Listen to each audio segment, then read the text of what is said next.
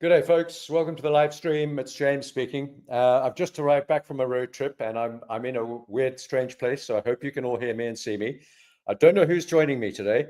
Is that you, Walter? And are you joining us? Hey, Walter. Can you guys hear me? Or can you, Walter? I can't hear you.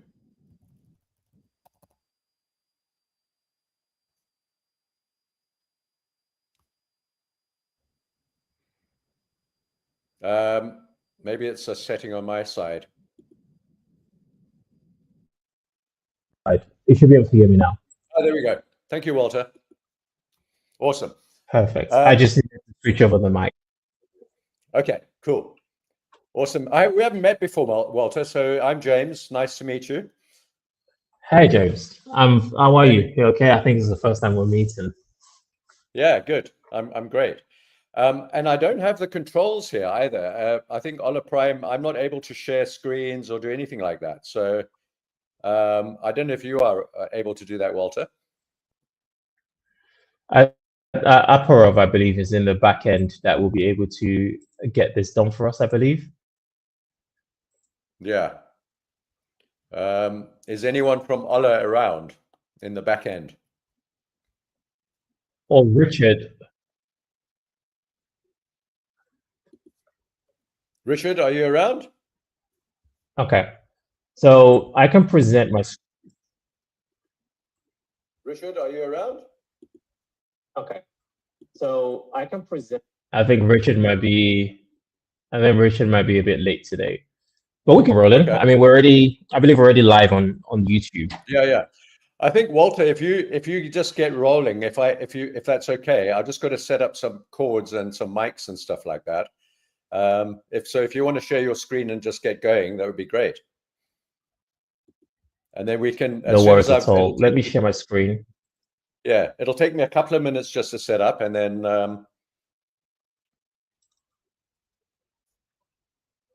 There you go. I just wanted to confirm, guys. Can you see my screen? If you can see my screen and you can hear me loud and clear, just put in the comments, so at least I know that everything is working really well. Everything is working. Yep, I believe I can see my screen. All good? Perfect. All right, so my name is Walter. I'm sure you guys already you're familiar with me from the previous sessions. I've been on quite a few sessions now. So I'm a Forex trader, CFD, specializing in gold, dollar, and recently Bitcoin to the dollar. So day trading that. But yeah, so I've been trading for the most part of 7 years. I do this full time now. I pretty much spend most of my time traveling, but right now I'm based in Bali for now. And yeah, so I guess what we'll be going through this evening is just going over the gold. I'm just going to go over gold to the dollar in terms of what I'm looking at. So bear in mind, I mainly trade Asia Open and London Open, and then at times New York session. So if I do see something like, for example, let's say that the London session, I saw something setting up, but it didn't quite set up with all the confirmations, then there is a likelihood it will set up fully in New York. Then in those cases, I would like stay awake a little bit later just to trade New York and identify something in New York. So yeah, so before I do just sort of dive deep into my analysis, I just wanted to just go over some readiness event for this week, because last week was pretty intense. I remember like the last week's session, I was talking about obviously NFP was coming up, and NFP was probably going to be a bit crazy, especially the gold market. It was all over the place. Hey Richard, welcome. Sorry about that. I've clicked on the. But yeah, so NFP was a bit all over the place. Lord, I think you're on the right link. I think you're already in the call. Yeah, I mean now. Can you hear us, Richard? One I Can you hear me? On was not the right one. But you guys can hear me all right? Oh, I see. Oh, fair enough. That makes sense. Oh, we go. Yeah, I can hear you loud and clear. Walter. Monday blues. The markets. Yeah. Awesome. So yeah, so in terms of red news this week, just something to be aware of. So there's jobs opening on Tuesday. There's inflation. So core inflation is one of the major ones that we have taking place on Wednesday morning. Yeah, CPI, and then there's of right? course PPI as well on Thursday, and then going into Friday we have so we have Michigan consumer sentiment on Friday. So there's quite a few red data releases taking place this week to be aware of. But yeah, so I'll just quickly do a brief breakdown of what I'm looking at gold, and then I'll hand it over to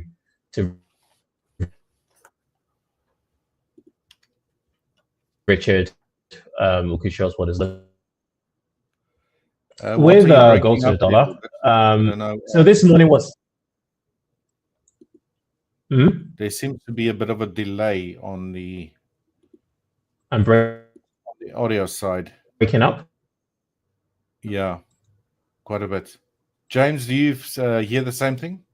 I do. I do believe there's a problem with StreamYard right now. It's not James, just us, it's a few. Yeah. Okay. You're very, very laggy there, Walter, and it's almost impossible to hear you. Yeah. Now, I've not heard anything you said there, Walter, except for the CPI data. Yeah. CPI data later this week. Sorry. CPI data. That's where we got to.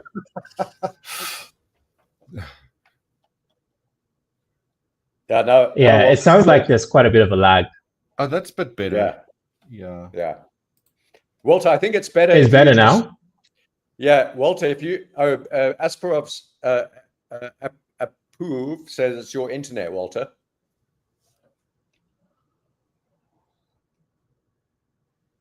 Okay, he's vanished.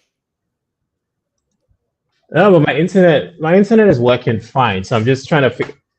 Yeah, my internet is working fine. I'm just gonna close a few things. Maybe I'm overloading my system at the moment, and see if that helps.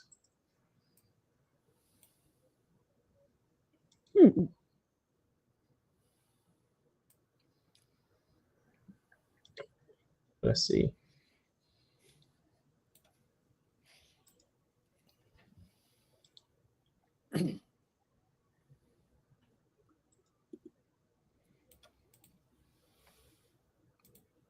Okay.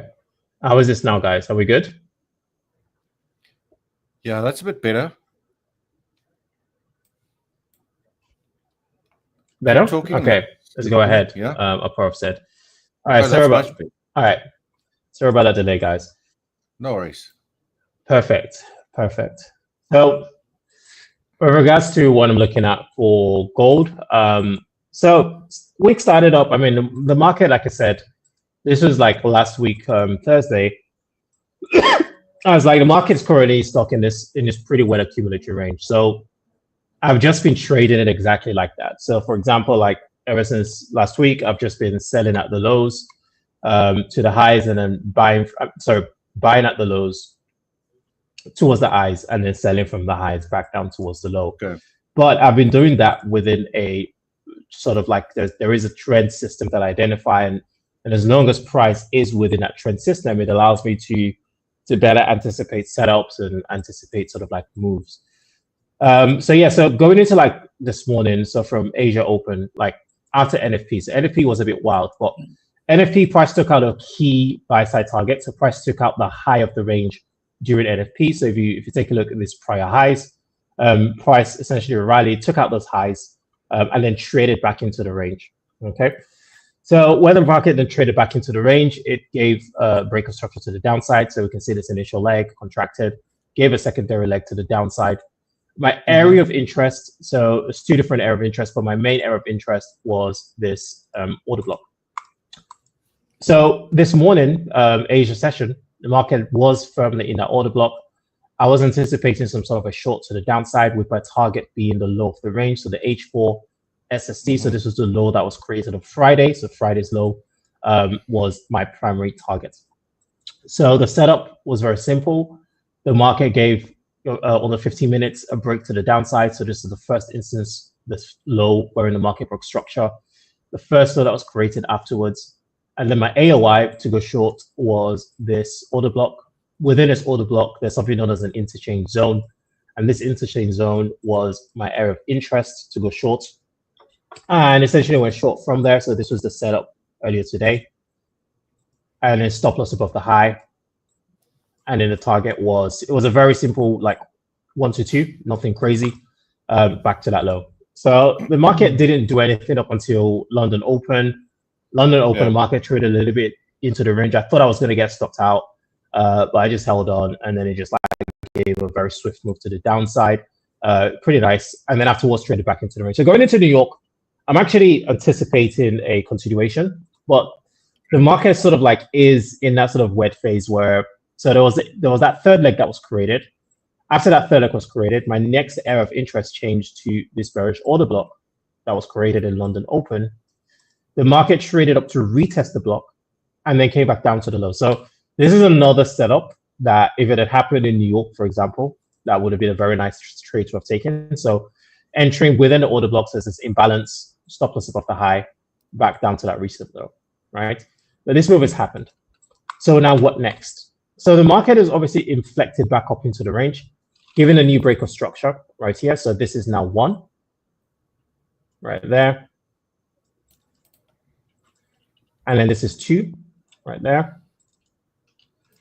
Bearing in mind that the market is still trading within an accumulatory range, and the market is taking out a sell side target. So at this point, there is a likelihood we could see a run towards buy side liquidity, but I'm just going to take a look on the 30 minutes time frame just to sort of get an idea of what the trend is on the 15 minutes. So on the 30 minutes, it looks like the market was initially trending upwards before coming back down, taking out these key areas of sell side liquidity. So based on the 15 minutes time frame, the fact is the market has completed a bearish cycle. What I'm now anticipating is a reversal, with my area of interest being this imbalance, this order block. And then within this order block, this imbalance right here. So for me right now, I'm just looking for a a short-term long opportunity in New York with my entry at the imbalance, stop loss going below the low. And then again, because it's an accumulatory range, I'm not looking for anything crazy. I'm just looking to take this move back to the high of the range, where we have these relatively equal highs that was created on Friday, on Wednesday, and on Tuesday last week. So I'm expecting some sort of sweep above these highs. So maybe price could sweep into, so there is an imbalance. If you go all the way back, there is an imbalance that's sitting just right there, which I've put a red. So this red line is basically identifying that imbalance that's still open. So we could see a sweep right into that imbalance, which could net us a nice 1 to 3, 1 to 4 opportunity. So so this is what I'm looking at for gold. New York session is a potential short-term long towards the highs that was created last week. So that's it for me for gold dollar. I can take a look at Bitcoin dollar later on, but I'm sure you guys are tired of hearing my voice, so I shall hand it over to Richard.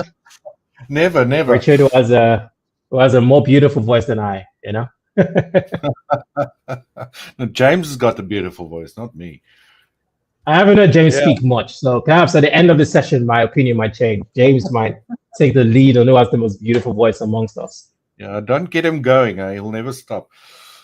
Yeah, don't get me excited, Walter. I don't want that. Richard, what you got? Actually looking at crude oil today, as well as the normal NASDAQ and the S&P 500, ES, whatever you guys want to call it. With our primary looking at SPX 500. But same thing, obviously, market's pretty weak, Indices, all this talk about recession, trade wars, all that sort of stuff. So looking at the NASDAQ on 5 minutes, I'm going to be interested to see what happens if, and I think the stock market's going to open right now, right? About a minute's time. If price on the NASDAQ, and the same thing on the ES, because obviously they follow each other really closely, to see what happens if price can make it to this low that was set on Friday, and then potentially a reversal back upwards again. Again, that's part of the strategy. I want to see an important level being broken, i.e. a type of what I call it a liquidity sweep, followed by a reversal, at which stage then I'll switch to 1 minute and see if we can get break of structure, which is another indication that price might be reversing, and then use fair value gaps to determine trade entry location. If I do get fair value gaps, that is, right? So it's been a bit of a difficult week last week, I must say. There wasn't really much setups, like just straight down on most of these days. There were some reversals within that 9 to 11 a.m. Trade window, which I look at. You'll need to show your screen, mate. But I did press it. No, it's not working. See, I got kicked off. Well, I didn't even go on, right? I think none of us have actually got control over the display. So, Apoorv, I think you're in charge. You have to double click it, and it will. Yeah, which I did do, and then it disappeared for some reason. And now is it working now? No. You see, it's still not there, is it? No. Yeah, you see, I'm sharing. Oh. Okay. So, Purv, maybe you need to click something on the side there to switch over the screens, because I am currently sharing.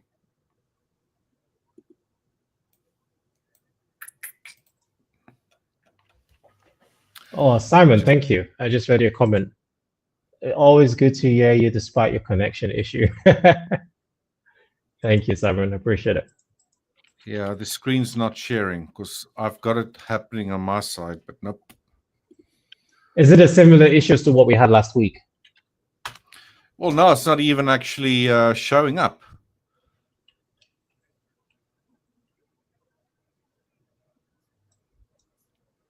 Which is really weird.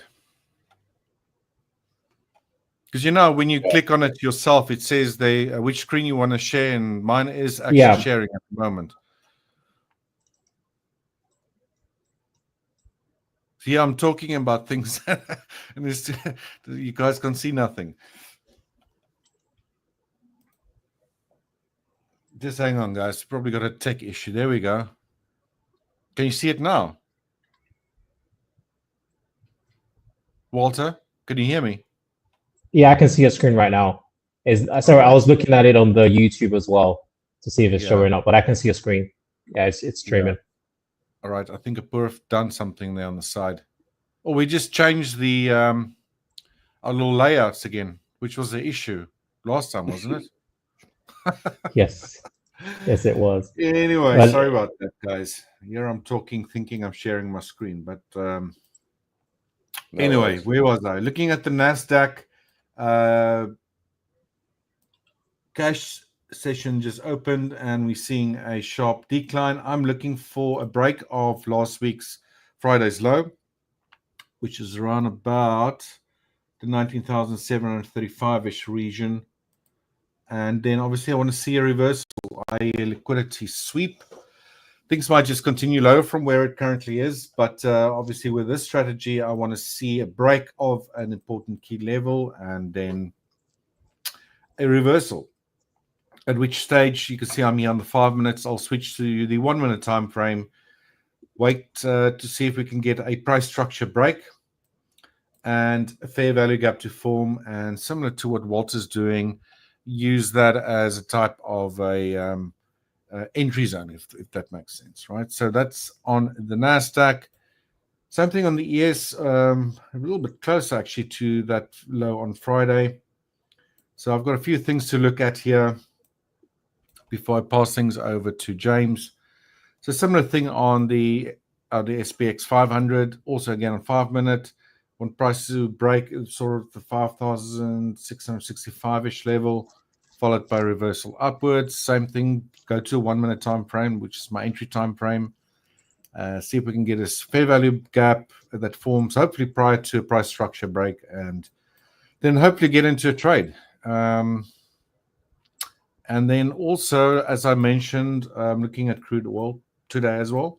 I've traded with this specific strategy, the liquidity sweep strategy, crude oil pretty successfully in the past as well. Do like trading crude oil. But we have already had a significant drop there right at the 9 a.m. mark. And price actually took out a few lower highs here that was set on Friday. So, yeah, for me to be interested in a trade here, I would need to see price break these lows. I almost got a double bottom sort of with yesterday, Sunday's futures open right over here around the 66.27 level, and then potentially a reversal back up. Alternatively, price might just make its way back up here again. This might have just been a correction on crude oil. Who knows? I'm not too interested about buyers too much. More just mechanically follow what the strategy says, and that is wait for a break of a level, and with all the other steps that I also look at. So that's what I'm looking at on my side. Again, NASDAQ is pretty weak. I've worked the crude oil into the mix here that I'll also try to keep an eye on. So, yeah, I think the NASDAQ potentially gunning for this level that was set on Friday, this low. So I think while price is not there yet, maybe hand things back to you, James, and then I'll keep an eye on this on my side. Again, if anything does set up, I'll obviously let you guys know, and hopefully we can take a trade. All righty. All right. Well, I'm going to switch. I've now got the sharing button, so I'm going to switch to my screen, if that's okay. Yep. There you go. Hang on. Oh, there we go. Okay. It's working. Richard, I've just been in your neck of the woods. I was in Cape Town this morning. Oh, nice. Yeah. Why didn't you come by for a coffee? You always promise. I was with my parents. They're in they're in the UK, but they came. We were staying in Kommetjie. We're now in Vleerspy. I don't know if you know where that is, but it's up the coast. That's why it looks weird. Yeah.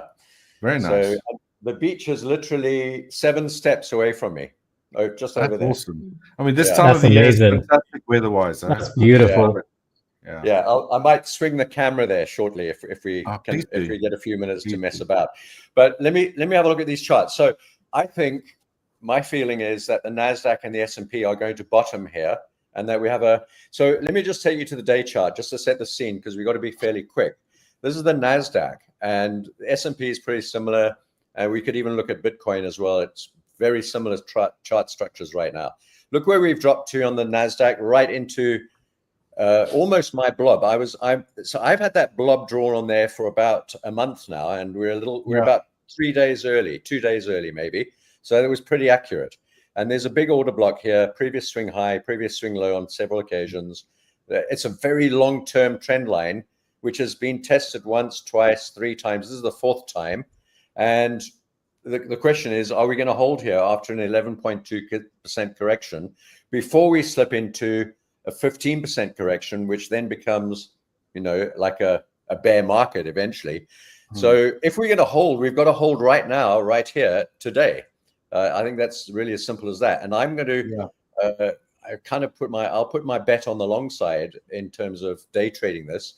And if we go to the scalping, so basically we need a bounce off here. Yeah, on Friday we had a massive reversal clear out candle. Same on the S&P, massive move down, just down precisely to the channel, which is where we stopped today as well. And that got everyone on the wrong side of the market, and is exactly what we want. We broke down through the 200. Everyone got short. Sentiment just dropped through the floor. Everyone's basically looking at this market negatively. It's perfect setup. Oversold, extreme fear at the trend line. It's the 4th touch of this trend line, which I don't like. After 3, I start to think that it's probably going to break on the next occasion, or the next, or the next. So I don't like the fact that we're on number 4 already, but we've got a chance of holding here. And if we go to the day trading charts, I've got those are day charts. These are 5-minute charts of the NASDAQ and the S&P. And I've got a couple of things in here. I'll just quickly go through it.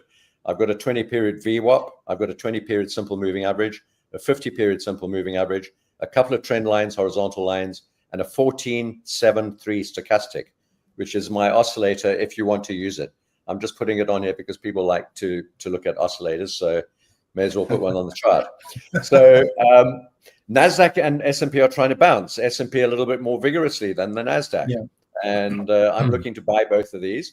And in fact, on the 5-minute close of this candle, I'll probably have a go at the NASDAQ because the S&P has kind of left the train's left the station already. And we've got 4 minutes before this candle closes, this 5-minute candle. And what we've got here is a stochastic with stochastic divergence compared to the price.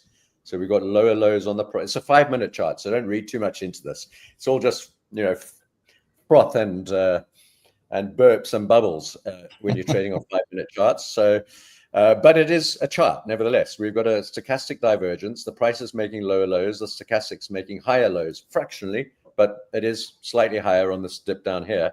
And we've got a reversal candle into a long-term trend line. This is a 15-minute chart. I'm going to go to the 5-minute chart shortly. But this trend line here was resistance. And we're now, and we broke above it. We tested it from the top side once. It's now support. And we're testing it from the top side for the second time. And we're right there. It's all set up beautifully for a long trade. Yeah. If we go to the 5-minute chart, look what we've got. There it is, stochastic oversold down here, a little bit of a bounce, maybe some divergence, and bouncing off that trend line. No real reversal candle here on the 5-minute, but on the 15, you can see we're forming a wick, a nice wick low candle there. It's difficult to see it on the 5-minute, but we've got 3 minutes until this candle closes, and I'll take this as a reversal. I think all the factors are in place. So I'm willing to have a go at buying this right now in 3 minutes time. And that's what I'm looking at on day trading the NASDAQ. Same with the S&P really, but I normally get into one. So if you're trading the NASDAQ and the S&P simultaneously, you're basically trading the markets long or short in the same direction. If we're going to be long on the NASDAQ and the S&P, I normally just get into one of them, the one that triggers first. And if the next one follows, I'll get into the next one as well. Sometimes I'm in opposite directions on the NASDAQ and the S&P. I have no problem with that. It's kind of a hedge. Doesn't really matter. One of them will work out, one of them may not. Maybe sometimes they both work out together, but not very often. Now on the S&P, we got a little, hang on, wrong chart. On the S&P, we got a little bit more structure to work with, and we've got this downward facing trend line, this one coming down from the top, and this horizontal line, which may be a little inaccurate. It's more of a zone. This, you know, we got it. It's not easy to draw a single line here. You could draw a zone, but there is a market structure break. This red line right there. I don't know if it's easy to see on the screen. So I've just drawn the black line on top of that. So if we manage to break and close above that trend line and that horizontal black line and VWAP, this orange line, which is the volume weighted average price, the 20-period VWAP, that'll be there at the same time, the next 5-minute candle rollover. And you know, by the time we get up there, and I think we might get a long signal here on a breakout pullback on the 5-minute on the S&P, and that would look something like this. All right, something like that. All right. So we don't want to get in on the breakout. We want to get in on the pullback, maybe even a pullback down to the trend line below the horizontal line to get people a little nervous on that, if that does happen.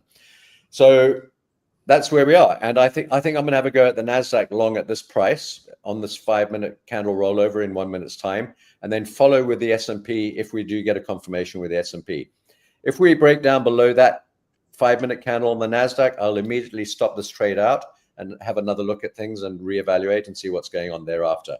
Gotcha. So 1 minute to go before a trade. And I'm trying to hook this up to my broker. I can't do just yet for some reason, because it's, I'm in a different location. So my broker's not, it's not hooking up on these charts for some reason, but I will illustrate this trade with a green upward facing arrow, which I'll put on the chart when the time comes, which is in about 1 minute's time. We don't need to wait for any pullbacks or breakouts here, a breakout pullback, because we've got no breakouts. We're trading a bounce. So we want to get into this trade as quickly as possible. When you trade a breakout, I prefer to trade the breakout after the pullback has occurred before getting into the trade. So so with candles just rolled over, I'm going to illustrate my long position with a green arrow up, and I'm going to actually put this in on another computer right next to me so we can monitor it more easily with a live trade. But that's my long entry trade right there, 19,842. Let me just see what I'm getting over here. Okay, 19,840. 19,840. Right, it's close enough. Yeah. That's on the NASDAQ, right? Yeah. That's on the NASDAQ. Yeah. On the S&P, I'm not going to do anything until we break up above there and close above that trend line and horizontal line. Probably the VWAP at the same time, and then a pull back down to the top side of it, and then a resumption of the trend. So there we go. One trade open already. And by the way, this trade position that I've just taken now is it's relatively small position. So it's like a quarter size. If this starts moving in my direction, I'll start to consider adding extra size to these trades when they start moving in my favor, not against me, rather in my favor. For example, a break up above and a close above that line there on the NASDAQ, and slightly higher up on the S&P. Gotcha. That's it. If you want me to look at, I don't know if you guys have got other stuff going on, or if you want to talk about things right now, but when we get a gap, I can go through some of the other things like the Forex pairs that I'm looking at right now, a couple of other stock names. Yeah, natural I gas. actually still want to see that level being broken first to the downside, which is, and hope it works for you. So I don't have anything to show at the moment. You're looking for a liquidity grab below the low, are you, Richard? And then a move back up below again. Friday's low At 19,720 roughly. Yeah, 19,730-ish, 20-ish. Yeah. So it doesn't happen. But that is what I would be waiting for with the strategy. So let's hope it doesn't happen. You're on the right side there already. Richard, are you talking about something like this, down below that low there? That's right. Sort of something like that, maybe down below this a sweep line. And then sweep and then a move back up there, and then a bounce, something, and then maybe a dip back down to the low, and then like that sort of thing. Yep. Yeah, that would be a better trade for sure. We'll see. It would be a much nicer trade. Absolutely, I agree with you. Yeah. I don't know if you'll get it. Walter, do you have anything? Well, I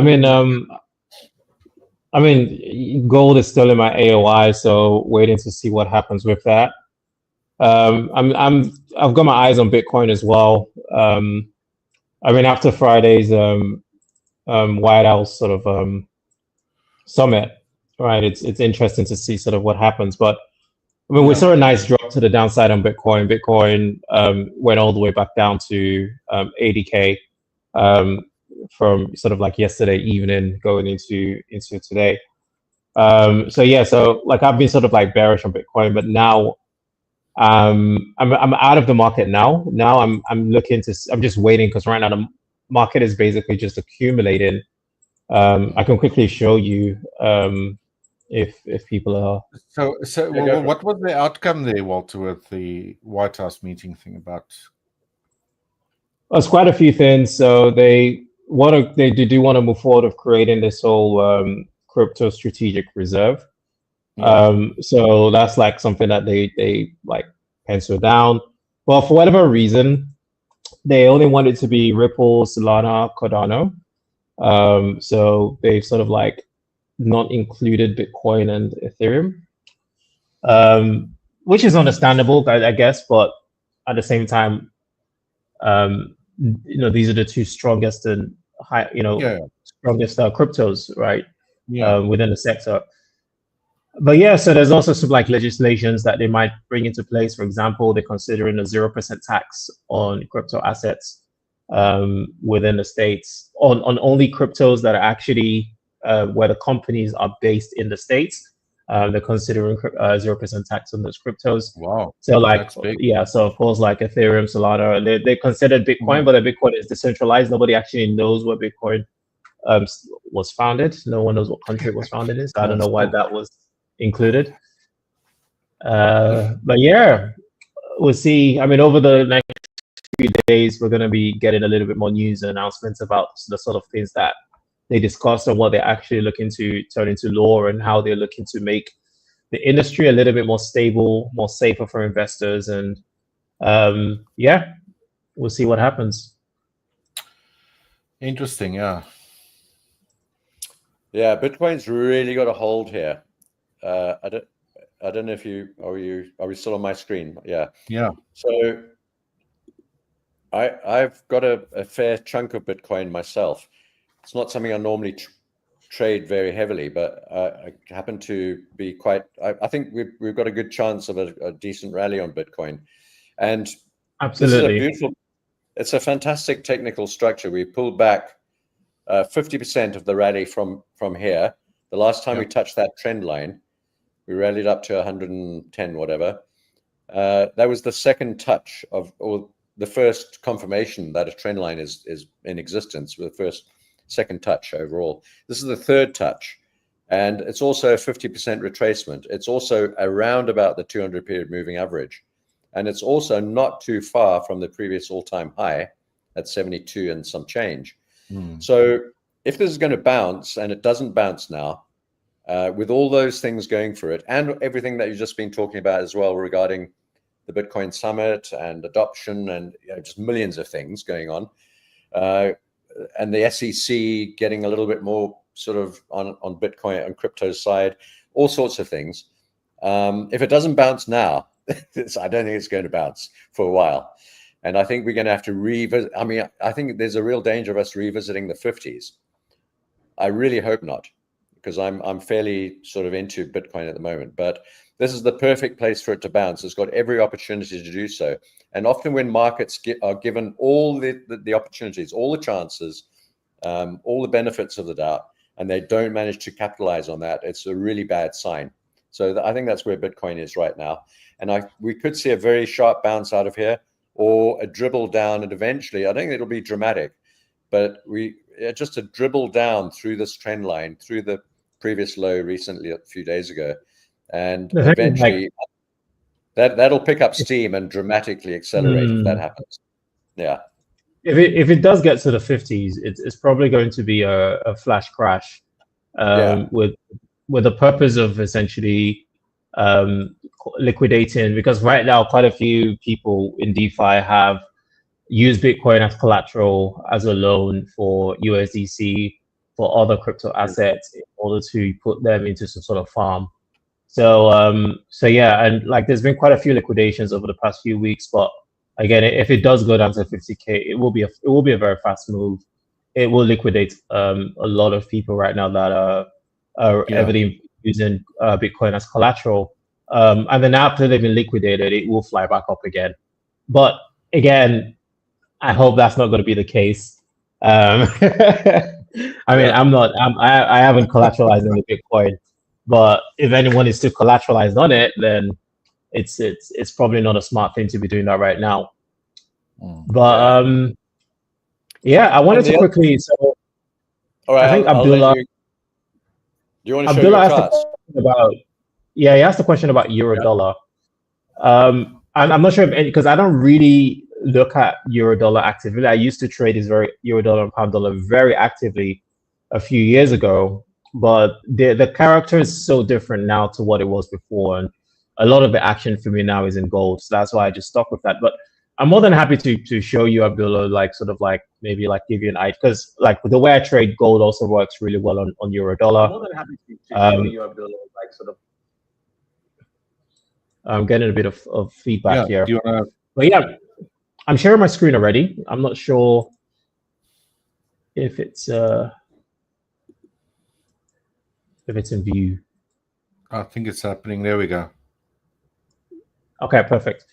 So again, this is just going to be a very quick breakdown, because this is like a complete, like I trade usually naked charts, so I don't use a lot of indicators. So it's easy for me to break down trends and all of other things that I see. But just yeah, euro dollar, pound dollar, they've recovered really well. You know, they were falling quite a lot last year. So euro dollar is obviously heading towards this. So it's a daily high right there. That's the high at 1.09371. That's the next obvious buy side target for price. We can see that nice vertical bullishness towards there. And then on the daily, of course, the most recent sell side pull is the swing low down here. So it's a very big range on the daily time frame. And then just going to the 4 hour, we can see that the market is obviously in is it a small accumulatory range, with this being the high of the range and this being the low of the range on the 4 hour time frame. So it's a very small day trading range right now. And then on the 1 hour, it's pretty much the same. So on the 1 hour, we have, of course, your range high and your range low. So I'm just going to leave that the same as the 4 hour. So the next thing that I identify is where in the trend cycle are we. So I don't use trend lines. I just go with a cycle, which I'm not going to get into too much detail of how I identify it, but I'm just going to do a quick blueprint of it. So the first is on the 30 minutes time frame for day trading perspective. This has been a really nice bullishness over this past few days, actually. But yeah, so I'm just going to do a quick one. So this is just going to be the start of where I'm going to be looking at the bullishness.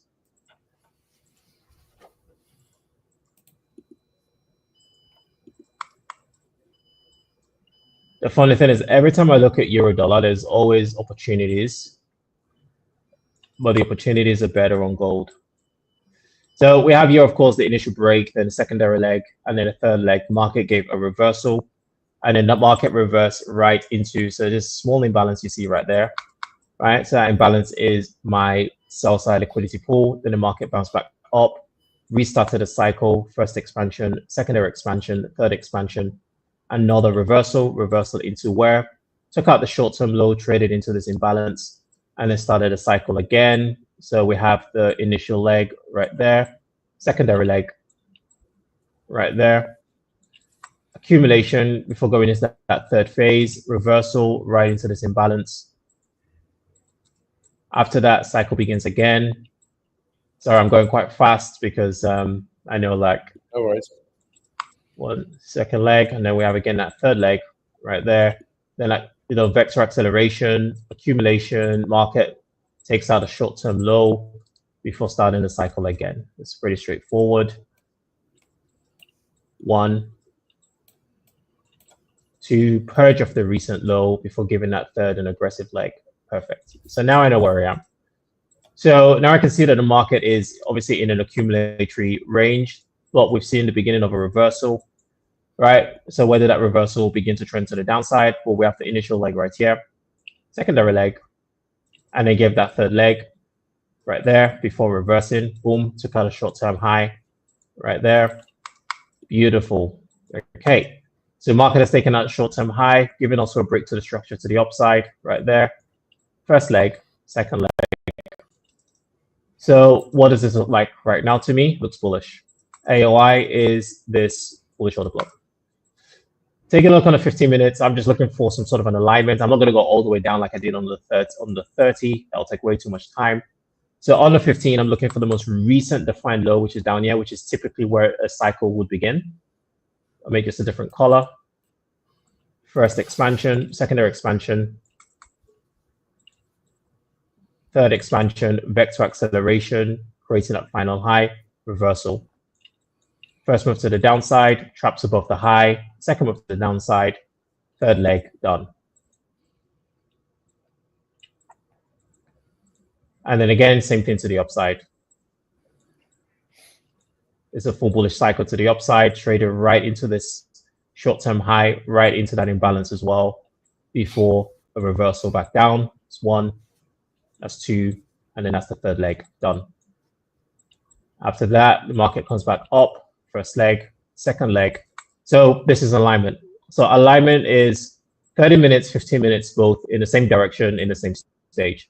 So both indicating bullishness and both in that second stage with pretty much the same AOI. So the AOI is this bullish order block, simple as that. So now what I have is two things. I have targets, two different targets, short-term target being the 4-hour range, so the high of the 4-hour range, and a more longer-term target, which is the high of the daily range. Okay. Now, as a rule of thumb, higher time frame targets are usually taken out in alignment with some sort of red news. So if like prices line up towards a daily high, and there is, like, for example, tomorrow, it's like PPI, There's, inflation data coming up. Sometimes market can hold its level, and then in line with that red data, take out a higher time frame, higher low. So if I were to go long in this case, right, what I'll be interested in, especially as this is after session open. Okay. So what I'll be interested in is going long from some sort of liquidity level. So the only liquidity level that I can see within this imbalance is the short-term low that was created. Okay. So that was prior to session open. So my long would be from, if the market were to keep trading to the downside, to go long from the short-term low. And then I usually just position my stop a few pips below the low. I look to the left. So I'm like, okay, are there other lows? So that's another low down here. It's a bit of an imbalance. As long as my stop loss is safe, because market could tap that low, maybe trade a little bit lower, take out this prior lows before bouncing back up. So there's a safe side. And in target, for me personally, in this case, the safest target is H4 STH. Why? Because again, we have red news week. Price could accumulate and hold its level until inflation data kicks in, and then we could see some sort of move towards a daily high, or price could break and take the daily high. But the idea is you want to always account for the worst, right? So the worst is price stays in the range. If it does stay in the range, you want to take profit. So yeah, so that's what I see. That's just a real quick breakdown of euro dollar. Price is bullish. Price is in an area of interest, but rather than you could buy now, you could wait for a better price when if price were to trade a little bit lower and take out the low, and then the most reasonable target will be to get out at 1.0884. But yeah, that's it from me for Abdullah. I'm not sure if he has any questions about this. I'm not sure if any of you guys also want to share your insights on euro dollar. I don't really follow the euro dollar that much, to be honest. I think James, you wanted to say something about that. Yeah, I'll show you what I got. I can also show you what I just picked up on your screen by visually seeing it from a market geometry perspective. But James, you go first. All right. Of course, I'll stop sharing. It's a little confusing, the sharing situation. There we go. All right. So what are we on? Oh, natural gas and so on. I've just gone short on natural gas while we were talking. Let me just find my charts. So euro. So this is what I think. I always look at the dollar index before I look at any of the Forex majors. So I want to see what the dollar index is doing. And the euro makes up about, I think, 68% of the dollar index basket of currencies. So dollar index and the euro are almost sort of surrogates for each other in a way. But there are other currencies which form part of the dollar index, including the dollar yen, Canadian dollar, the pound, and even the NOK. So, but basically, if you look at the dollar index, you can kind of get an idea of it gives you a little bit of extra info on what the majors might do. And dollar index has broken support. There's the 200-period moving average moving down. Obviously, we've broken 3 layers of significant support with very little retracement on this third move down. Almost no retracement. On the first leg down, we got a decent pullback. Second move down, decent pullback. We're in our third move down. Dollar index normally doesn't move in fairly. It's not a very linear sort of product, and so we get a lot of messing around, as you can see by looking at this chart. And we're not going to get a straight line like that we've just had. That's going to last. That's going to remain straight for any period of time. So we should get a bit of a pullback on the dollar index, if not today or next, this week, maybe next week. But I think we're probably due for one. We broke down through the 200-period moving average. That's a significant technical breakdown, and we haven't retested it from underneath just yet. That's about 100 pips above us. And I think if we do and I think we should and probably will retest that. We've got a couple of reversal candles down here, 3 spike lows now, progressively. The first one higher than the other 2, the second one making a lower low, the third one still an inside candle or inside bar. But it does look like it's trying to just pop up a little bit, maybe just back to the 200 or back to the 20-period moving average, slightly higher. Let's go with the 200. That's the closest. That's about 100 pips away. And 100 pips on the dollar index should be roughly 100 pips on the euro and 100 on the pound. Not exactly. There are differences in the relationships and the weighting and the way these currencies move.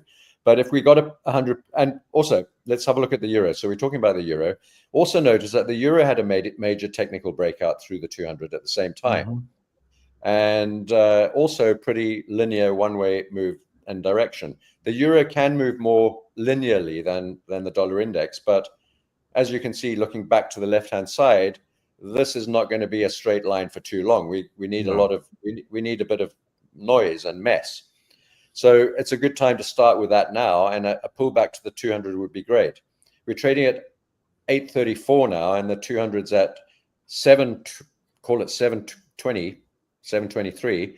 So it's about 100 pips below us. It doesn't look that far, but it is. That's 100 pips down, and I think that's what we're due next on the euro, in my opinion. Now, it could be that we bounce back up a bit, and we could even get right up into these order blocks above us, even the top Bollinger Band and this previous double top swing high. But I think we are due for a bit of a pullback. I'd bet on the short side of the euro rather than the long side today, and just be looking for 100 pips back down into the 200 MA. Same on the pound, and same sort of thing on the dollar yen. But that might not happen today, and it might take place later on in the week or even next week. We could go a lot higher. And looking at your short-term structures there on those charts, I agree with you. They do look kind of bullish there, Walter. So a little bit like a Wyckoff distribution through the bottom there, moving up after completing that downward move, and maybe another third leg to go up. So yeah, I don't know. I haven't been very good with currencies this year so far, and it's only March, so I'm feeling I just don't feel like there's a real rhythm to currencies at the moment, and it's just such a lot of messing about. There haven't been a real rhythm to currencies for the past 2 years. Very messy. For the past 2 years, no rhythm whatsoever. I remember when rhythm, it was very fun to trade them, but pound lost its rhythm first, and then I moved to euro dollar. And then it completely lost its rhythm 2 years after COVID. Well, COVID was like a bit all over the place. And then after COVID, it was like, okay. And then the year after that, I was just like, there is not the technicals. So this is completely not reliable anymore. It's predominantly fundamentally driven. There's a lot of factors behind the moves as well. So currencies has lost its rhythm for some time now. Yeah, and James, your webcam is very blurry there. Is it? Yeah. Wow, I wonder why. I'll tell you what. I can hear you fine. Yeah, I noticed this the other day actually, and I don't know why. Oh, wow, that's so weird. It's gone super blurry. Let me try and. I don't think it's the lens that's dirty. Oh, I've actually just frozen completely. Camera's not working. Let me try to on the settings to disconnect your camera and reconnect it and see if that fixes it. Let me try. Let me go to the FaceTime camera. All right, maybe I can share mine quickly there while you're doing that, James. Yeah, go for it.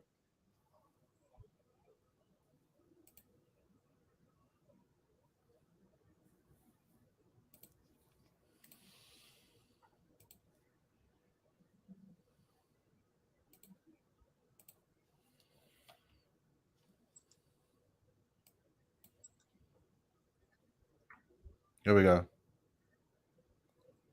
Walter, I don't know if it was you that was with me during the last session. I was talking a bit about market geometry there. I wasn't in the session you were talking about market geometry, but I was with you last week. I think on Wednesday I was with you, but not Thursday. Yeah, so it's just something I use to try to make sense of what price action is pretty much telling me. Also not a huge fan of too many indicators.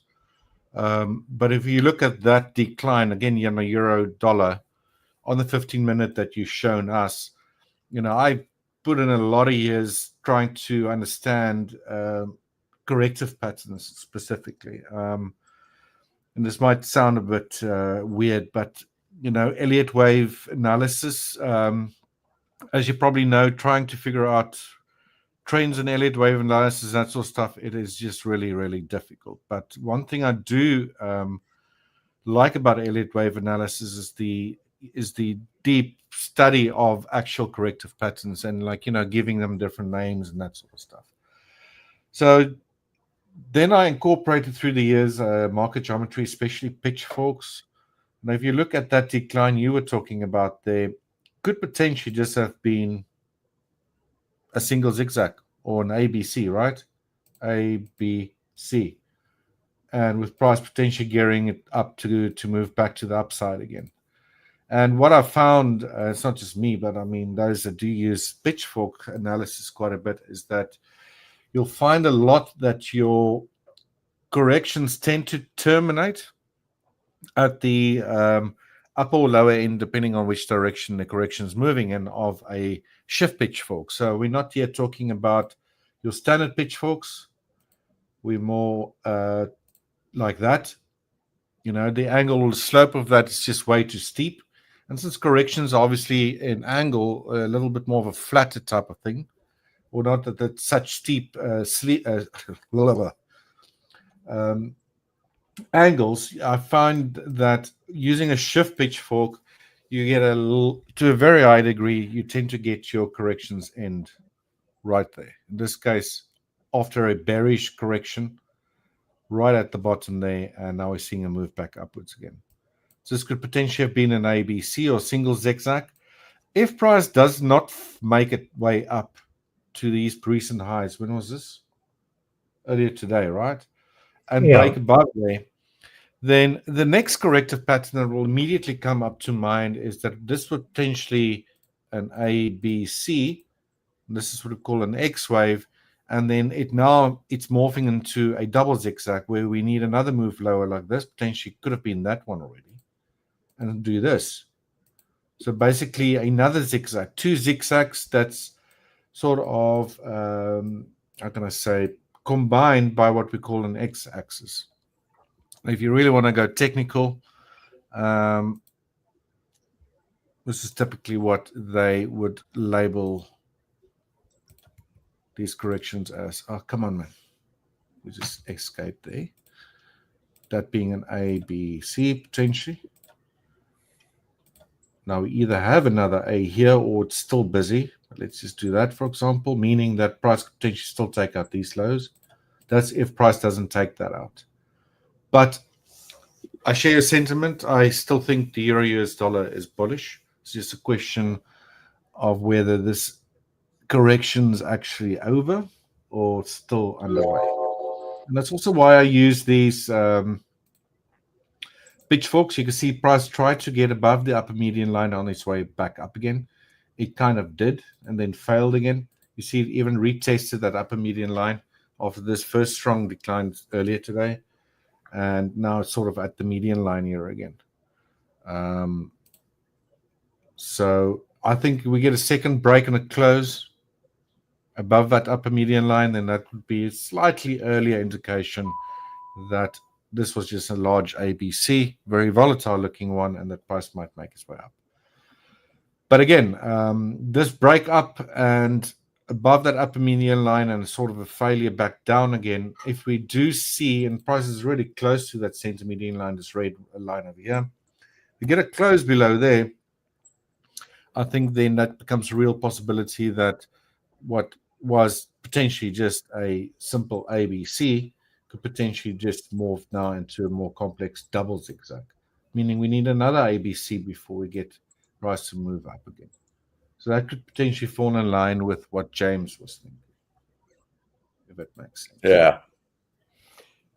Yeah, that's interesting, that study, and I kind of like pitchforks as well, Richard. Yeah. I didn't see that big spike on the 15-minute chart that you've got shown on yours. I don't go into the 15-minute charts all that often, but that's pretty significant, right? Yeah. And it's right through the 200 average on the 15-minute chart too. Yeah. Yeah.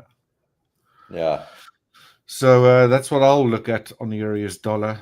I was actually looking at last week. It's like thinking that, yeah, we're going to start seeing this very strong move to the upside, which we did, and I unfortunately did not participate in it.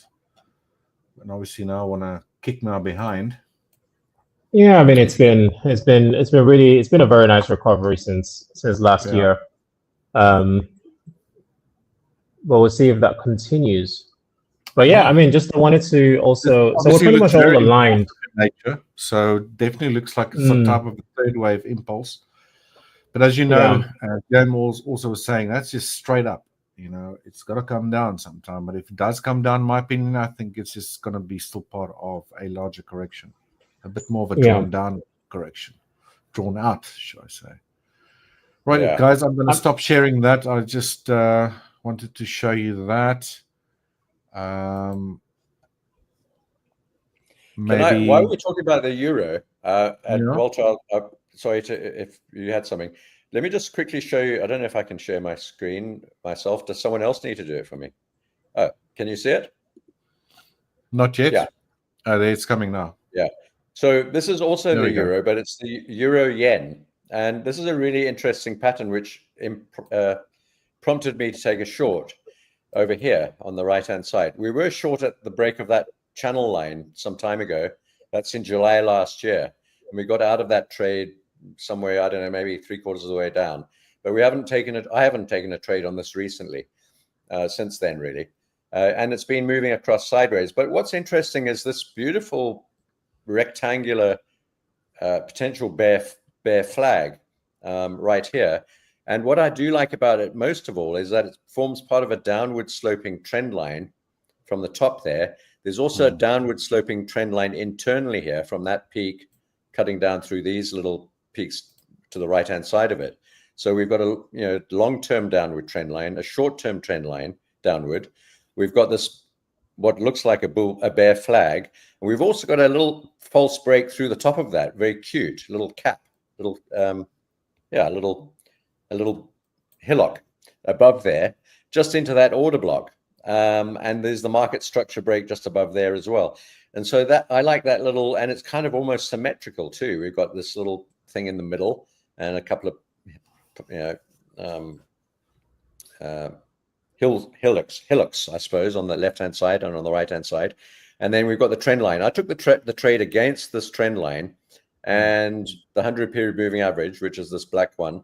There's the 50, the red one, and the 20, and so on. There's the 200. And that whole thing just looks quite beautiful. And if I take the measured move of if this does turn out to be a bear flag, then the measured move is the top of this move down to the bottom of the flag. We take the top of the flag and put the same line there, and that takes us down to this level here at about 144. We're currently trading at close to 164. So that's almost 2,000 pips. And it so happens that that black line, which is just simply a measured move based on that length from the top down to the bottom of the flag, is right into this beautiful congestion zone and all of these previous swing highs, little swing highs here and there. Yeah. And if I go even further back, and I don't know how far I've got to go back, I can't see it on this chart, but even further back, there are a couple of other highs and lows along that line as well. So it's a really good target, and this whole technical pattern looks really good. So I'm not in the euro dollar, but I'm in the euro yen short, just to sort of finish off that discussion about the euro. So I mean, how correlated do you think the dollar and the yen is? Here's the dollar yen. The dollar's moving down, the yen's moving up. So this is the right-hand chart. So, and very often the euro yen will follow a similar direction to the dollar yen. The euro is more closely related to the dollar than it is to the yen, obviously. And the euro and the dollar, work, they sort of almost hand in hand. Of course, we trade them against each other too, but it's more related to the dollar than the yen. And so this is moving down. This is moved not down, but sideways after an initial move down. So we've got a bit of a lag on the euro yen versus the dollar yen, and we've got a beautiful technical picture.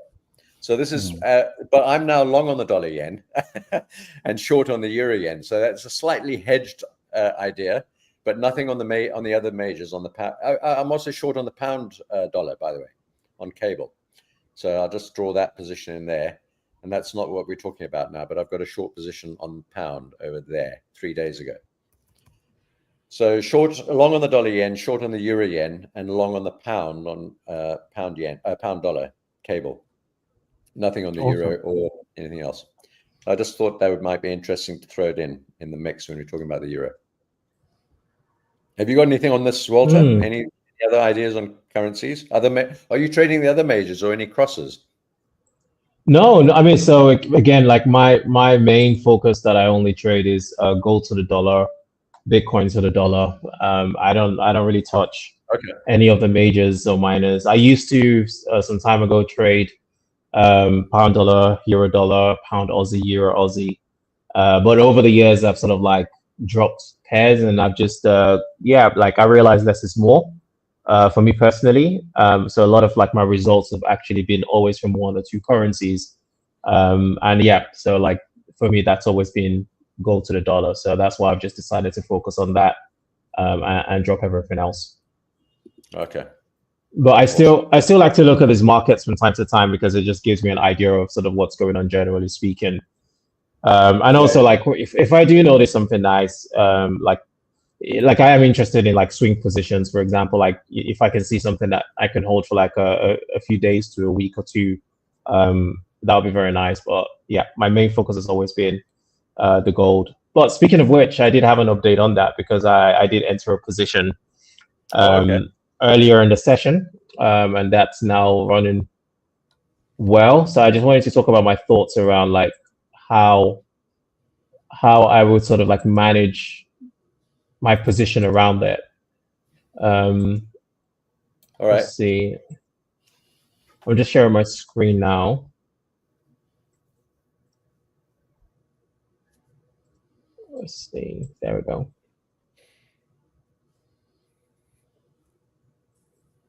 Yeah, so I'm not sure who has the control to make that a spotlight.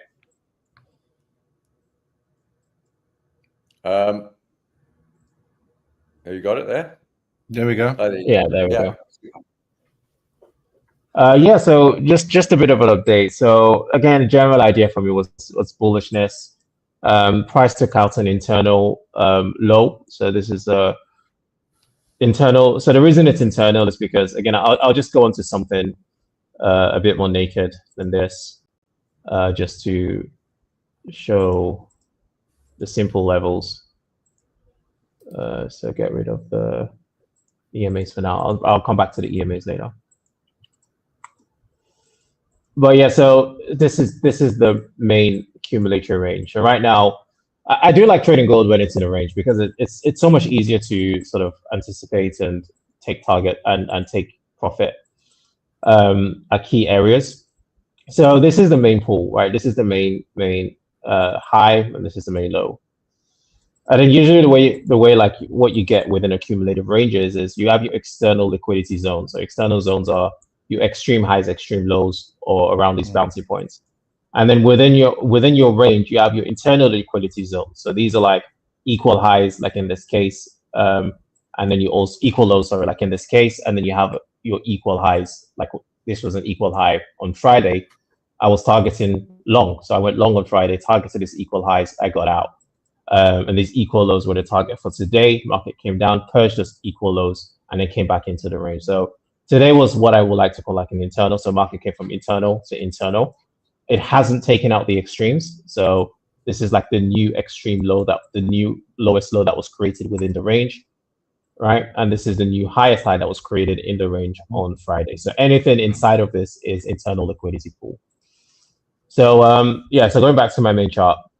So what I'm looking at now, so the way, I mean, when it comes to trade management, I'm very hands off. Like I enter a trade, I do, but the work is before the trade is taken, the analysis, the anticipation, the targets, all that kind of stuff. But once the trade is triggered, I don't like to do anything. But what I do like to keep an eye on is how price moves around the 800 EMA. So the only sort of indicator that I do have on my chart is the moving average, specifically the 800. But what I've done is, because I like to monitor the 800 on the 15 minutes, the 30 minutes, the 5 minutes, as well as the 1 minute. So rather than always having to flick through the different time frames, I have the 800, the 260, the 50, because again, you just divide it. You've divided by 4. So from 30 to 15, from 15 to 5, and then from 5 to 1. And then also 5 to 1 is you divide it by 5. And then you basically have the EMAs on the time frame, and I can just like monitor all of them on the 15 minutes to see where they're like sort of positioned. So what I really like, so the reason I use the 800 is because the 800 acts as a dynamic support and resistance for price. So that's the only way that I would actually use support and resistance. I use it as a dynamic point because for whatever reason, I don't know why, I know this is many years ago, the 800 EMA is something that price tends to respect really well. So it would usually gravitate towards the 800 and it would either bounce off it and use it as a point of resistance, it will break it and then retest it and then rally, right? So it always respects that 800 EMA in a very beautiful way. So I'm just gonna make just one 800, the main 800 visible. There we go. So this is the 800 on the 30 minutes. We can see the market as being sort of like respecting that level very nicely. It's been a nice area of resistance. So going into the trade idea for today, again, part of that confluence was the price from London traded right onto that 800 EMA on the 30 minutes time frame, and it's now sort of like bounced off it. But what I am cautious of is the fact that the market is actually in a cluster of 800 on the lower time frame. So if you look at the 15 minutes, right, the market, so number one, 800 has been straight. The market has been respecting the 800 for quite some time. Again, like when the market is trending really well, you can see it just bounces around it and it just respects it really nicely. But what I'm very cautious of is the fact that the price has broken the 800. So this could act as an area of resistance potentially, and we could see like a potential decline to the downside. But again, I don't just trade the 800 on its own. It has to be confluent with my technical structures. But it's just something I'm just a little cautious of. But I like that the price has traded above the 800 and closed above it. But now I'm just curious to see if that would continue with the next few 15 minutes candle, or we're just going to see the market trapping around the 800 until tomorrow. And then again on the 5 minutes time frame, we can see again that 800 has been broken to the downside. So again, the question is price going to come back up, and is it going to act as resistance? So again, I'm just a little bit cautious to see what kind of strength the market would have when it moves towards this 800. Sometimes, like when things are very, very favorable, especially with price directional bias, with trend, we would see momentum towards the 800, and then like price would break that 800 and give a very strong candle close above it, which is usually that sort of like confirmation that, okay, price is probably going to keep on climbing to the upside. And then on the 1 minute, again, I don't really execute on the 1 minute, but I do like to see where the 800 is positioned on the one. We can see that the 800 is sort of like clinging, price is clinging onto that 800 on the 1 minute. Again, it's acting as some sort of a short-term resistance, right? I say short-term because, again, the lower the time frame you go, the weaker that point of interaction is. So it's a sort of a short-term resistance. So right now, again, I'm curious to see if this resistance will maintain itself, or if we are going to see a very strong candle breaking and closing above the 800 and giving me that sort of like extra confirmation that price is probably going to keep climbing towards the high target. So yeah, so that's just what I'm monitoring right now. Again, I usually I don't intend to like close my position prematurely. Like that's the why I set a stop loss. It's there to take me out of the trade if all goes against me. But I just like to monitor. I'm very curious. Like I trade in a very curious way. Like I draw things out, I map things out. I'm like, I want to see what happens. Or I want to see if this like rejects this, or if this acts as a support. So I'm more curious about it than anything else. But I'm not like observing it because I want to like get out of my trade or anything like that. But yeah, I mean, that's just my thoughts on this. Okay. Interesting. Cool. Yeah. So the 800 is on the 30-minute chart. The first one you showed is the 17. Is the 17-day moving average. 800 30-minute candles is 16.7 days. So just interesting. And then you go down to the 5 minute, the 1 minute, hour, 5 minute, 1 hour. And so it's all different sort of day. And then on the 1 minute chart, 800 minutes is what's that? 12. Is it 12 hours? Like a 10-period moving average. So the 12, I have it on you already. It's 12-ish. Yeah. So I do that as well. That's interesting. I also, if I don't day trade a lot, but when I do switch down to the shorter term charts, I like to take the longer, like the 20-day moving average or the 50-day, and translate and then that divide into, it. Yeah. And it's a little bit more accurate, like you were illustrating as well, because on a day chart you can't really see what's going on a lot, Exactly. It's a lot more accurate because then when you, but then again, it's like, I don't like that. I mean, that sort of like cluster of, so like in this case, like I've already done all the divisions. So if I would like to make it all visible, it's like, I don't like having a cluster of EMAs on my charts. But it does help if I'm just on the 15 minutes because nowadays a lot of my execution is the 15 minutes. Like I don't go down. I don't really care about 1 minute refined entries. I can get refined entries on the 15 minutes if need be. So I'd rather just like stay on the 15, make my decision on the 15, as opposed to having to like flick through the 5, the 3, the 1, to see sort of like where the EMAs are positioned. And I like, James, that, you know, I noticed that you also focus mainly on the higher time frames, right? So you focus on doing your analysis and everything on sort of like the daily, weekly, I think the 4 hour you were on as well. So you said you don't at all like go down to the 15 or even the 30 minutes. No, I trade. So my minimum time frame is a 4 hour chart, but I'm a swing trader, so I don't day trade a lot. But if I'm looking at day trading charts, like you said, can I just quickly show you again? Yeah, of course you can. I think we're cutting you out here, Richard. I'm sorry about that. No. What's your average hold then for your positions? Days or weeks. Yeah. Normally days. I'm trying to find this. My screen is showing apparently, but it's not showing. Oh, present. Let me try again. Oh, there we go. Okay. Here we go. So just to update on that trade position, that long trade. So I stopped that trade out immediately.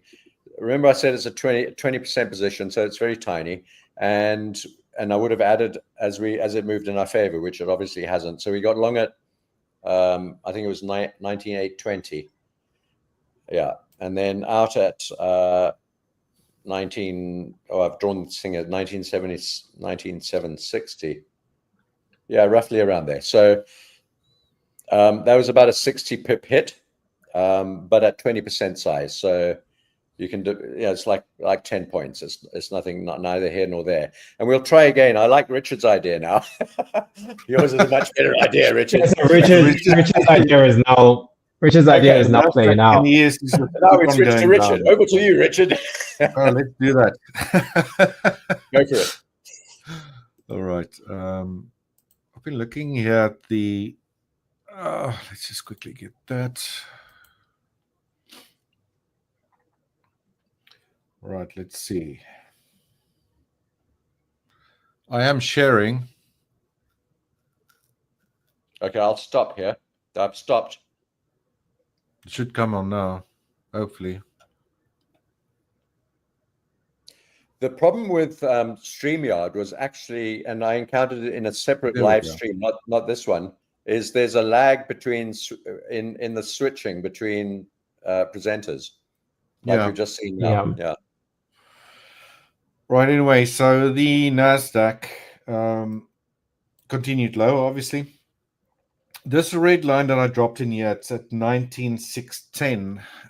I've actually pulled up a longer term chart, 4 hour chart. Are these lows in October last year? 19,610. So price is very close to reaching that. Really blast through these. Let me just get a nice zoomed view here. And very close to that. So with price already breaking the lows of the day, you know, strong downtrend at the moment. Next level would be that 19,610 level. See if we can break that, or the NASDAQ breaks that. If that does happen, I would need to see a bounce very, very soon. Crude oil, on the other hand, reached these clusters of lows. This was when the futures opened yesterday. We had sort of a double bottom sort of area there, but price is sliced straight through that as well. So very weak today. Unless we get bounces on all of them, then there's not much to do, to be honest, unfortunately. Yeah. We see prices busted through that level. We're already getting a little bit of a pullback, but where is that going to last? no idea. Would you sell a breakout below any of these levels, Richard? Not with it being at such a major level. I mean, is it major though? I mean, it's just basically a few clusters of lows over here. Set back in October. I mean, this would be a bigger sort of low like there, but price just busted through all of them, right? Very strong downtrend. Yeah. So I don't know. Yeah, well, we're below the channel on the NASDAQ now, and well below the 200 period moving average into that support. Yeah, I would need to see price start bouncing up here. And this is already set to the 1 minute time frame, and price structure break would be around about here, 19668. Let me just get my part tool out. So on the way down, breaking that line, horizontal red line there. Most visible price structure on 1 minute is around about 19668. So we'll need to get above that without obviously collapsing more than it's already been doing. Yeah. But it might just continue lower. There's another version of this actual strategy. Rather than calling it a sweep, you call it a run. So, but that's in simple terms. Basically, let's say you get a price moving lower, breaks a key level instead of reversing back upwards again. You can just wait for sort of like a retest, or that word that you liked last week, kiss goodbye. And if we do get a sort of an acceleration gap that was your thing that you said, hey Richard? I like that. Yeah, it's a market geometry term. You get it quite a lot. It's like, let's say price been stuck in a either a channel or a pitchfork, whatever you want to be using for quite some time, and then finally breaks out of that. It tends to then retest those angular levels, right, which we call a kiss goodbye. I love that. Use that as a rejection. Yeah, I love that. I mean, it's so accurate as well, isn't it? It's like you know, you're leaving the house and you dash back in for one last kiss. Yeah. Leave again. Yeah. Love it. Right. So that's what I'm looking at, guys. Not really much. I don't think anything is going to set up really, to be honest. Yeah. And we got what? About 10 minutes or so left. Yeah. So I think, you know, obviously these markets are so overextended to the downside that there's no sense in trying to sell NASDAQ or S&P or Bitcoin or anything like that. So what are you, I'm just looking, Walter, what are your thoughts on Bitcoin at the current levels? You're trading that, right? Yeah, so this morning I was still bearish on Bitcoin. Wait, let me just open that up again.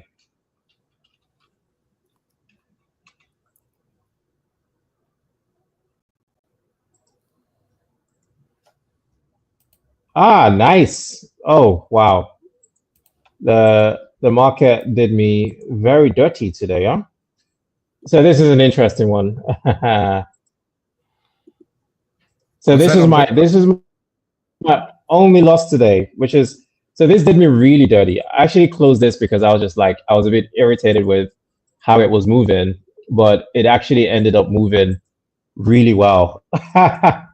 Okay, so this morning I was bearish on Bitcoin, like from yesterday. I was like, cool. My area of interest, so because like this was still within a trend cycle, so my area of interest was actually selling YAM, and I actually got in a short position. I got in short basically. So this is Asia session. Price was like so price was right down here. I was like, cool. I want to sell in this order block. So the market came into the order block. This is my initial short, stop above the high. And then my target was basically, so there was this low, so I'll show you. It was like 78K, yeah, there we go, 78K. That was my target. So, so this is my initial setup. And then what happened was, it was a very small setup, 1, 2, 3. But anyways, London Open, the market came and swiped me out. And then I was looking at this and I was like so tempted to re-enter because I saw what price did. I was like, all right, this is a swipe. Bitcoin does this quite a lot, right? I could just enter this, it could go down again. But then it came down and then started going gradually back up again. And then I was like, okay, I don't know what's going on here anymore. I'm just gonna like stay out of this. But as you can see, boom, drop down. But so yeah, so I do see Bitcoin going down to 78K. That is the next liquidity zone. So if we go to the 4-hour time frame, we can see that that is a very key low between where price currently is and the previous low of 78K. There isn't really much liquidity to grab to sort of catalyze any serious reversal. So if we are going to see some sort of a serious reversal to the upside, it has to be from a major liquidity pool. And the next one is sitting below 78K. So yeah, so that's my thoughts. And in terms of what happens after 78K, I have no idea. So if price takes out 78K, gives a massive reversal, breaks structure, and then gives me a confirmation of a bullish cycle, cool, then I'll be long. But if price breaks, like only tap 78K, so when I say tap, what I mean is I just see a wick below 78, it gives a big move to the upside. For me, in that case, it's probably going to keep on going down. It's probably just because, like, if we look historically, the way that major moves on Bitcoin has been catalyzed or major reversals has been catalyzed is by very aggressive moves to the downside. Okay, so before any major bull run, there's always some sort of like aggressive liquidity grab to the downside below a major liquidity pool. And then after that major liquidity grab, that's when we see the beginning of some sort of a bullish cycle. So that's kind of what I'm looking for. Until I see that, I'm bearish on Bitcoin. Gotcha. So it's like, for me, because I only day trade and I look for like 1-2-3s, 1-2-4s, and so I look to capitalize off these movements. I never see, so there was a time when I would look at the market and be like, oh, this is oversold or overbought. But then I figure the market can be irrational as long as it can be solvent. So I don't try to look for reason in the market anymore. If the market is going down, it's going down. But there are times where like I'll be selling. So I remember like there was a period of time when Bitcoin was already starting to drop in its early stages. And then I just like kept seeing short opportunities and I kept taking it. And then I looked back and I thought Bitcoin's at 80K. I was like, holy shit, Bitcoin's at 80K. So that's when I realized it's significant. Morning this is just, when I looked, it's like, wow. Yeah. And then like last week it dropped and then Sunday night it's sitting at 79K. And I was like, so this is like sometimes I think like day traders, we could be a bit detached from the significance of certain price actions. We're just so interested in, what's price doing now? How can we sort of capitalize off? Is it going down? Cool. I'm going to go down. Is it going up? Cool. I want to buy in line with that. But yeah, I mean, I don't have any sort of emotional investment on Bitcoin. It could go up and create a new high before the end of the year, but we've seen how Bitcoin has moved in the past. After creating all-time highs, it retraces 50% and it stays at that level for a few months before rebounding and creating a new high after a new catalytic event has taken place. So onto that next catalyst. Yeah. Yeah. Cool. Interesting. So you don't think that liquidity grab has already taken place, Walter, on that last dip to 78K? Which dip to where? Like when we got down to 78K a few days ago. On Bitcoin. You're referring to this? Yeah. Oh no, that was it. No, not at all. Not at all. So this was that. So this was preceding that announcement that happened. Not announcement, Donald Trump making that Truth Social post about the crypto strategic reserve. So that was when it was like speculated, and then that's when this happened overnight. And then the next day, this happened in line with the tariffs announcement. All the market went down, including Bitcoin. But yeah, I mean, all I saw with this was a correction because the market actually came down and created. So if we look a little bit further back, it created like relative equal lows with a prior low at that level. Let's just scroll back a bit. So yeah, so with this low down here. So but this move wasn't aggressive enough. It was very, so again, it was a move to the downside and then it stalled for a bit. So just go back there. Yeah, so it stalled for a bit before giving that move up. Usually the way the move happens, it's very like, it's like I'll just paint a picture, right? So a lot of the time it does something like this. It goes down, and then it looks like it's going to go back up. And then this is where early buyers come in. And then it like holds its level for a bit, maybe like takes out the high of the range. And then after that, it then gives a very aggressive move to the downside, stopping out all the early buyers, and then immediately shifts up without stalling. Yep. So this is the reversal move. This is how the market moves for Bitcoin before that long-term reversal. So it usually does something very funny like this. So when something like this happens, a shakeout, exactly. When we see this, then this would be. But the scary thing is we don't know how big this leg would be. So this is the leg that could be a flash crash to like 50K before the bounce back or the rebound back up, or we could just see this go down to 60K before the rebound. But this leg is always a scary leg. This is the leg that everyone talks about on the news, like Bitcoin is crashing. Yeah. It's interesting, that pattern that you've got drawn right there with the drop down, bounce, accumulation, distribution, that right there, yeah. Before the V-shaped clear out, that pattern to the left-hand side of that V-shape has actually occurred. We got that right at the top of the last move up to about 108 or 9 or whatever it was. And we even got that little slightly higher high. And I don't know if you know the stat, Walter, but on the recent dip down to 78K, all of that stuff that you've got drawn on your chart there, right there, in that consolidation zone, that messy zone. No.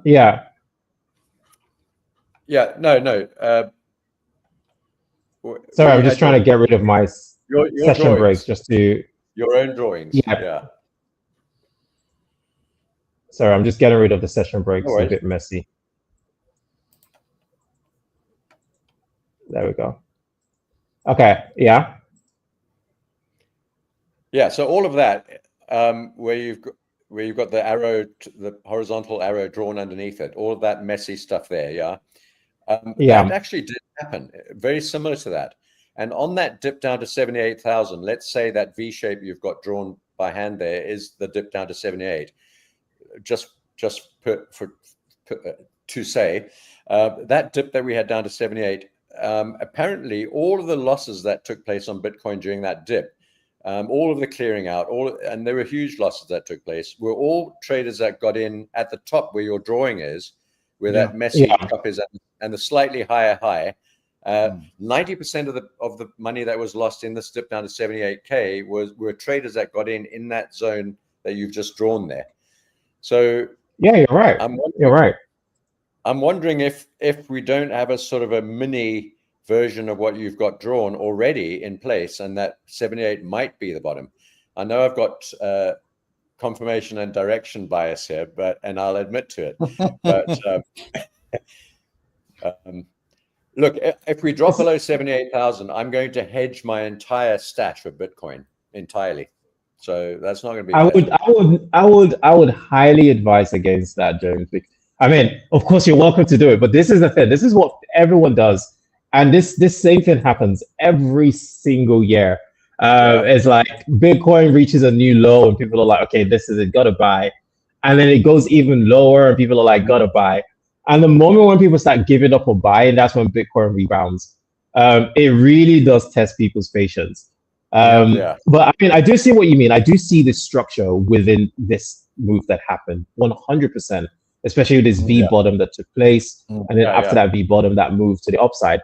But again, typically this move to the upside, you're not going to see a lot of these like slowdowns. It would typically be. So I remember very clearly when Bitcoin moved to the new all-time high of 100K and the days leading up to it. It was a pretty much predominant straight move, right? Like there weren't a lot of like if you take a look at this, right? So this is the period, right? There was like just pumps and pumps and pumps and pumps.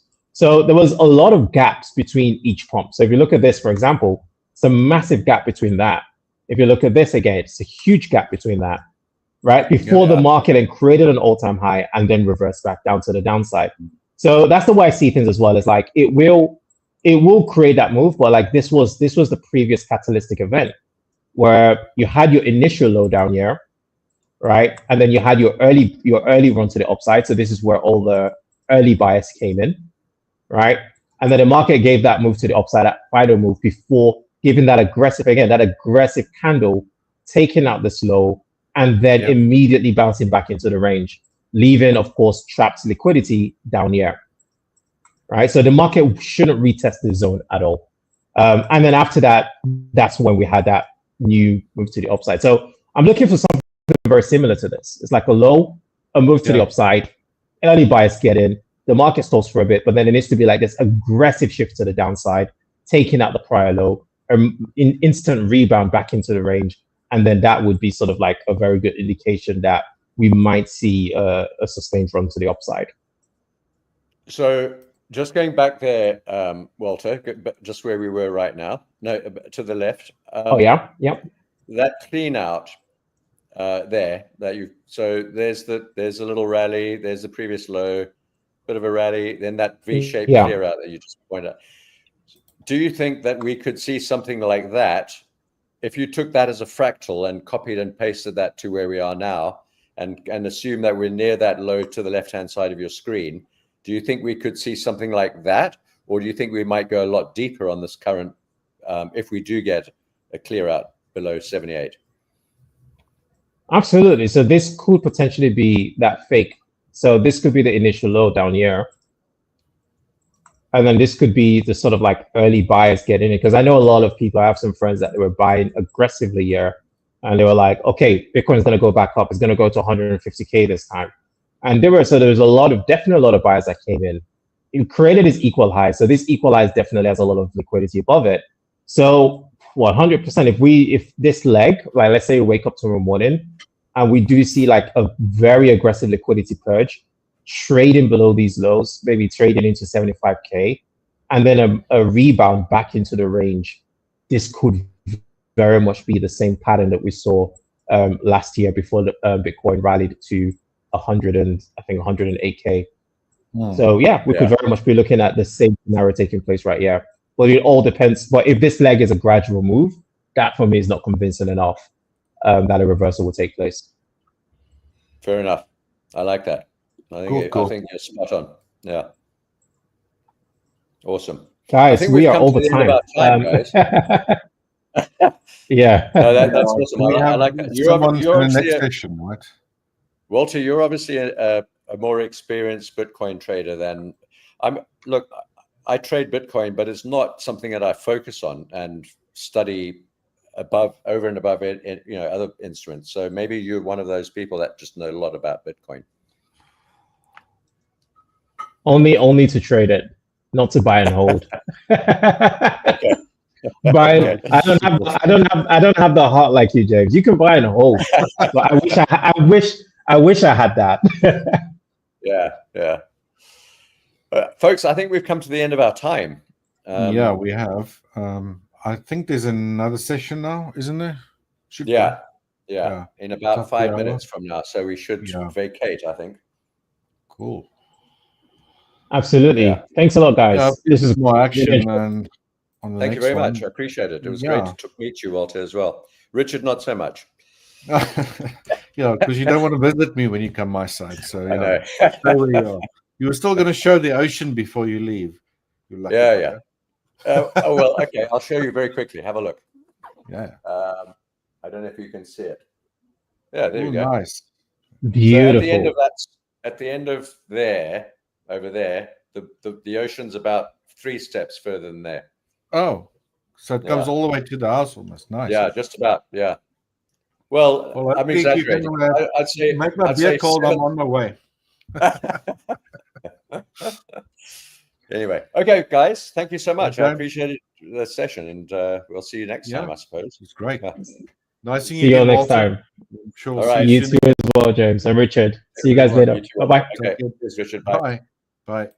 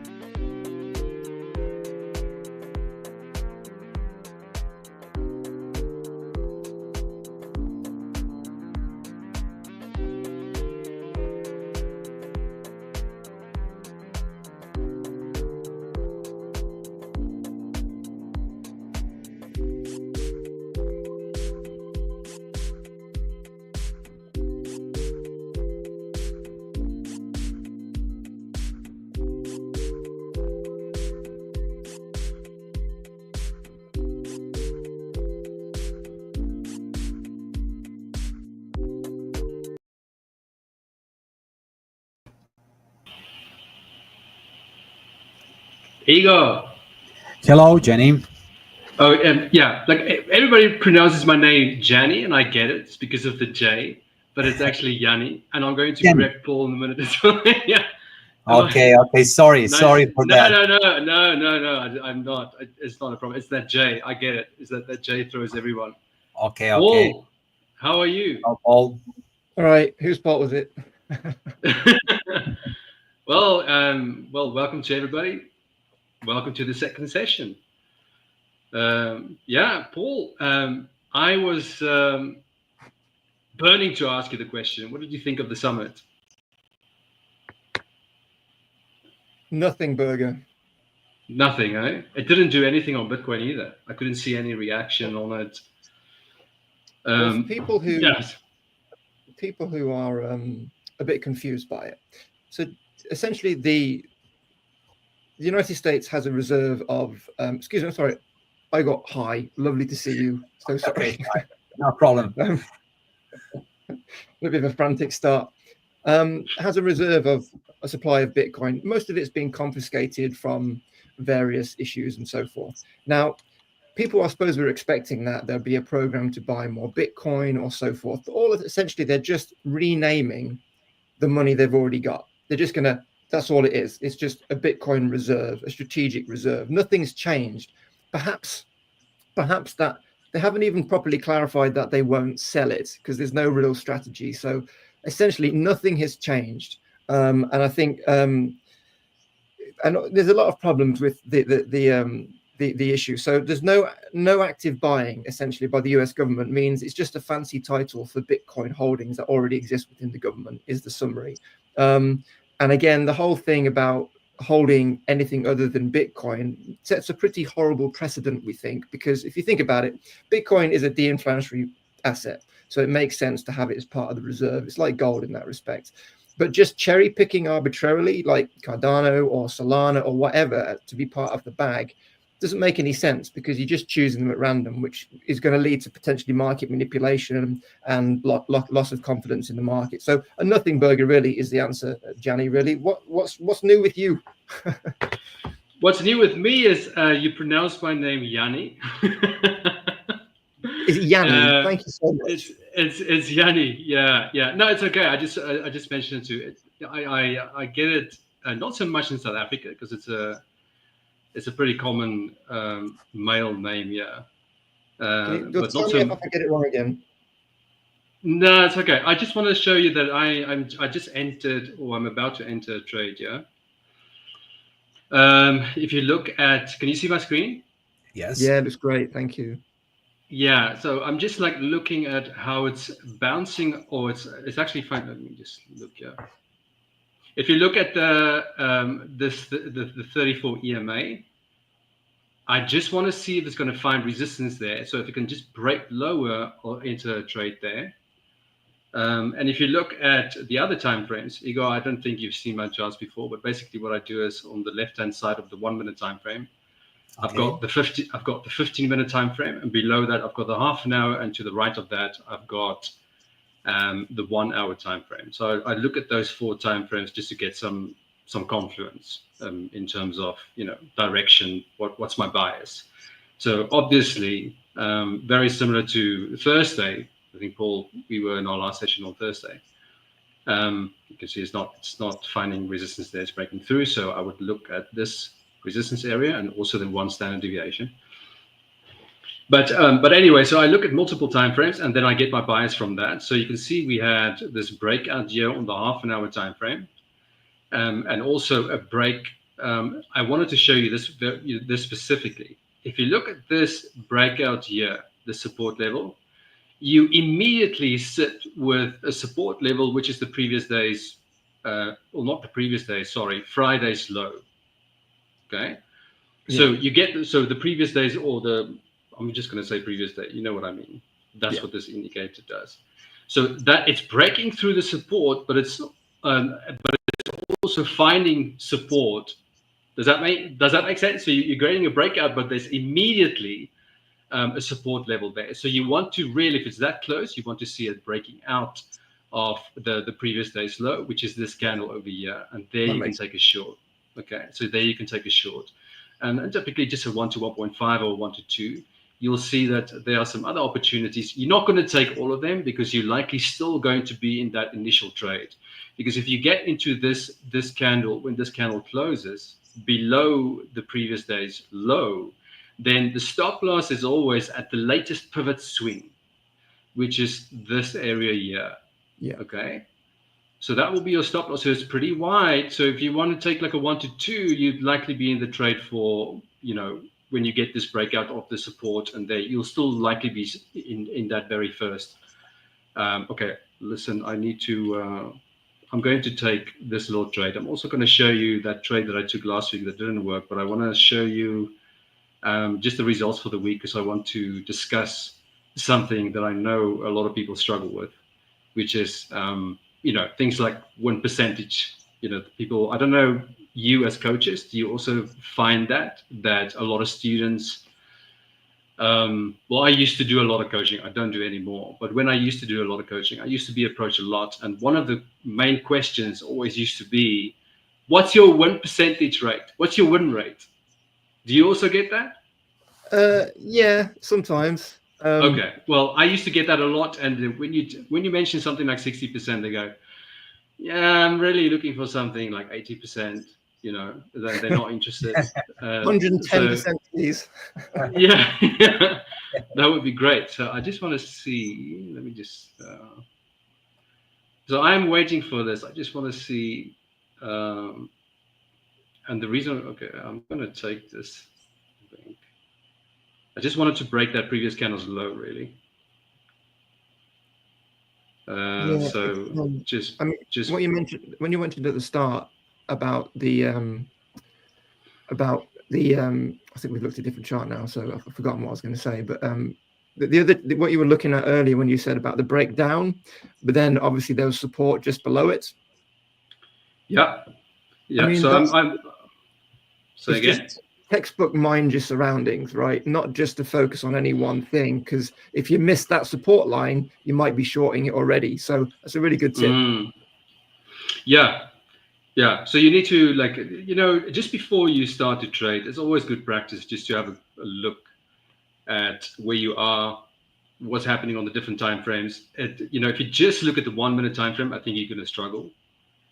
If you just, does that make sense? If you just look at one time frame, because you really need to get your bias from more than one time frame, and ideally longer time frames. Obviously, there's a big difference between the 1 minute and the 1 hour. There's like 60 candles in between. Oh yeah, so the difference between me and the 1 minute and the 1 hour is my sanity.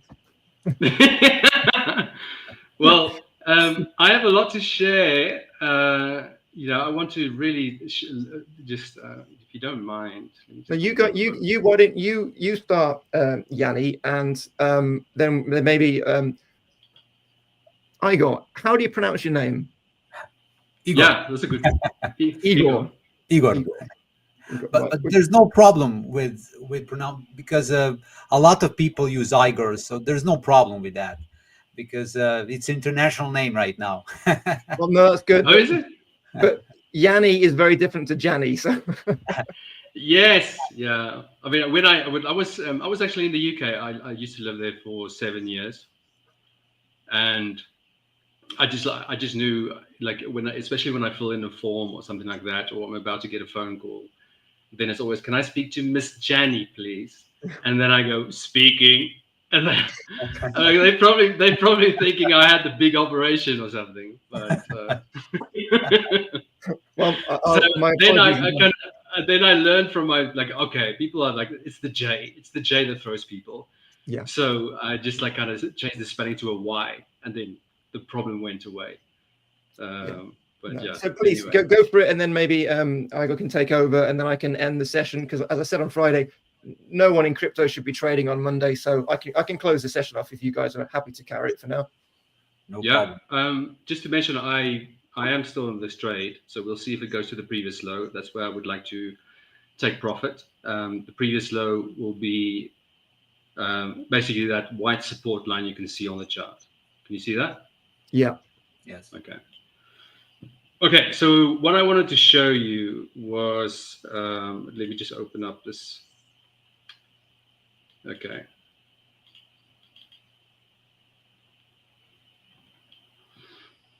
I noticed there was a bit of a delay when I shared. Okay, you can see that, right? Yeah. It's a lot quicker today. Okay. Okay, so this is basically the trades I placed last week. The one I circled here is the trade that I placed live in our last session, Paul. That's And right. it didn't work, right? Yeah, It didn't I remember, work. You can see, yeah, it didn't work. And I remember you asking me the question, what would you do differently? And I said to you, nothing. And the reason for that was just because I know if I take the same trade over and over, I will get the result. So it's really important to be very clear on your process, knowing exactly what you're looking for, and not to get shaken off when you have a couple of losses in a row, or 2 or 3 losses. So there was actually a number of trades. I actually placed a lot more than I typically place. So that's the one chart. The other one I wanted to show you, and this is probably the most important part, is what I spoke about earlier. Is if you look, okay, this is quite a high number of trades. I have to say, like last week was pretty busy. It's usually not that many trades. But if you look at the success rate, it's only 63%. Some weeks it's like 50%. Yeah. So it's really important to understand that this high success rate thing is just nonsense. You know, this 80% success rate. I'm talking specifically to people who haven't been trading for a long time. You really need to understand that losses is a very big part of trading. And if you look at the 27 trades, 10 of them didn't work. There's 10 losses. One of them I took during the session. Well, not this session, last week, Thursday.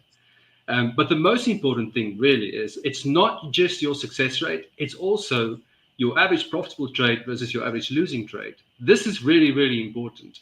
If you look at the average winning trade, 863, losing trade, 451, that's just shy of a 1 to 2. It's not quite a 1 to 2, but it's pretty close. So your success rate doesn't mean anything by itself. You need to have this stat because this stat could be much lower. It can be 30% if you have a much bigger risk-reward ratio. But it's important to know these stats. So if you know what your risk-reward ratio is and you know your success rate, then you need to, they work together. They work together. Like the one doesn't mean anything without the other one. So, No, exactly. if I have the other thing is like, if I have a 1 to 2 risk-reward ratio, but my success rate is only 30%, that's not going to work. Yeah. But if my risk-reward ratio is 1 to 7 and I have a 30% success rate, that will work. You Exactly. see, so the 30% success rate or the success rate by itself is meaningless.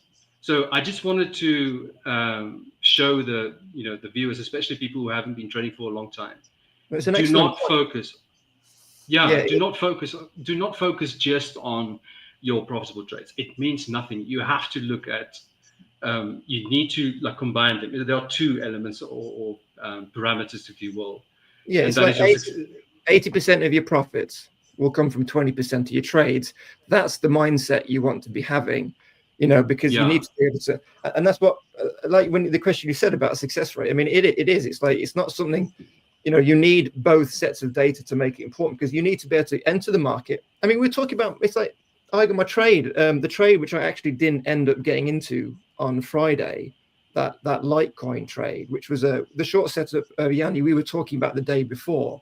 And the trade went perfectly, but I had an order on the exchange, but I didn't enter because it just didn't, my entrance was very, very risk supportive of risk, and my trade didn't enter. So I lived to fight another day, and then you carry on. But if you factor those stats into my success rate, then of course it changes it. So it is all about being able to enter the market, exit the market in control, and therefore in and out. And then when you do get a successful trade, that's your profits. That's what offsets all the others. So it's a great point, really important point for beginner traders. Yeah. So yeah, that's what I wanted to share for now. I'll stop sharing my screen. I know the session is shorter than usual because of some technical issues. So over to who's next? Is it Igor? Yes, I can make some week recap just to see what will happen. I will just share maybe calendar to share. Maybe it's the best thing. Okay.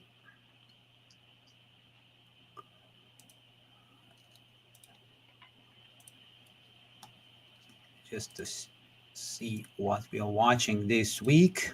Here we go. Here we go. Oh, I think we lost it. Oh, some problem. Like this. Okay. So I watch whole day the news around the globe. I just want to share that what I saw is that the Wall Street sell-offs just worsening during this Monday. There are a lot of worries about the economy of the United States, and we know that the President Donald Trump tariffs sent U.S. stocks further from their record to just last month. So what's happened here is that whatever I watch, Euro market, Euro stock market, US stock market, everything is red today. And we have some kind of the pessimism. The economy already gives some signals to weakening, and there are a lot of surveys showing increased pessimism in the US. And I just watched some. It was an interview with David Merkel, I think that was the name. He's an economist, and he talked about recession of this year, and it was really. There are a lot of comments about that interview today, and the most important thing that we can see right now on the screen is that this week we have some important news. It's U.S. CPA. Fed rate projections, we have JOLTS opening, and we will have a UK GDP, and all these stuff are very important this week. Of course, what I watch the most, it's just to show it's a GDP. It's a little bit. I didn't expect this. It's a little pessimistic for British pound. It was 0.4%. We expect 0.1%. And what is the important too is that CPA, we have more than expected. Actually, we have 0.3% for CPA, and we have 0.3% for PPA. So what I can see right now, all these news together for me is a little bit pessimistic news for all sides, for British pound dollar, for US, for on a lot of ways. And I just monitor and make some projections. So I can start right now. Just I will go to the charts just to show that.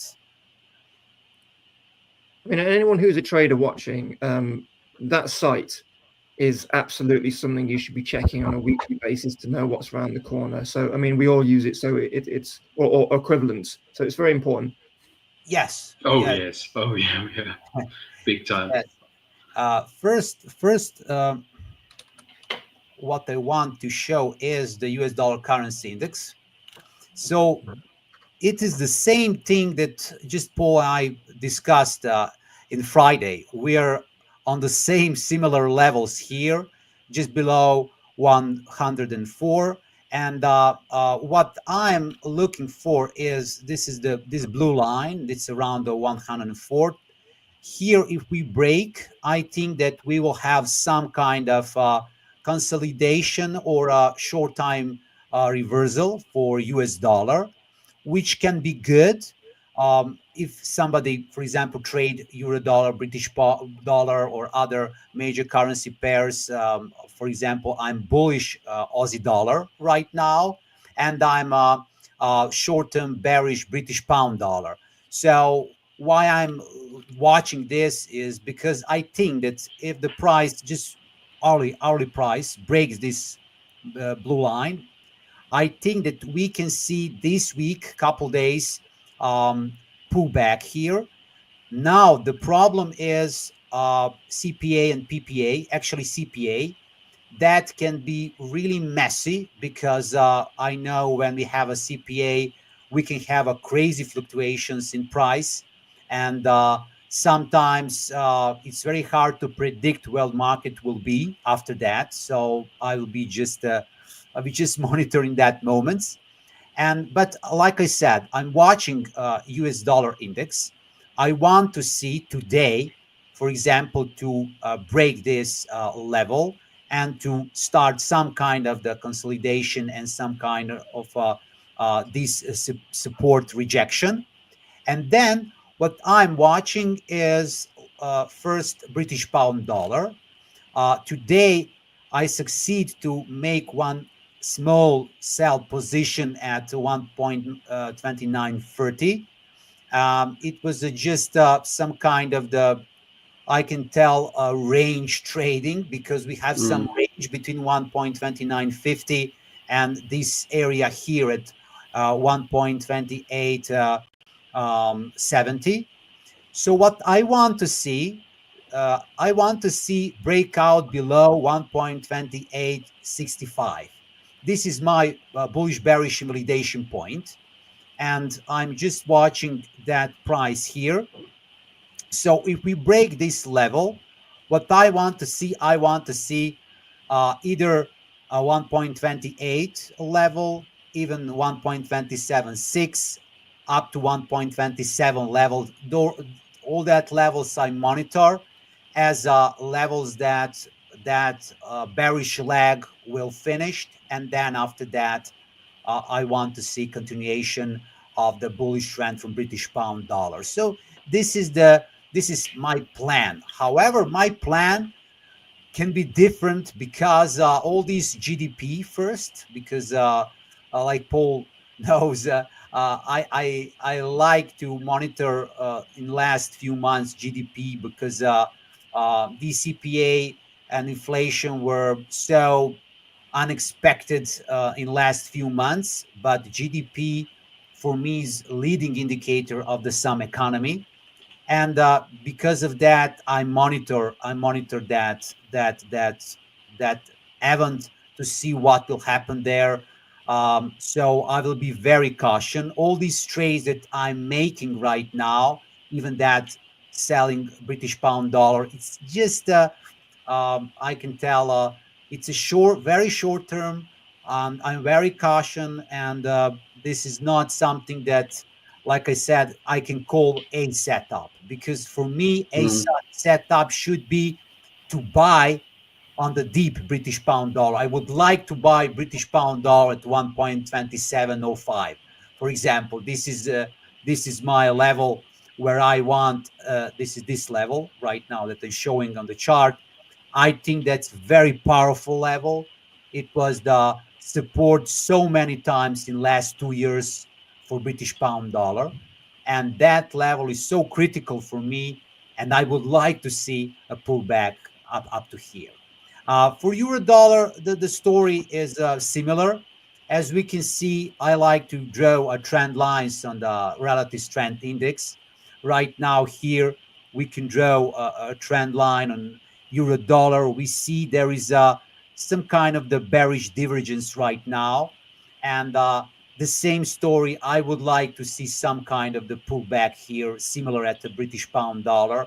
I want to see some kind of the breakout below 1.08.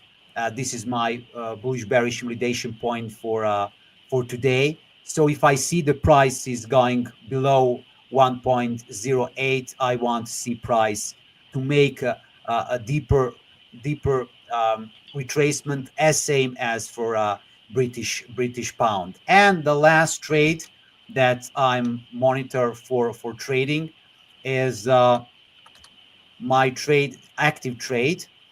So my active trade, I entered into the market at around level 0.62, or more than 100 pips in profit. But this is my longer term trade. As we can see, I entered at this blue line here at 0.62, and I want to reach this very far level here at the 0.69. It's a really big swing trade. And nothing wrong with a bit of ambition, Igor. Nothing wrong. This is my ambition, but as you know, Australian economy is very good shape. We have a better than expected GDP. Everything is right. US dollar index is a little bit in trouble. We are in a bearish move, And all these triggers, I believe in this big move for Australian dollar, and fundamentally and technically. Right now, we are struggling here around 0.63. But my goal here is, even the price start to go down, even the price touch my entry point, I will not close my trade. I'm waiting for 0.6008. I'm ready to take the loss, because I just talk the similar subject like Jannie about a problem that I have with trades, because the last year I had too much break-even trades, and majority of them, 70% of them, should be profitable, and I just closed on the as a break-even. It was more the fear in my trading, because I didn't want to take the loss, and this is the problem for myself, my psychology. And because of that, I just set myself in 2025, I'm ready to take the loss, so I'm waiting this level to take the loss. And this is the something that I clear in my mind. So this is the way how I will approach the market in next months, and I want just to see improvement in my trading. So this is the trading plan. What do you think, guys, about this? Well, I think first of all, what you just mentioned about the trades going into your favor and then they reverse and you get stopped out, or not stopped out, but you break even. Like this particular trade, if you look at you're looking at the daily time frame, that is that. Well, hats off, because that's incredibly difficult to do. If you are on, I don't know what that risk reward ratio is. Is that a 1-to-5? Yes, 1-to-5. Yes. Okay, so if that's a 1-to-5, it goes up, say a 1-to-4, and it starts to reverse. That is not easy. Okay? Yes, because then everything starts to doubt, fear, all of it.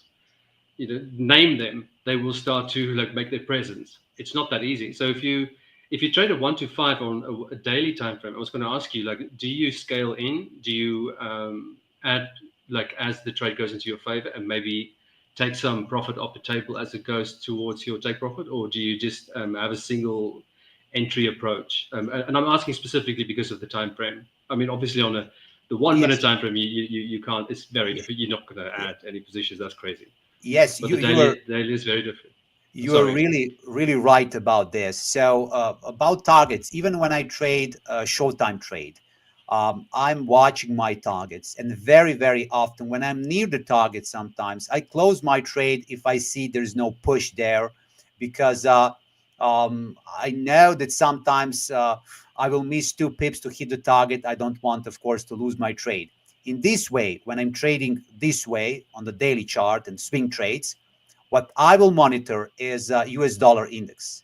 If I see that US dollar index touch some strong support, and I see rejection and some crazy wick or something like that, and I'm, for example, I'm 1-to-4 in profit or something like that, I'm ready, of course, to close my trade, hold my trade earlier than expected, because I know that usually for Aussie dollar and for all major dollar pairs, I need to monitor US dollar index. And for example, right now we are on strong support for US dollar index, but there is a room up to 100. And I will watch that level 100 for the US dollar index. If I see that we have a price rejection, we touch 100 level for US dollar, maybe I will close my Aussie dollar trade without watching the targets and anything else, because I know that it will be huge. We will see some kind of rejection there because that level is so strong.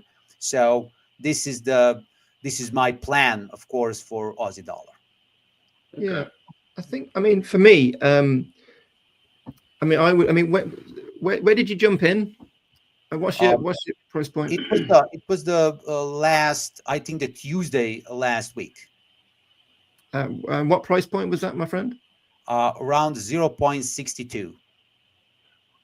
Ah, right, excellent. Yeah, because I mean, it looks really strong. There's obviously, we've got that kind of little retest of the median line on the RSI, and there is I do see a diagonal trend line right in between that macro uptrend. But for me, looking at that, a revisiting of that kind of support area between 62041 and 6087 is perfectly normal. I mean, ideally, you don't want to see a wick down right to 60870 because that's kind of the point of invalidation. You want to keep that higher low. But I would just be looking to accumulate every time it goes into that area between those two bottom blue lines, and only would I consider exiting if it goes beyond that 60870. I mean, that's how I would approach it. I mean, just obviously just broadly looking at the daily chart. I'm not looking to find any specific entrances, but it looks strong. It looks really strong. Yes, it's the similar approach I have. Yes. Okay. So that was the Aussie US dollar, and you've shown the British pound US dollar. I like the pound US dollar. I just feel like it's. I've mentioned this to you before, Paul. It just when it decides to move, it moves. It just kind of takes off, and it just nothing can stop it. So I like to trade that because I can get I like to get a 1 to 3 on those pretty quickly as well. But the other pairs, just we spoke about this before. For me, I like the way I trade, especially, it just doesn't work. I don't get the risk reward ratios is much more difficult. It just doesn't have that aggression behind the moves, if that makes any sense. Because I still look at momentum. I look at things like ATR. I look at 2 different ATR settings because you can use ATR as momentum as well. Not many people know that. You can use so most people look at the 14-period ATR, and they will wait for the ATR to curve up, and then they say, okay, ATR is picking up, but that's very late. By the way, I'm in a trade, I'm in a short, but anyway, so what I like to do is if you look, I'm not sure if you while we are looking at your charts, Igor, if you can, is it possible for you to add an ATR, a 2-period and a 14-period, and I'm not sure if you can overlay them. Can you do that or not? I will check. I do not use TradingView all the time, but I think that we can do something here just to see how to do that here in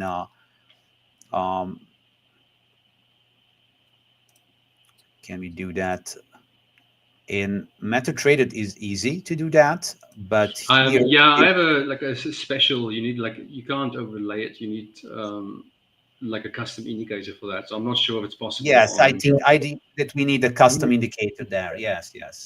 Right. Okay. Well, because what I do is instead of just looking at the 14 and wait for it to show the up curve, because obviously it's an average of the last 14 if you use the 14 period. And the problem with the ATR is it's very, very slow because it calculates the average over the last 14 candles.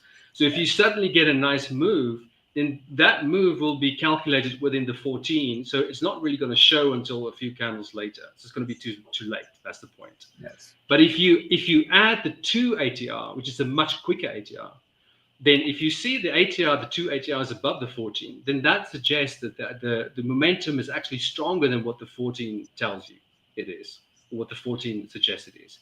And it's the same how you can also use that to avoid slow markets, really, when it just doesn't want to move. It's moving sideways, a little bit up, a little bit down. You know what I'm talking about. Yeah. Watching paint dry. You can avoid that very easily by just looking at the 2 and the 14 ATR. Usually during those really quiet moments, the 2 ATR, you find it is trading way below the 14.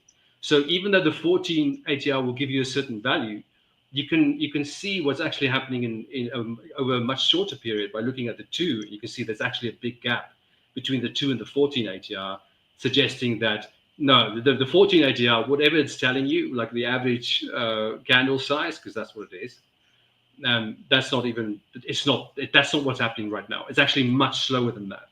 So when I look for opportunities, I, especially coming back to the pound US dollar, if I get an opportunity, because, in the Forex markets, you don't get things like volume. There's no volume in Forex. Yes, there's no volume. They use tick data, right? I don't know if you know how it works, but the way they calculate the volume in Forex is They count the number of ticks. Like in other words, the amount of times price has changed within the candle. It's a function of the price, even the volume. Yes. So they count. Yeah. So they count the amount of times price has changed within a specific candle, and that is the volume. That's not volume, but it's called volume. So because of the lack of volume and that kind of stuff, you don't have volume profile, you don't have VWAP. You know, it's meaningless in Forex. You need to look at, for me anyway, you need to look at momentum, and ATR is a very, very useful tool to look at. Like is momentum picking up? Is it actually stronger than what the 14 ATR suggests? So that ensures that you're actually getting into the market only when it's actually moving, right? You can still be wrong on your analysis. You can still be like, I want to take a long, and it's like, oh, this didn't work. But they will. At least you entering during a time when there's definitely movement. Something's happening. It's definitely moving, you know. So that's how I trade it. But anyway, just to get back to it, I trade the pound US dollar because when it moves, and then if your analysis is right, you're gonna get your risk reward pretty quickly as well. Yes. That's a great tip. Anyway. That is a great tip. I mean, anything to anything to complement. You have to recognize what data are you missing, right? What data do you need to see? And it's the same with peeking into open interest to give you an insight into things. It's there's a time and a place for it, and obviously when you're slightly hobbled, when you in terms of volume and everything with the Forex and momentum, it is where it's at. It's a fantastic tip for sure. And again, experimenting with simply put, the settings to see what gives you the results which are appropriate for your trading style as well. Because I'm constantly messing with like the RSI and the stock RSI under certain circumstances to try and get it lined up so I can find the patterns I need. So yeah, experiment, people. Look at the indicators, experiment, see what works for you. Good tip. Yeah, I think like ultimately you need to ask yourself, you need to ask the right questions. What am I trying to achieve here? Like what are my frustrations? I enter trades and it just doesn't move. That's a big one. That is a big one. There's nothing worse than getting stuck in a trade that just doesn't move. For me, I suppose it's different. Like I know you are in trades for if you focus on the daily, it's not the same. But I'm talking specifically about day trading, like people who like to get in and out of trades relatively quickly. If you just ask the right question, then that's going to lead you down the right path. In terms of your way of thinking.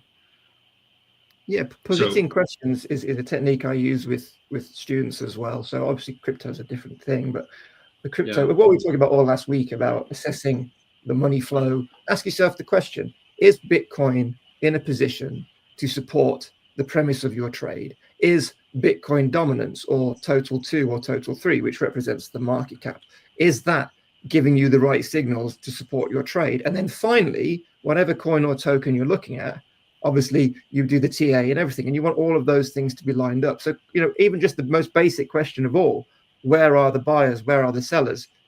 Sometimes we forget to ask ourselves these, and we kind of miss a trick because of it, because we're so locked into all of our, our TA, we kind of forget the basics. So ask yourself questions, stick them to your wall, stick them to your desk, and just glance at them before you enter a trade. And that in itself will hopefully improve your success rate for sure.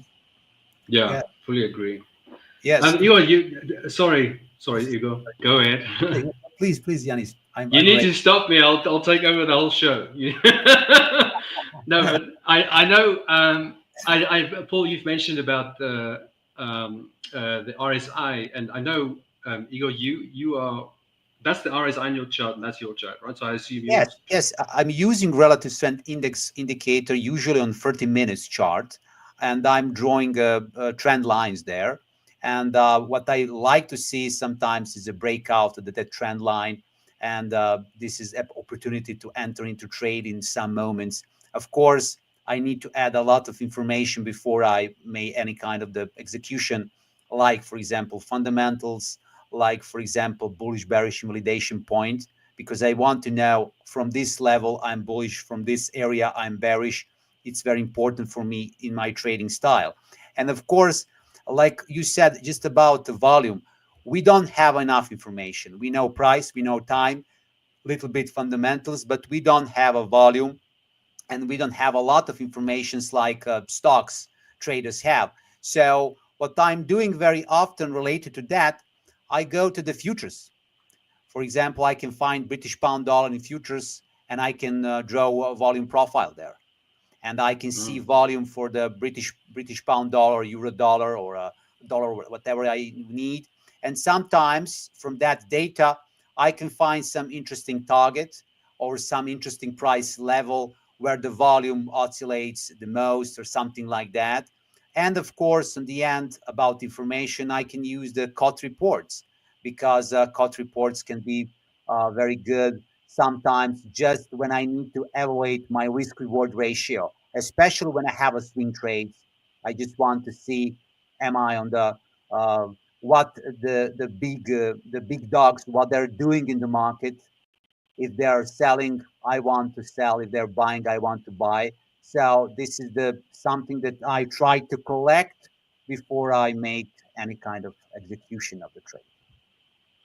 Okay, so that's interesting. So the RSI, you only look at the half an hour, you say, or do you look at other time frames as well? I'm just trying to, because I don't really use RSI. I've played around with it, obviously, like, you know, I've played around with anything. Like probably you guys can say the same thing. You mess around with all of them and try to make sense of them and see how you can use it in your own trading. But I'm familiar with things like divergence. That's more stochastics. That's not on RSI. But do you look for similar things on the RSI, like divergence? Yes. I like to see divergence on the RSI.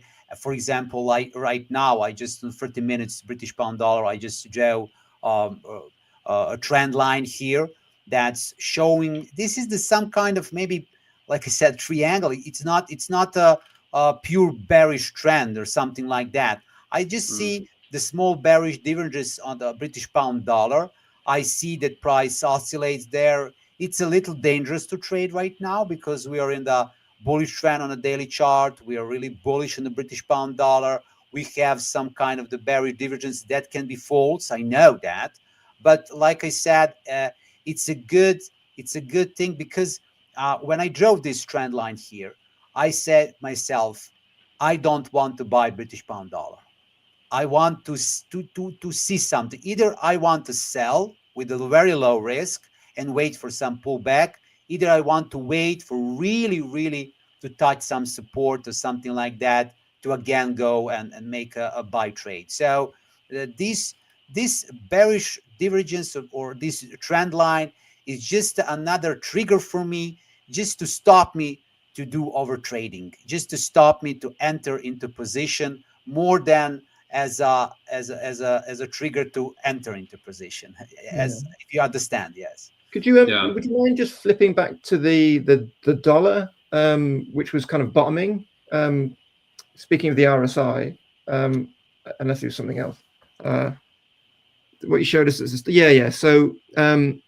So for when you're looking at something like this, when you've got, you know, on the face of it, you have you know, a clear kind of, you know, foundation being brought in, right? And then it's trading in that range, putting in you know, tiny little higher highs. The RSI for me will give me the insight into what's happening, because I think I spotted, because obviously if you look at this, if you look at the last couple of moves, you've got a little bit of, I spotted, I'm not sure it was on this chart, but I spotted a little bit of divergence, not like nothing strong, because obviously the bottom line on the price action is flat. But you've still got a divergence when the RSI is, I think it's more, it looks more prominent on another time frame, but I think you've obviously got an uptrend of sorts on the RSI, while the price action is putting in a flat base. And that's obviously not super strong bullish divergence, but if you're waiting for that breakout of the upper blue line to the next level to trade, if you see that there's some divergence as well, that can give you, as you said, I got the confidence to enter that trade. And the probabilities will be behind you, because, and this is the thing, other people will see it too, right? And that's the point. So I use the RSI a lot in crypto. It's extremely important to try and look across multiple time frames just to see if it's overbought or oversold. I mean, this is that we've talked about this undersold and underbought, this concept over the last week, but yeah, it's a very useful tool for giving, because the closest thing to a crystal ball in trading, it is divergence, or you know, an insight into momentum and any of these things. The things which are not initially visible when you're glancing at chart. When you don't traders, see it on the charts. Forget about. So it's all good stuff. So the basic stuff always. What do you guys feel about the MACD? No, I'm not. I mean, I ditched the MACD many years ago. I just couldn't find it useful for my personal trading. Yeah, I'm exactly the same. I know. I think I know stock traders love MACD. They love MACD. So maybe it's more relevant in the stock trading world. I don't know, but I've seen people like when the MACD crosses, you get out.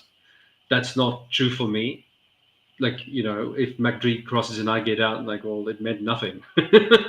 It just can't, so, but in stock trading, I know the guys are, so maybe it's specific to certain markets, but for me personally, no. How about you? Igor? Yes, I tried but it's oscillator. For me, relative strength index is enough. So it's not smart to make combination of the similar tools, because for me, MACD is very similar to relative strength index, but relative strength index is simplified for me. And there is one thing that for me is very important, and I will just explain you how I see that. For example, in machine learning, when people create models and classification models, one of the tricks is to convert the price in some range. Like here we have a relative strength index indicator from 0 to 100. And when you do that, you can make classification models be several times better for prediction, for example. And in that ways, I think that relative strength index is doing the same thing. I just can convert any kind of the price for any kind of asset between 0 and 100. And then I can measure the strength. And that's why I'm using relative strength, just to measure the strength of the move. And when I see that the move is bearish, it's bearish, it's bullish, bullish. So I have a extra confidence there. And one thing that I prefer relative strength better than MACD is that relative strength index is very fast. It's a little bit faster. I get earlier signals. For example, a lot of times when I draw a trend line on the chart, and when I draw a trend line on a relative strength index, I will see that the trend line on relative strength index will be broken much faster, and I will enter in better price when I use RSI. So all these things, because of that, I like RSI. I think it's really, really simple and fast. Yeah, I mean, the MACD is a lagging indicator. And I don't know in the context of like, the NASDAQ or whatever, or S&P, I don't know if that's a bit more helpful. But with crypto, because everything's so volatile, I mean, a lot of people use it in crypto, but it's just, it never, like you said, Jannie, it never quite stuck with me. Whereas the RSI is giving you a real-time insight, but it has the ability to give you a future insight as well, thanks to divergence, or it even just sometimes can front run a move. I mean, right now the RSI is pretty much following the price action with the exception of the trend. But yeah, I mean, I use the stock a lot because the stock RSI, obviously, if say, for example, the RSI is stuck in an overbought or oversold range for an extended period of time, it's very difficult to trade that using your traditional techniques of overbought, oversold, whereas the stock obviously will offer you trading opportunities whilst we're stuck in that range on the RSI, which is when I kind of roll it out. I did it the other day with that Litecoin trade when I was just trying to check.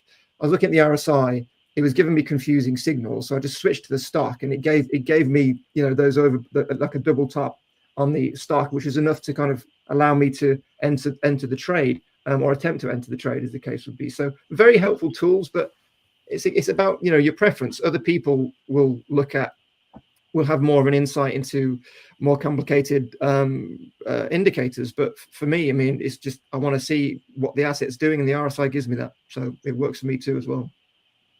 Okay.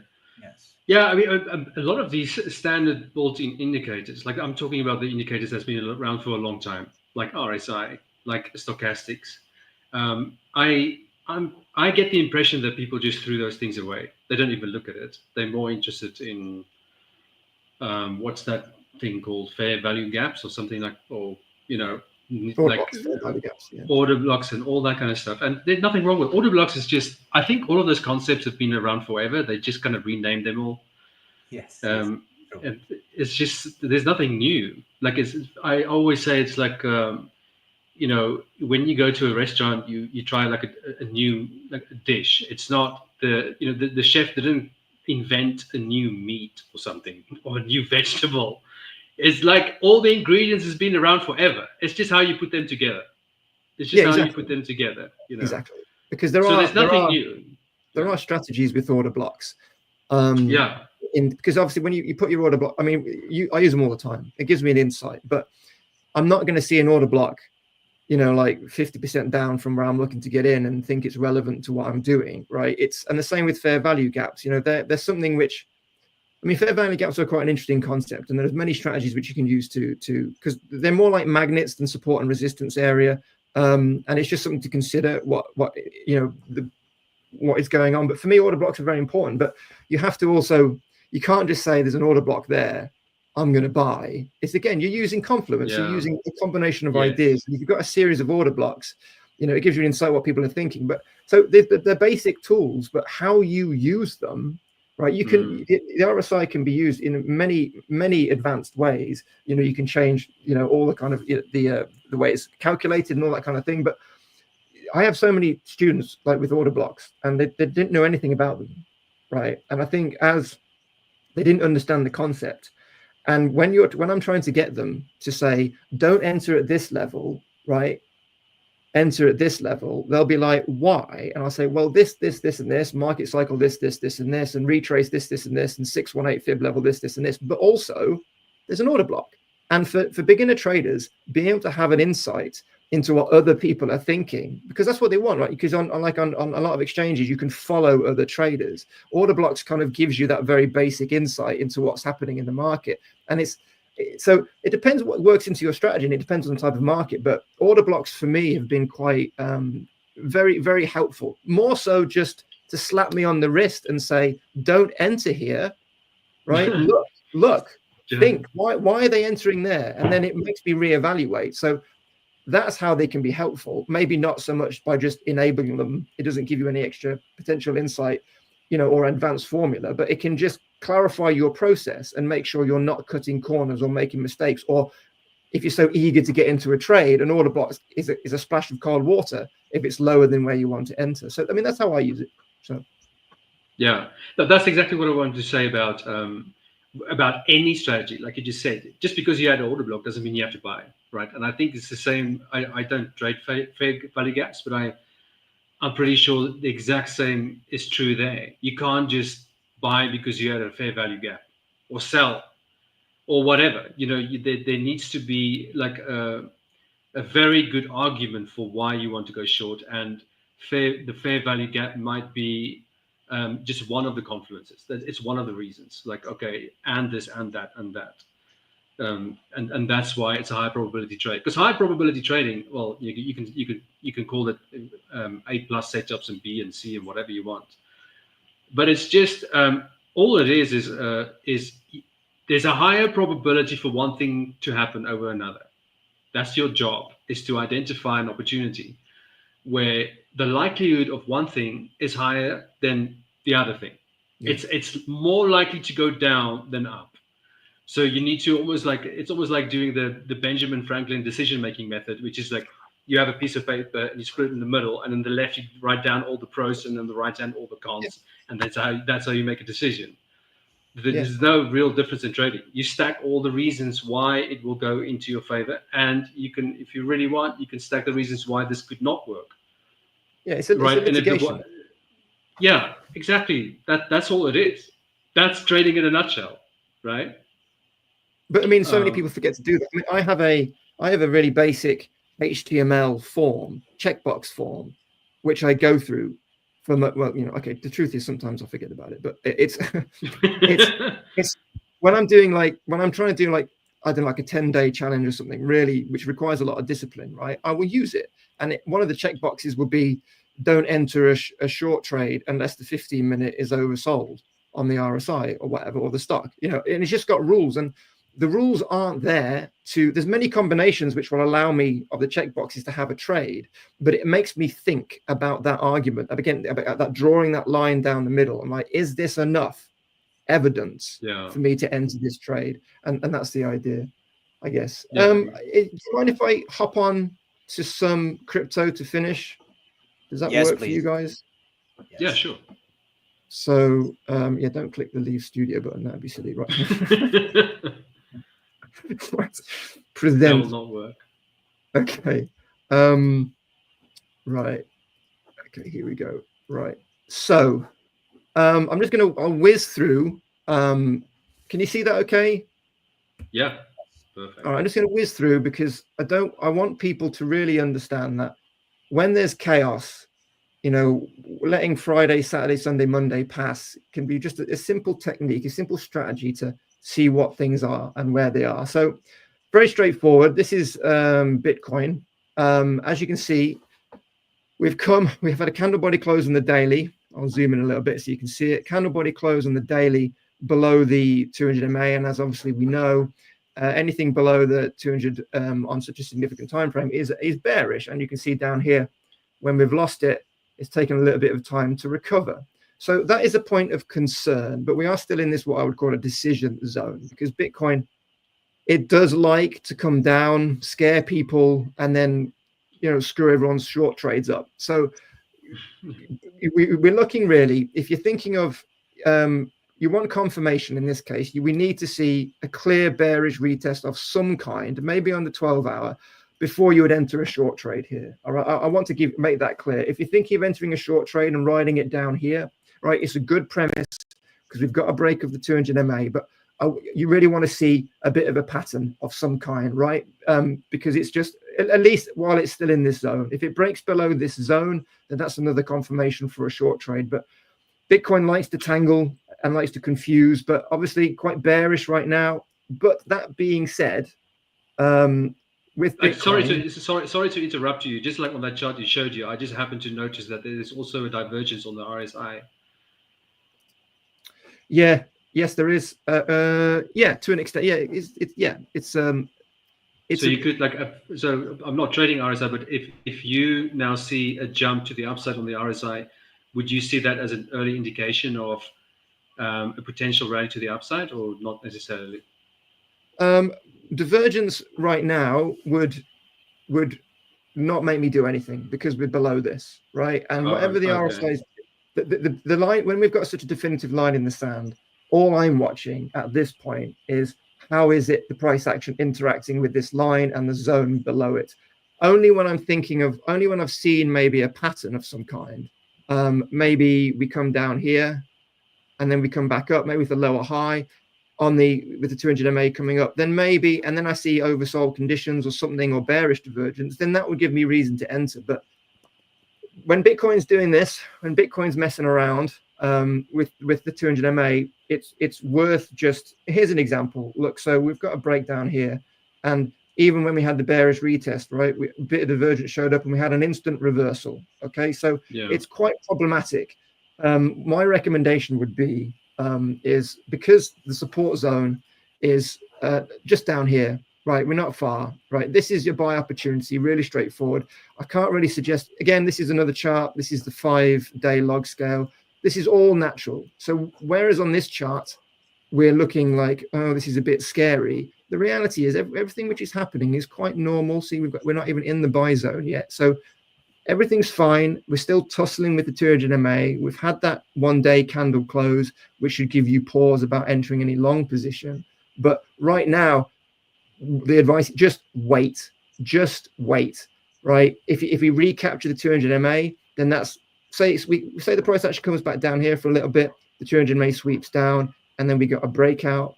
And when we've got a bullish retest, then you can enter again. But right now, we haven't got the signals. It's too ambiguous. I would stay away from it. And also, sorry to interrupt. Where are you standing on in terms of the pullback, the depth of the pullback of that last rally on the FIP levels? Do you have an idea of where you're standing on in terms of how deep that pullback is from the latest rally? If you draw FIP levels there, just to, like, you know, because that could be a very helpful support, the 61.8 specifically. Yeah. I put them on the 15-minute. It's about with fib levels. Just the important thing is to remember that use them when you need an answer. And for me, because we have such a definitive answer on the longer term timeframes, like we've broken out of this here, and then we've got the 1 fib line. It's coming back down to a retest. It's perfectly natural on these timeframes. Right now, the game is all about the 200 MA. So we could look. I could put some retrace levels, but I'm not. I think it's just going to muddy the picture, and then you'll be looking at the 0.5 and thinking, are we going to get a bounce? But so I haven't put them on for a reason. I did put them on for a 15-minute chart we were looking at last week because it was relevant. But now it's just keeping it simple is the most important thing right now. And so Bitcoin, it's a waiting game. We need to see how it reacts. If you break down below this decision zone, then we know we're coming down here, and that would be a nice bounce. But mixed signals, I would just keep your eye on it for now, and let's just see how what the money flow is doing.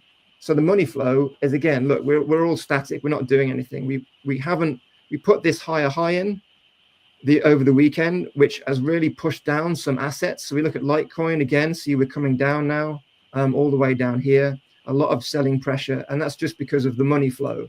So this higher high has really messed up any positive altcoin movement over the next few days. What we need to see is now a lower low for improved altcoin trading, because ultimately traders are going to be looking at Bitcoin dominance. And if they see a higher high, they're not going to enter their long altcoin positions because they know the money flow isn't in their favor with the macro uptrend. This means money flowing into Bitcoin and out of the altcoin market. So if you think you have an altcoin trade at the moment, sit back, wait, look for the lower low here, and that would give you an idea of how you can possibly enter. Because if you look at everything, look at Ethereum now.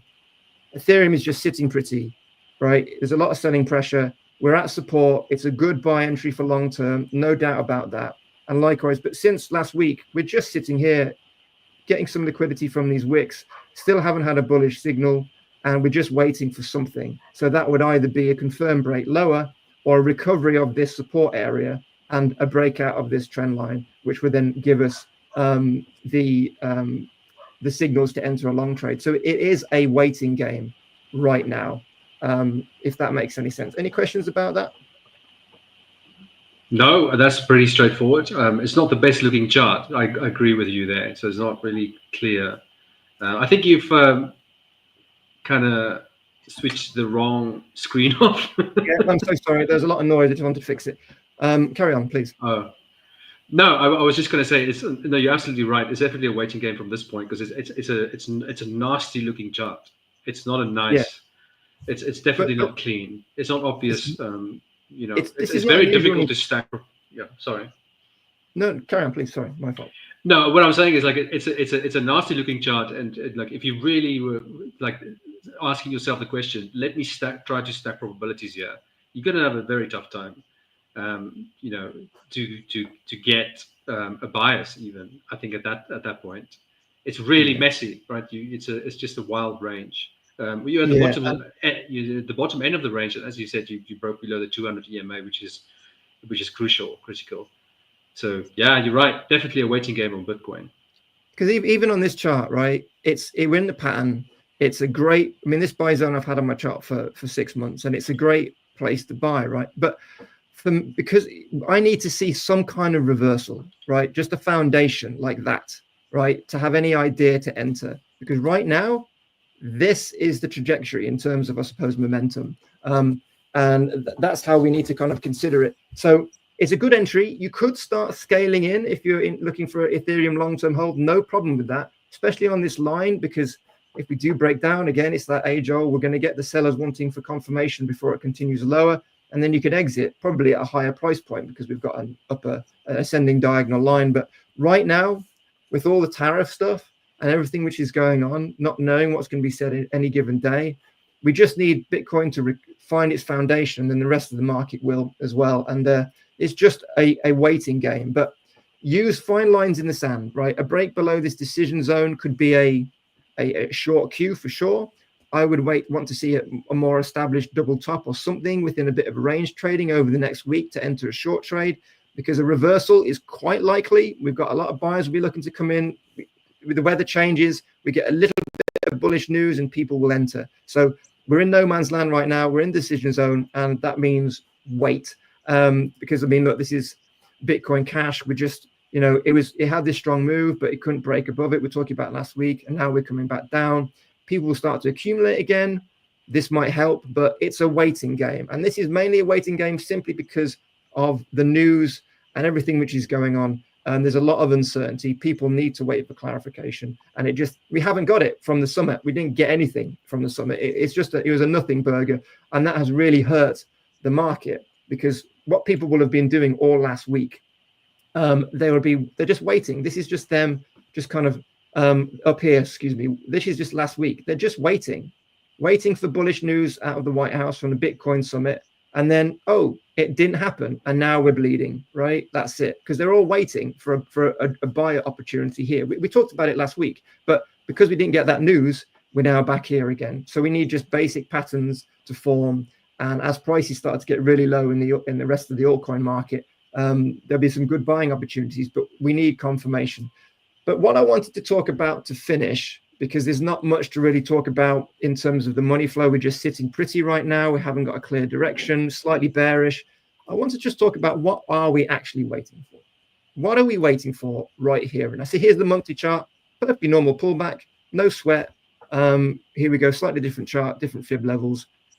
So we're just a waiting game. We just need a bounce, and then we're looking for onwards movement. But what is going on? What is going on with the market in the long term? So this is Bitcoin monthly log scale, and this represents confluence of ideas on the RSI, the stock RSI, and time scales in terms of the previous bull run. So this was 2012.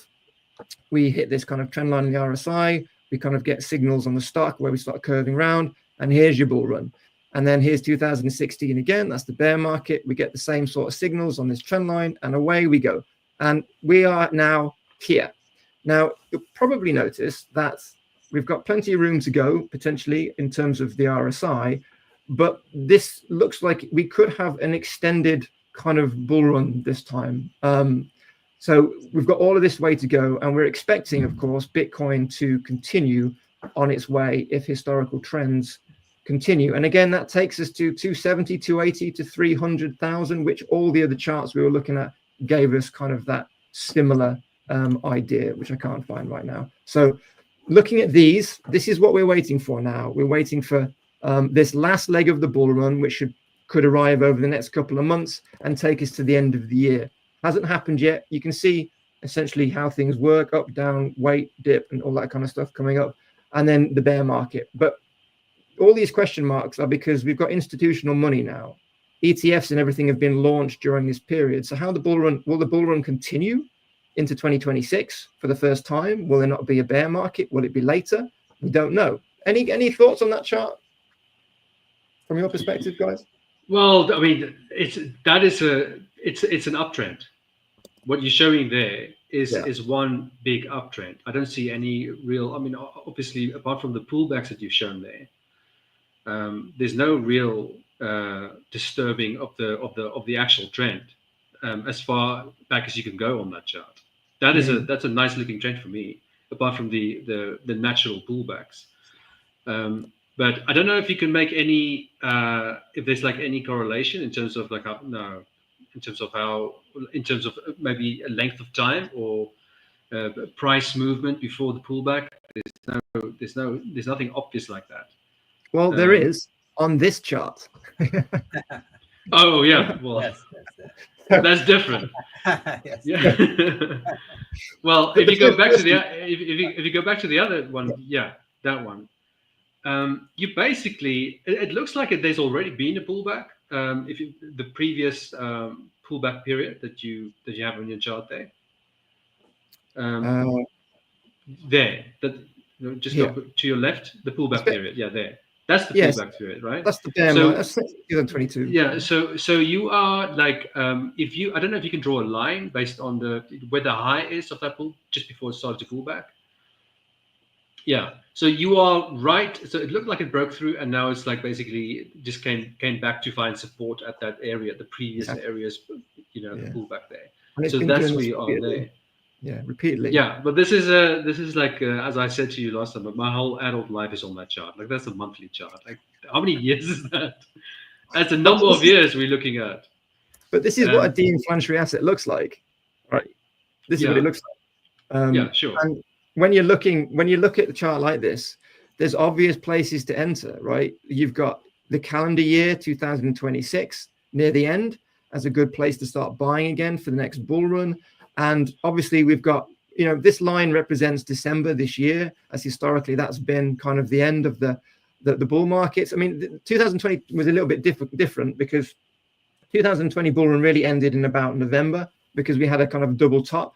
But for the sake of just lining up with the RSI, it kind of finished in April, but we almost reached the prices again a few months later. And I think that kind of volatility we might see again. But when you look at it like this, and as you said, when you draw that line, there's so much more upside. We've just this is just the break of all-time highs, and now we're just retesting.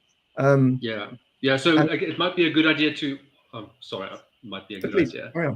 Ignore my advice, but what I'm saying is like it's all for me personally. Like if there's such a strong, because that would be a strong support level, right? That pullback area. Yeah. I can't see the date. And that's the $73,000 we've been talking about as the right pullback area. Okay. Yeah. So that would be a critical level. The 200 EMA. I'm not sure exactly what the price level is, but what's the price level now? 74. I'll have to have a look at the other chart. So is that so if you do like multiple time frame analysis and you look at the monthly time frame and you look at what's the price point when it pulls back to the previous pullback period, the high of that pullback period, if that makes any sense, and then you look at the 200 EMA that it just broke there, how far is it from where price is now to that previous or that support level that we just we're not far at all. I'm sorry, my charts are a mess again. Trying to so it's essentially here, right? We're not far off, right? This is it, 73. This is why there's going to be a lot of buyers coming in here, so any potential short trade is a little bit irksome. But yeah, I mean, everything's normal, right? Everyone's like panicking about Bitcoin, but this is normal. And if we have an extended bull run, then that's fine. But the issue is the timing right now is a little bit off. And let me just show you why. So this is Bitcoin dominance. And just for those just tuning in, it's the proportion of Bitcoin's market cap versus the rest of the entire crypto market, including Ethereum. So when it is trending upwards, when Bitcoin dominance is trending upwards, that is essentially Bitcoin getting bigger compared to the rest of the crypto market. And the altcoin bull run of past cycles has been always when the money flow has just dumped downwards, right, with ferocity and speed. And that is all the money from Bitcoin's run-up profits going into the altcoin market, which is what makes people very, very rich. So this cycle happens historically so we have the halving, which is typically, it changes obviously, but usually it's the second quarter of a year. And then after about 240 days, we have, like clockwork, this huge run up, and that makes people millionaires. And then this was the last cycle. This is what made me a load of money. 240 days, about December, January, we have this move. Now, you'll notice that with this cycle, after 240 days, which is about November, December, we did start to have this breakdown in the price, in the money flow.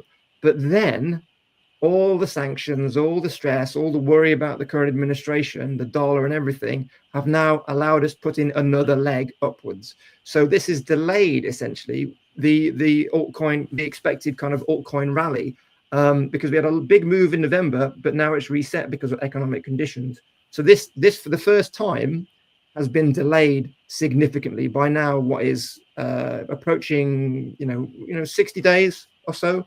So this is what we're looking for. We're looking for a breakdown of this uptrend, and this maybe down to here. And this is the altcoin. This is the altcoin bull run, which we're waiting for.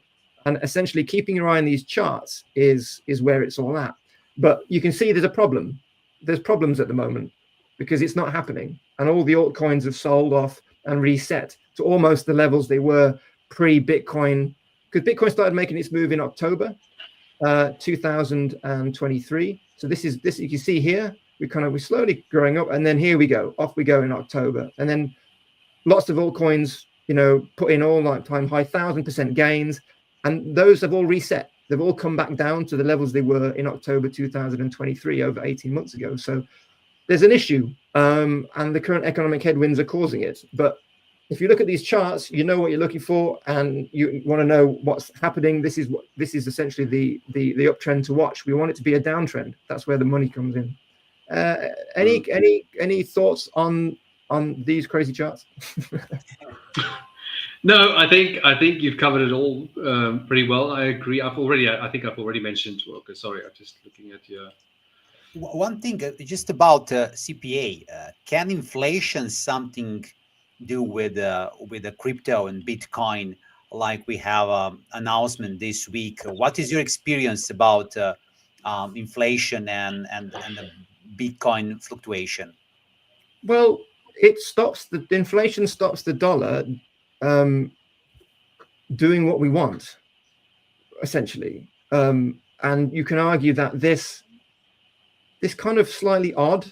We haven't really had an accumulation area for such a long time, since maybe 2015.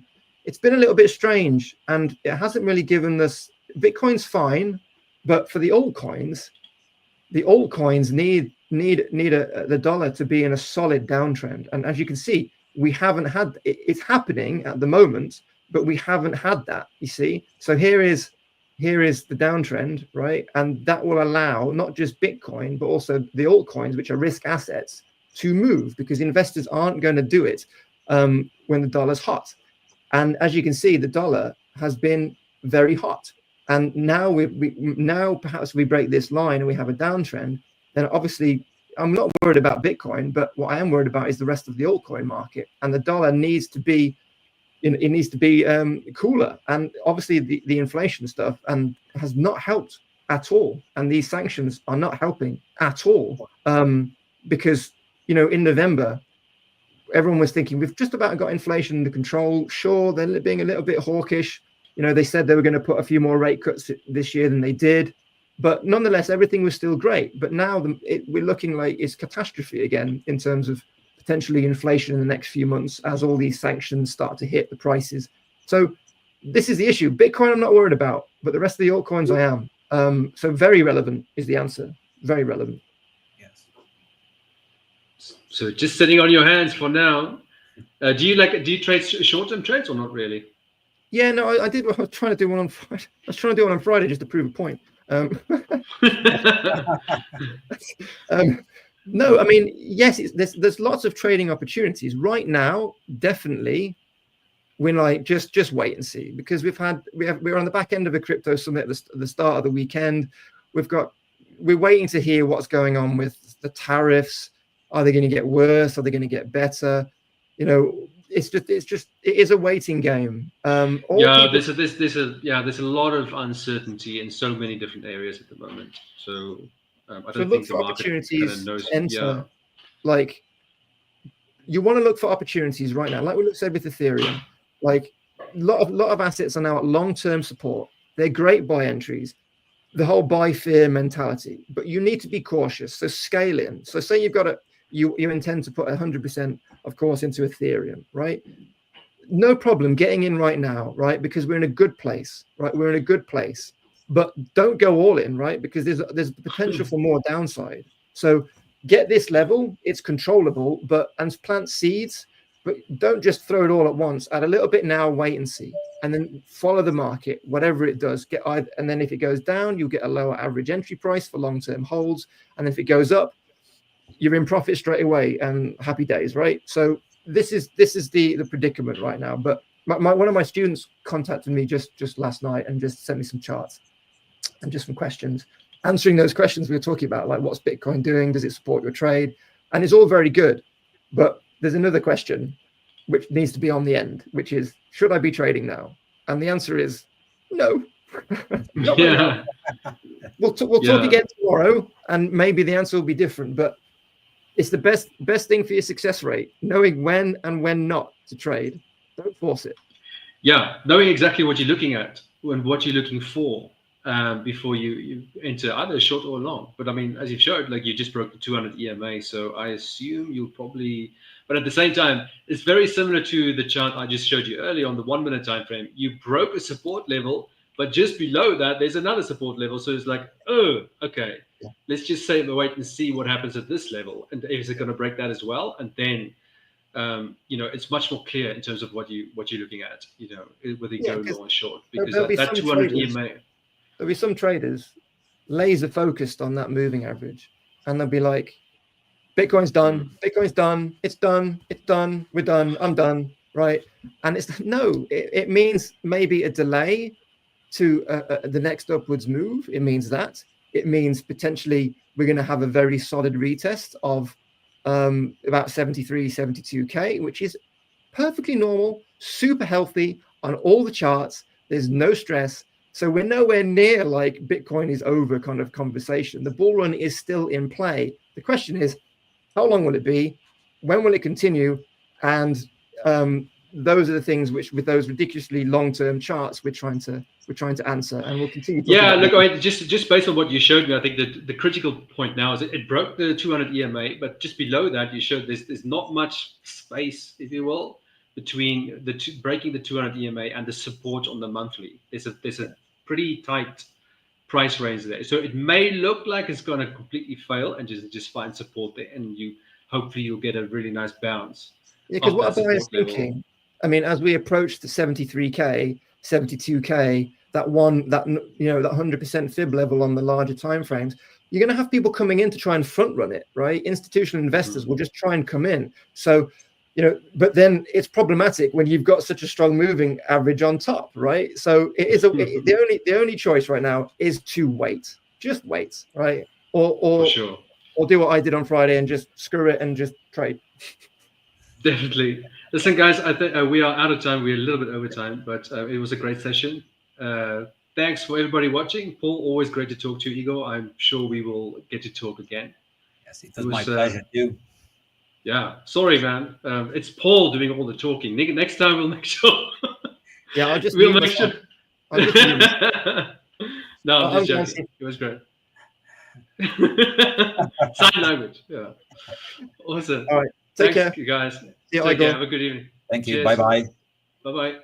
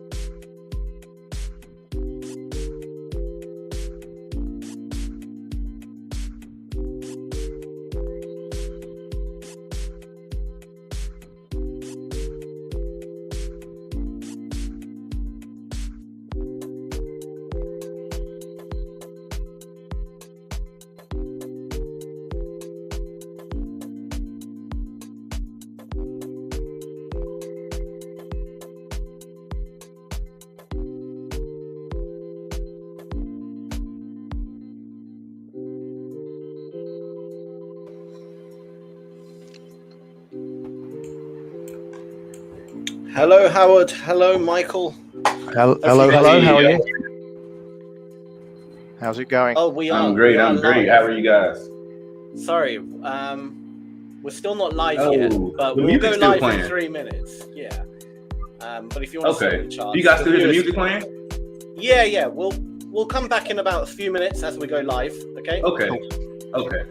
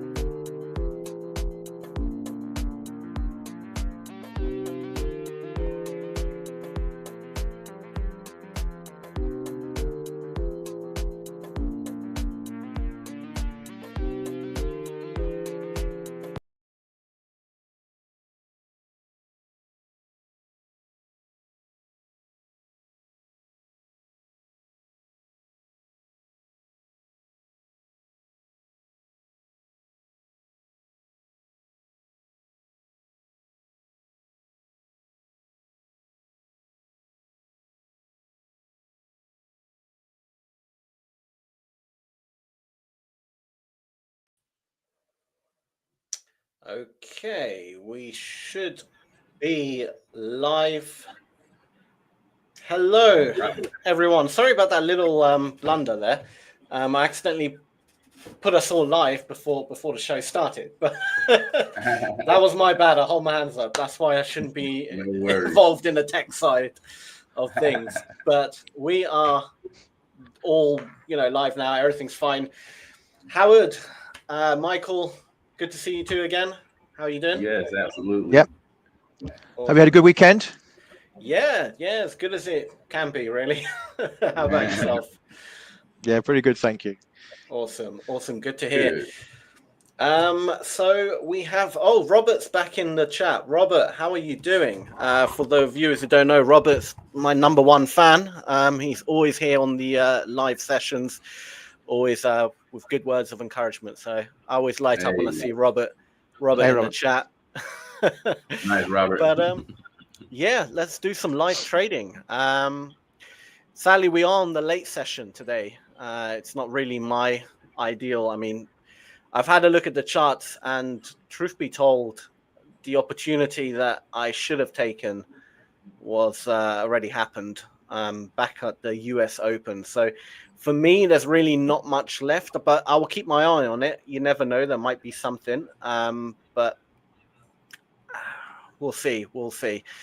But if Howard or Michael, if you see anything you would like to go through on the charts, please feel free to share your screens, and we can get this going.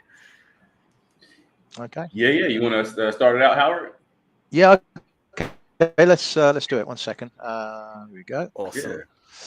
Here we go. Okay. Okay. Yes, I'm looking at obviously the yen crosses today.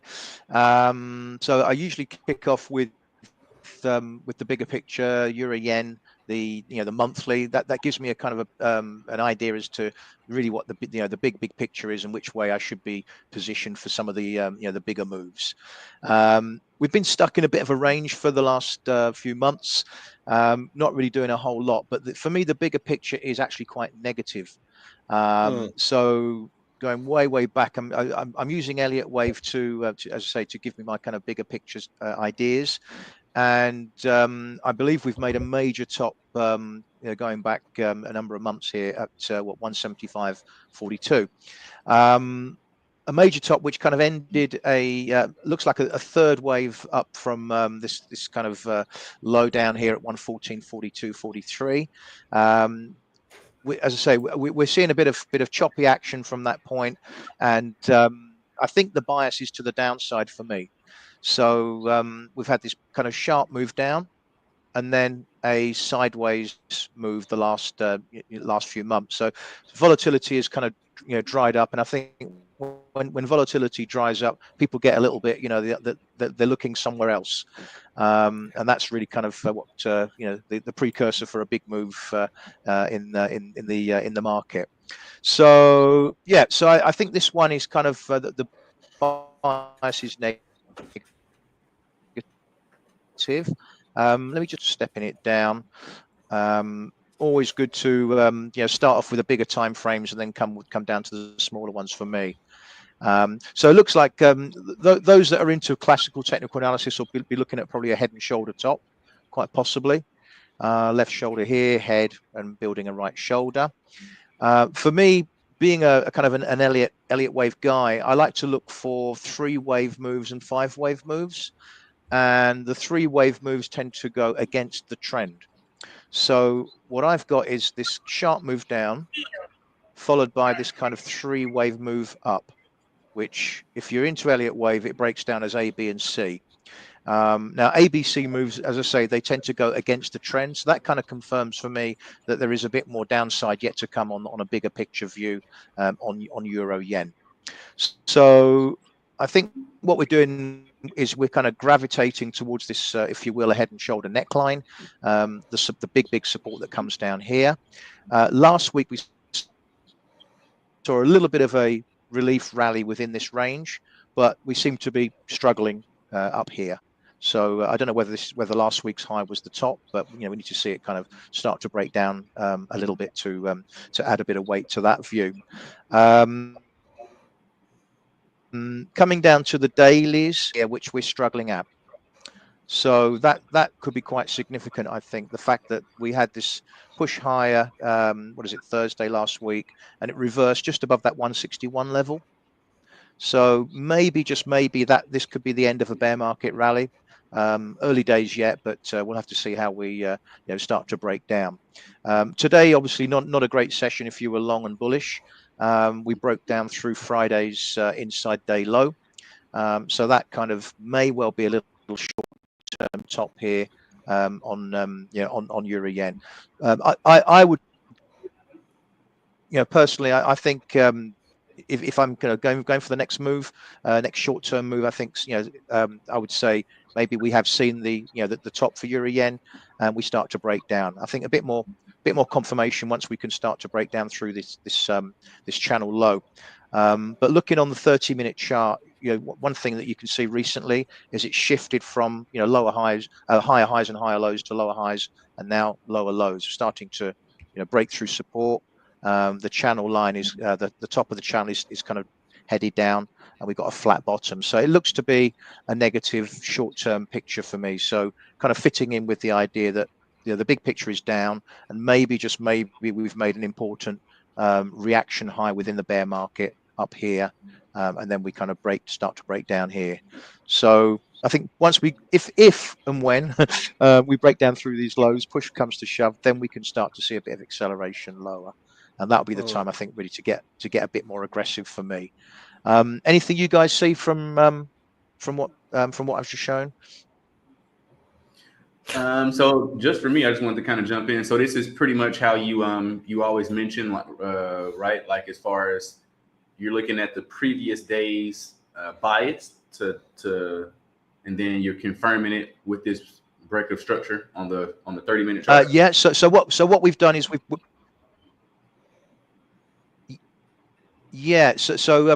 previous, obviously ignore the kind of little Sunday thing on the daily candle there, but we've busted through Friday's low. So that is not a good sign if on a short-term perspective. I think if you're bullish from my standpoint. So the kind of daily bias has flipped from kind of slightly positive on Friday to negative on Monday. Gotcha. Okay. And then what trade are you in now? Basically short around current levels. Gotcha. Okay. So looking for a test of the lows, and maybe we start to accelerate, but obviously we've got to get there first and see how we do. Right. I guess sterling yen, it's kind of, I always call these two like the ugly sisters. Maybe even the ugly brothers, who knows. They tend to do the same kind of thing. Dollar yen is much more of a kind of a dollar thing, and sterling yen and euro yen they tend to they do a lot of range chop, and very often you'll see them move together. Looking at the bigger picture on sterling yen, I actually haven't got the wave labelings up there, but you can see a very similar picture to euro yen, where we had that big breakdown from the major high, and then a kind of a choppy, almost begrudging attempt at going higher, really struggling, and then this kind of M formation, which looks like it's toppy to me. So we're just hovering around the support level here. So again, not a whole lot of demand coming off of that support level. I think they're holding above it, just about, barely holding above that level. And zooming into the daily, a similar kind of idea to euro yen, where although euro yen kind of broke the level briefly on the daily chart, the level from a few weeks back, but sterling yen obviously hasn't been quite as strong by comparison, and kind of reversed lower Thursday. Friday tried to rebound, and today again we're breaking through support. So short term again looks to be negative for me. I think eventually we're going to break through these lows and we'll start to accelerate lower. It looks like a bearish consolidation on a daily chart. So that's really the way I'm seeing things. So bearish, short. Not a whole lot happening, I guess, this time of the day on some of these markets. Very often it can be driven by the stock market if we get a big sell-off in the stock market, because the yen tends to be a bit of a safe haven when the stock market is falling sharply. Sometimes it holds off, but other times people sort of buy the Swiss franc and they'll buy the yen kind of thing. So we'll see what happens with our friend the stock market, which you guys, I'm sure you've got something to say on the stock, on the NASDAQ in particular. It's a big sell-off happening. Last few, as of late. Yeah, the whole last week has been pretty bearish. I think we had like one small correction on one day, but pretty much, yeah, if you were bullish last week and today, you're probably a bit sad right now. But I mean, look, these things happen. It is a big sell-off, but I wouldn't rush to the conclusions like, oh, is this a crash or anything? I wouldn't say just yet. We still got quite a long way before you can really, start panicking in terms of stocks. But yeah, I mean, these things happen every so often. There's a bit of a sell-off. Just really got to glue your eyes to the next, I'll say, at least the next month. See if there's any support that can kind of hold and push prices back up. We'll see. But that's the beauty of CFD trading, right? Or futures trading. You can, whether the market is selling off, you can make money. If it's bullish, you can make money. You know, that's the beauty of it. So yeah, bulls and bears can make money on the same market, just different time frames. yeah, exactly. Exactly. I still don't see much on my charts, but if Michael, if you see anything, otherwise I will pull up my charts and show you what happened earlier today. The real opportunity has been missed a long time ago. Gotcha. Okay, so yeah, let me share my screen. Sure. I'm sure you guys will remember, especially you, Howard, this gold shorts, right? Gold shorts, gold shorts, gold shorts. That is what I am currently looking at, right? So this opportunity is a pumps, right? I had this marked out from last week, if you guys remember, right? So let me hide this. If you remember, this is the 4-hour chart where we were looking at this. As you guys always remember, always have this market maker structure, right? So double top motion, break below that area, right? Retest this area, break below that area, retest, and kind of turn back around to go the other way, right? If you guys remember, this is my area of expertise here, right? And then I mentioned I stay away from these peak highs and peak lows, and I'm interested in this here and this here.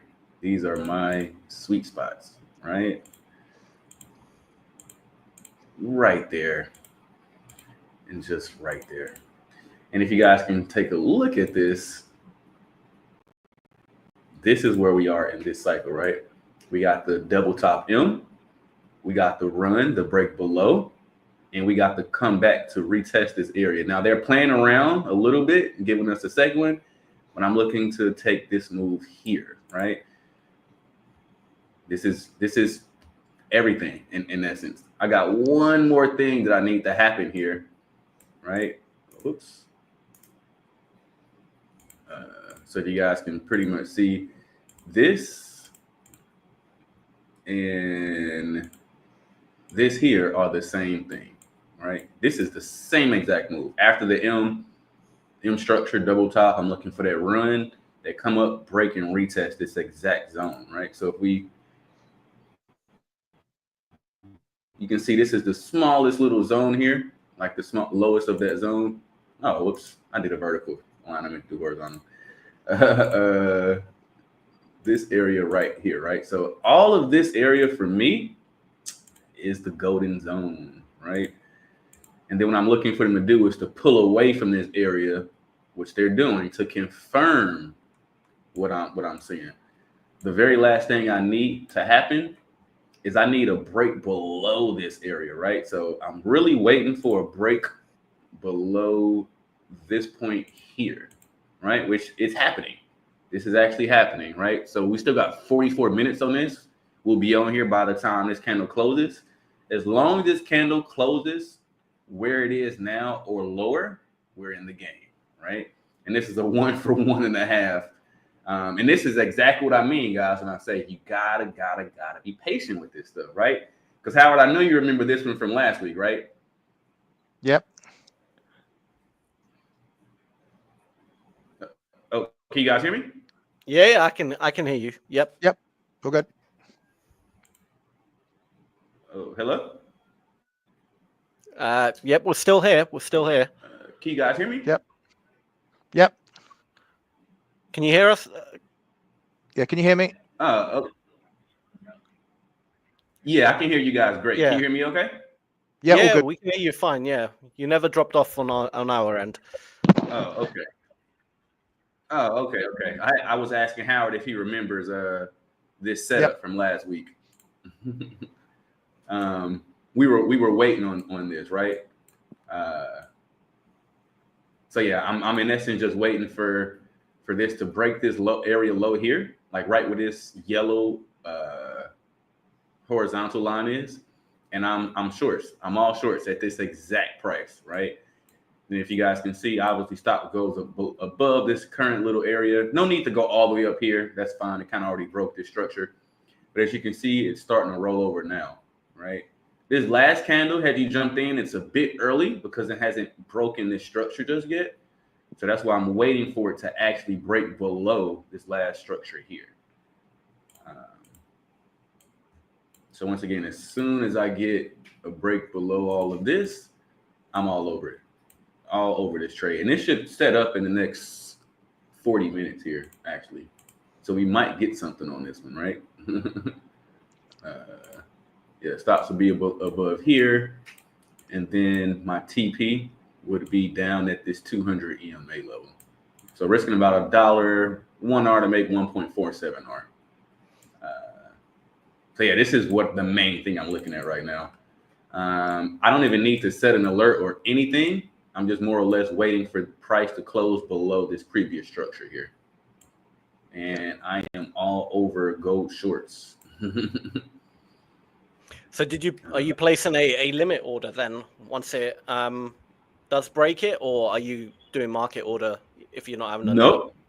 I'm gonna do a market order. As soon as this closes, I'll just do a market order. So literally we're talking in the next, I don't know, a couple of 41 hours. minutes.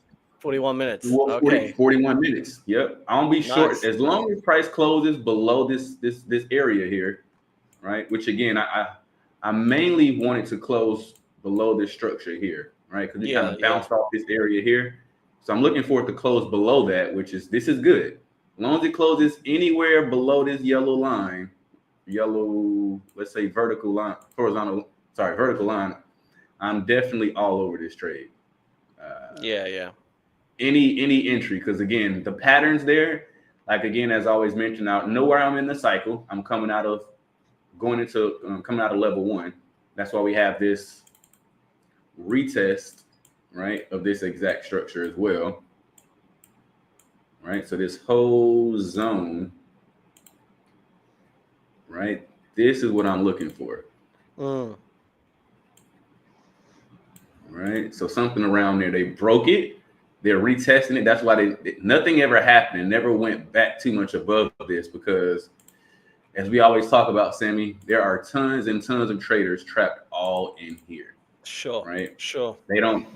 Market makers don't want to go too further above this because there's trapped traders here. Right. So they don't want to let them go, and I'm waiting for them to pull off this area.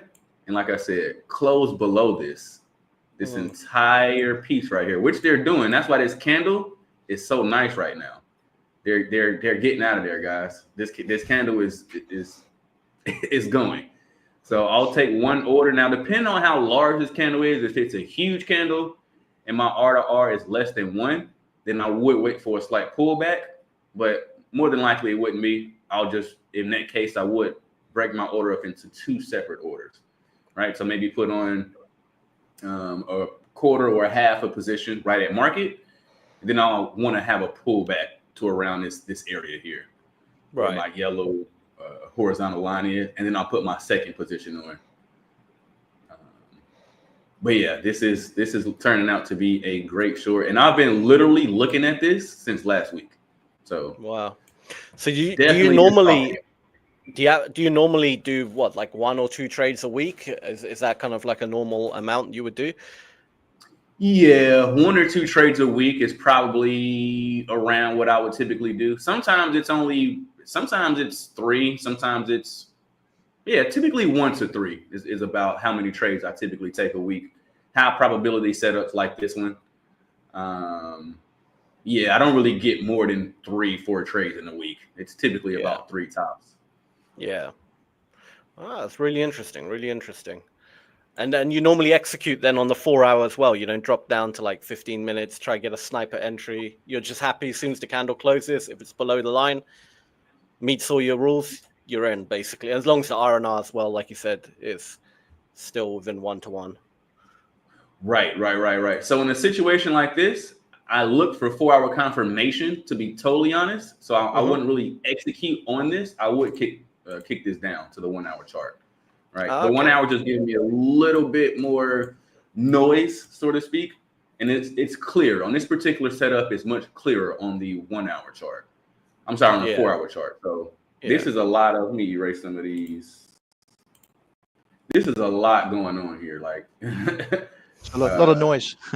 Yeah, it's a lot of noise here. There's not that much noise on the 4 hour chart. It's much cleaner on the 4. But yeah, 90% of the time I'm executing trades on a 1 hour chart. I'm just kicking it up to the 4 hour chart for confirmation. That's really it. But yeah, this will be a great, and I'm really looking at the 4 hour chart for honestly just to confirm that price is on the right side of the 13 EMA. So again, my red EMA here is the 13. As long as I have price below it, then it's confirmed for me, right? It's a confirmed trade. Like it's good to go on the 4 hour chart, which is my, I write this out all the time, but one would be, where am I in the MM cycle, right? 2 would be a pattern, right? 3 would be higher time frame confirmation. And then 4 will be entry signal, right? So right now I have a lot of this. I know where I'm in the cycle, right? I have my pattern off of this. I kicked it up to the 4 hour chart. So I have 4 hour confirmation. I'm good to go. Last thing I'm looking for is this entry signal, right?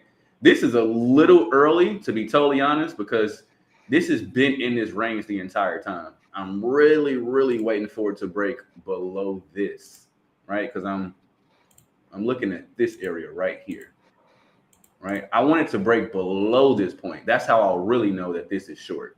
Before that, this thing could keep, it could keep just bouncing off here and doing all of this. You know what I mean? Like, it can do whatever it wants to do until I have a break below.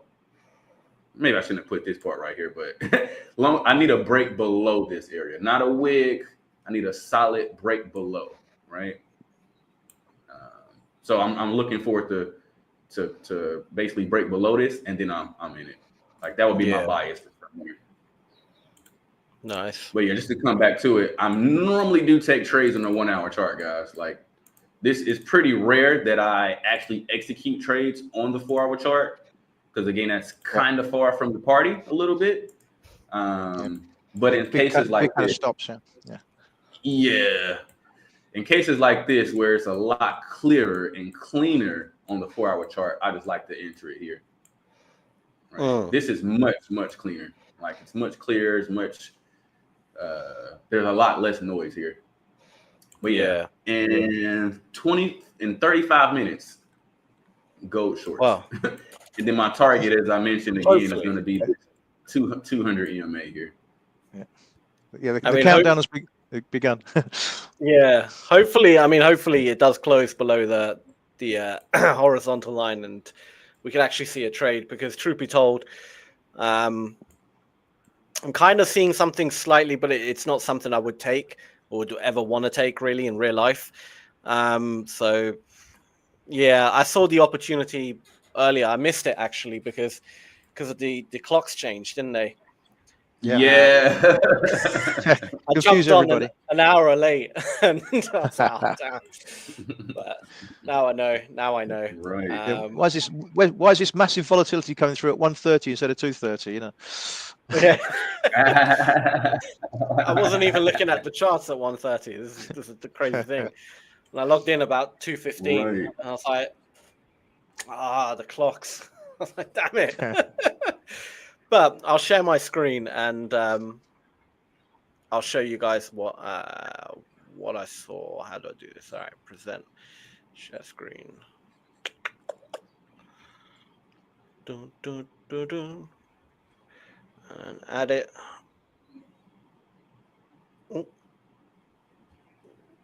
See anything yet? Not yet. Here we go. Yeah, you're through. Yeah. All good. Is it through? Yeah. All right. Cool. All right. Let me get back to the screen. So, where am I? So 1:30 today. So yeah, here was basically this downward push, right? US Open right here. I missed that. I got in, not got in, but I got to the charts around here. And although there was a bit of a push, now what really annoyed me is this pullback here. I was so close to entering it, but it just didn't hit the right area. Because at the time, this box area that I drew, this darker box here, was actually a bit higher up. And that's because the volume didn't kind of catch up. So if I draw the volume up until like here, and let me just get rid of the session profile. My box was between this gap of volume right here, and I was waiting for it to get back up here into this area, and I wanted to see, like, you know, in the order flow, a bit of people getting trapped, but it literally touched it and just shot down. And there was just no entry for me. Like, there was no second confirmation, which really kind of annoyed me, because it would have been a beautiful trade. You know, I'm looking at, you know, realistically, it would have been, you know, something like that, and then like the stops would literally be, well, that would have been such a beautiful trade. But it literally, I mean, you can see it just wicked ever so slightly into it and just shot away. There was no time to react. But yeah, let me go back to the volume. So yeah, the volume profile does change as the day goes by, obviously. And these areas, like these box areas, they become like, you have to adjust them a bit, you know, to fit the current volume. Now it looks like that, dips in a bit more, but at the time it just touched it and disappeared. So I can kind of go back in time and show you guys, obviously the open, right? So where's 130? Right here. All right, so that's the US Open. So essentially all I was looking for was, again, who's got a lot of money on the line and it's not going their way. And I'm kind of looking for areas where there's like trap volume, or volume, like low volume trap between heavy volume or previous heavy volume of previous days. So you can see this kind of area here, right, on the previous day on the volume profile, right? You can see how the volume, that's just like a gap in volume, basically, and almost like a market gap. You can kind of see it. So I already had this at the time kind of marked out, and you can see before the US Open, you know, it kind of reacted to it already. And then when we were open, we were in this area. So it would have been a perfect time to kind of just look at the charts and look for trap volume. And I mean, I saw the typical trap setup, right? You had here, sorry, my charts are getting really messy with all these boxes, but I'll try and highlight it. What can I use to kind of highlight it a bit better? All right, I'll use a box, but a different color. So we can see, if I just change that color to, give me a good color. Yellow. You do a yellow. Yellow. Yeah. We'll do yellow. There we go. All right. So right here, you can see that extra 1.41 thousand extra buy contracts. And again, that's a huge amount of money, right? Placed on a single price level. And very quickly it started reversing, and you can see them starting to drop off, all these buyers, right? Right below it, as soon as it went against them, those buyers are getting out their position. They're not liking it. They're starting to get trapped. There's still buyers up here who are probably in their position. And as soon as you can see them dropping off, again, you see them starting to drop off these big orders. That would be the perfect time to, you know, enter at least one position, right? One position there, another position there. They try and push up even more. They get trapped. And again, they're dropping off, and you can just add another position and essentially ride that wave down. Now, it never looks that good on the footprint, but on the candlesticks, it's actually quite a big move, right? The footprint kind of condenses it, and it makes it look like it doesn't really move much. But so it can be a bit, I've made the mistake in the past of looking at the footprint and be like, it's not yeah, that's not a big movement. But then I look at the candles and I'm like, whoa, okay, that was actually quite a big movement. Right. It kind of distorts how, yeah, you don't really get the same sense with it on the footprint. So I like to have a candlestick chart next to me as well, just to kind of, you know, gauge how much it moved. But that was like the perfect setup. And realistically, I would have gotten out here. You know, as soon as I start seeing all these sellers pumping in a lot of money, but that it's going sideways, that would have made me very nervous, and I would have got out. Absolutely got out, because you've got, you know, 2, 3, 2, huge amount of contracts. That's a lot of volume. Yes. Huge amount of volume, you know, and the buyers were doing quite well. I mean, they were holding them back, absorbing them. I'm pretty sure most of these big contracts on the buy side weren't buyers entering. These were these sellers getting out as well, basically. Either taking their profit, getting out of break even, you know, if there are these people here. And then, you know, but the sellers just kept at it. They kept trying to push more, get out. And eventually they just overwhelmed the buyers, pushed it down a bit more. And it's been, ever since then, very choppy and hard to read, right? It hasn't really been clear anymore. It's kind of been like a really choppy and really nasty. It's really hard to kind of figure out what is going on. And when you're really struggling to figure out what is going on, it's best just not to trade it. Just stay out of it. For sure. Yeah, only when it's very clear, when you can really identify, oh, look, this person got in here and is clearly jumping out, this big institution. They're not feeling, if they're not confident in buying anymore, I'm probably going to go with the sellers, right? They might switch their bias as well. And as soon as you start seeing more sellers coming, like this was very clear, right? You can almost see the same people jumping in, jumping out. Here it starts getting very confusing. Who's who? Are these fresh buyers? Are these sellers exiting? Are these fresh sellers, or are these, you know, these buyers exiting? It's very hard to kind of figure out the story. And so, you know, I'm not interested in anything like that. And since then, it's just kind of been a bit choppy and a bit, I don't know. But there was that retracement, yeah, here. And all right, looking at it, I saw, you know, there is a lot of volume and the buyers coming into it, but it happened so quick. I just didn't have enough time to really react to it. In hindsight, you can kind of see it a bit better, but it dipped into this area and just shot away. Normally, I like to see, you know, dip in, you know, not necessarily consolidate, but give me at least, I don't know, 4 minutes in there, right? To kind of make a judgment. This was split second, went in and got out. And when it already got out, by the time I start seeing these buyers getting out, it was already down here. And we were already near the low of the day. And truth be told, I don't know how much lower it's going to drop, right? We've already had the major move of the day. There's a good chance it could just start consolidating. You know, it has dropped a bit more, to be fair. The sellers have come in even more and it has dropped. But at that time, I just wasn't confident enough that, is it really going to push down that much more? You know, we've already had the major move. It could just go sideways for a bit. And, you know, is it really, it just wasn't worth the risk. In hindsight, yeah, it did drop quite a bit more, but the major move was really at market open, really early. Bang on, as soon as the market opened, it made its move. Sometimes you've got to wait an hour. Sorry. I guess it'd be nice to see another one of those little spikes and have another crack at the short side. Maybe that might be that might be what's required.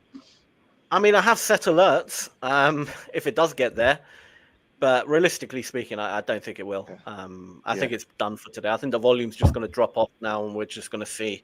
It might trickle down a little bit more. This is my next area where I'll be interested in potentially a small buy position.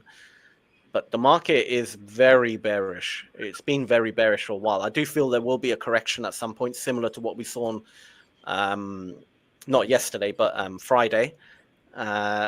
This nice correction. I feel like something like that may happen around this area. But again, this area is based on something that happened, I think, like October last year, because we're hitting lows that we haven't been this low in a long time. right? If I pull out the 4-hour chart, I had these areas drawn up just based on the volume back in, September, October, a long time ago. And when you're looking at volume that old, okay, it can still have a bit of, an impact, but more of an impact. Other people are also going to be recognized. All right, these are interesting areas to potentially buy, but it's not going to be active volume in the market, right? Anyone who entered back down here, they're long gone out of the market. So there's two different types of way to look at volume. You've got the old volume where can kind of history may repeat itself type thing. Mm-hmm. People might like to jump in again around that area because they did at one point in the past. And then you got the kind of active volume that's still in the market. And that's really only very recent, and that plays more of a role, really, active volume. Yeah. So that would be my next area of interest. But am I comfortable buying in this market right now? Unless I see something really clear, like really nice setup, I don't think I would really want to be buying this market until we start, clearly seeing that this bearish move, this downtrend is running out of steam. But until then, it's kind of annoying because we're at that kind of stage in the year where it's almost like price discovery. It's not really price discovery, but it's such it hasn't been to these lows in such a long time. It kind of takes one half of your, possibilities away because you don't really want to buy at such old levels, right? Mm-hmm. At least maybe for a swing trader, it's a bit different, but for a scalper, I don't know. I kind of I like something quite recent to the left of me to base my decisions. So, when the market's like here, for example, and you got both up and down, quite recently to the left, you can find trade opportunities a lot easier. But there's demand. There's recent demand, but there's no recent demand, is there? Exactly, and I feel the market's kind of responding to that as well. People are very cautious buying right now, which is understandable. I mean, look, I'll be risking pennies in comparison to these large institutions. No one really wants to be buying until there's a bit more of some correction, some bias. Like everyone's short right now. Everyone is scared. It's short. That's why we're getting these huge drops. It definitely looks like this gold trade is about to set up. So we actually have the fundamental side on it as well. Nice. Yeah, shorts. Short. We almost reached this actual box area. But again, I mean, we're so late in the day that I wouldn't be looking at any. I mean, this is way outside the window of where I'd normally want to be trading. Right. Just, the move probably is not. I don't think there's going to be a major move. I mean, we might see the thing is the market is a bit funny, right? So even during low volume, the market can actually move quite a lot. Mm-hmm. Pips wise, like lots of movement, lots of pips doesn't equal lots of volume, right?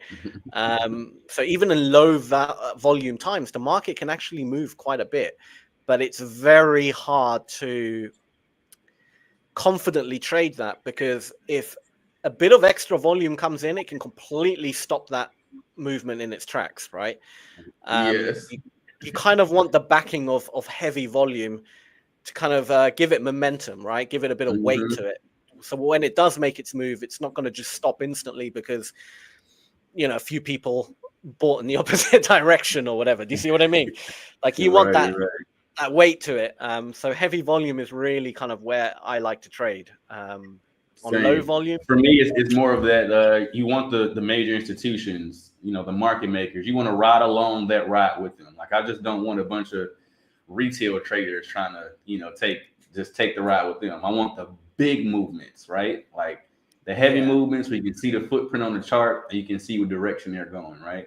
Just let me ride with you. That's all I ask. Let me ride. That's it. I mean, that's the aim of the game. Room for everybody. Right? Yes. You the institutions battle it out. Someone's going to win. Do you know what I mean? Someone's eventually going to win it. And whoever wins, you're just trying to catch a few crumbs that might fall off their cookie, basically. And that's your payday. And I'm fine with that. I'm totally yeah, fine with exactly. That's all you need. Exactly. Yep. Just a little bit here and there. Yeah. So that's pretty much my charts. It's a shame I can't show really much more. I mean, it is what it is, but yeah.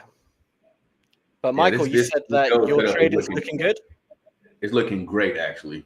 Do you want to get your? Great. So the old me, yeah. Let me share my screen. I want to show you guys some stuff. Perfect. The old me.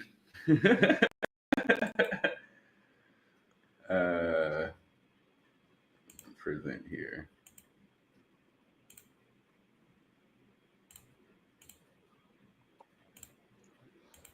All right, can you guys see my screen?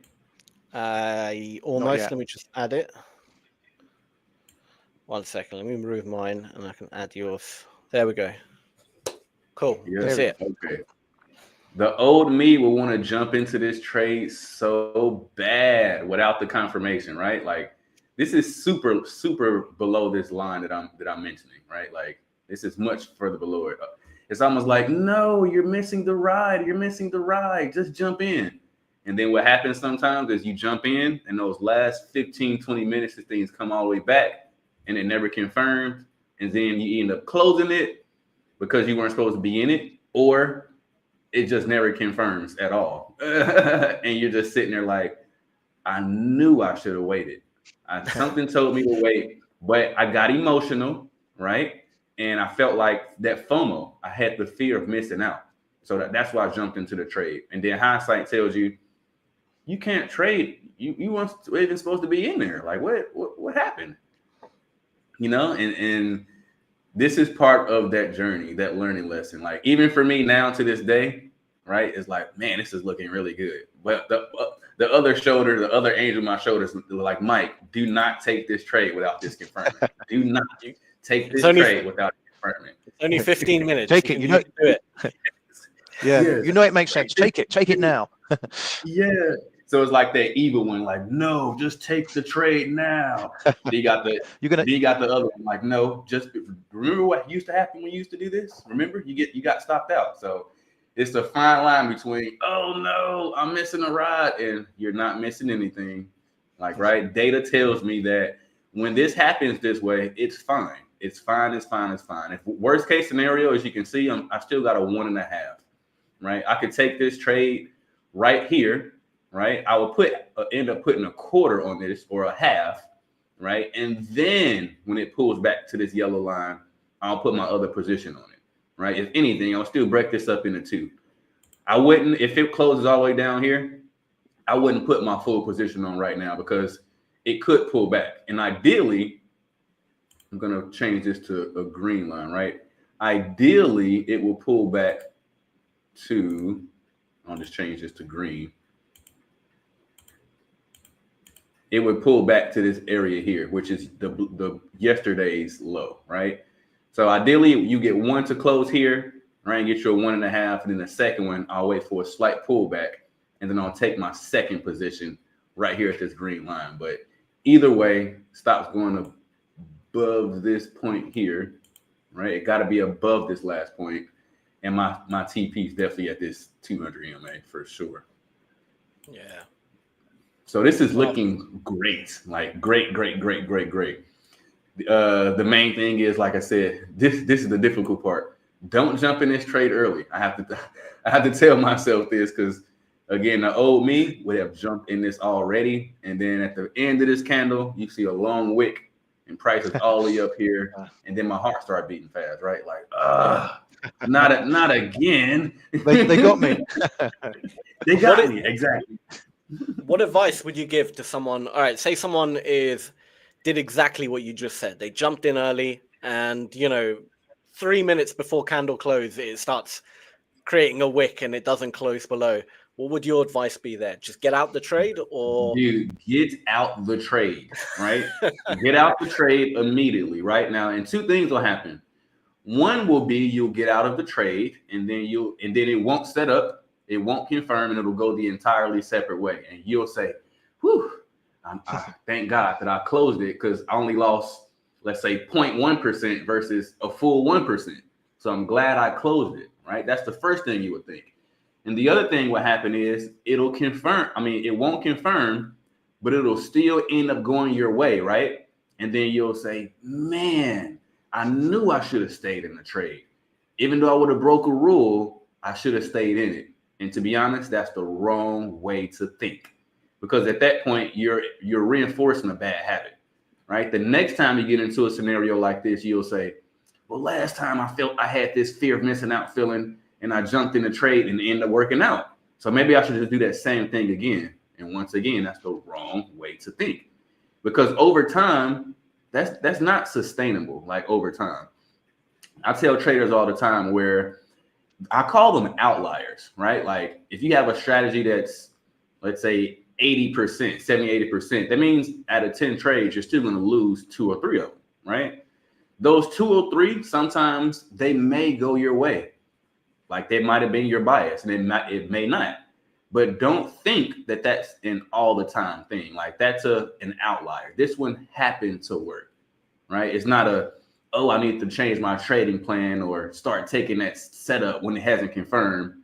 No. See, the market does that to get you to think that way, so they can give you a little bit, and then the next time they take that and some from you, right? Yeah, absolutely. And that's the mind game that they continuously play on you. Because if they gave it to you, if they did it every time, right, to the point where, oh, you feel like I knew I should, good thing I stayed out of the trade, good thing I stayed out of that trade, you wouldn't make as many mistakes as you would had they given you some of them, right? Yeah. Because at the same time, they need to give, it's a give and take game. So it's like that kind of casino analogy, isn't it? Where you win a couple, they let you win a couple, and then you think, I got this. Yeah. And then the boom. Yeah. And like you said earlier, Howard, you don't want to be in that situation where you say, man, they got me. Right? They got me. How many times do they have to get you before you get them? Right? For me, I've taken this trade early so many times that I would rather miss the move and say, well, I followed my trading plan. It didn't confirm, so there was no trade for me, versus take this trade early due to the fear of missing out and leave it up to chance, right? Yeah. Because what's happening is, in reality, your edge that you think you have, or that you know you have, that your data tells you that you have, guess what? It's not there yet. It's cooking. It's coming up, but it's not there yet. So if you take the trade early, that data that you're trying to justify the reason for entering in is not there yet. So let's say it was a 70, 80% strategy or setup that you had. Believe you me, it's not 70, 80% at that point, because you didn't follow the rules. You're trying to justify it, but in reality, it's not there yet, right? Like that strategy might be 50, 60 at this point.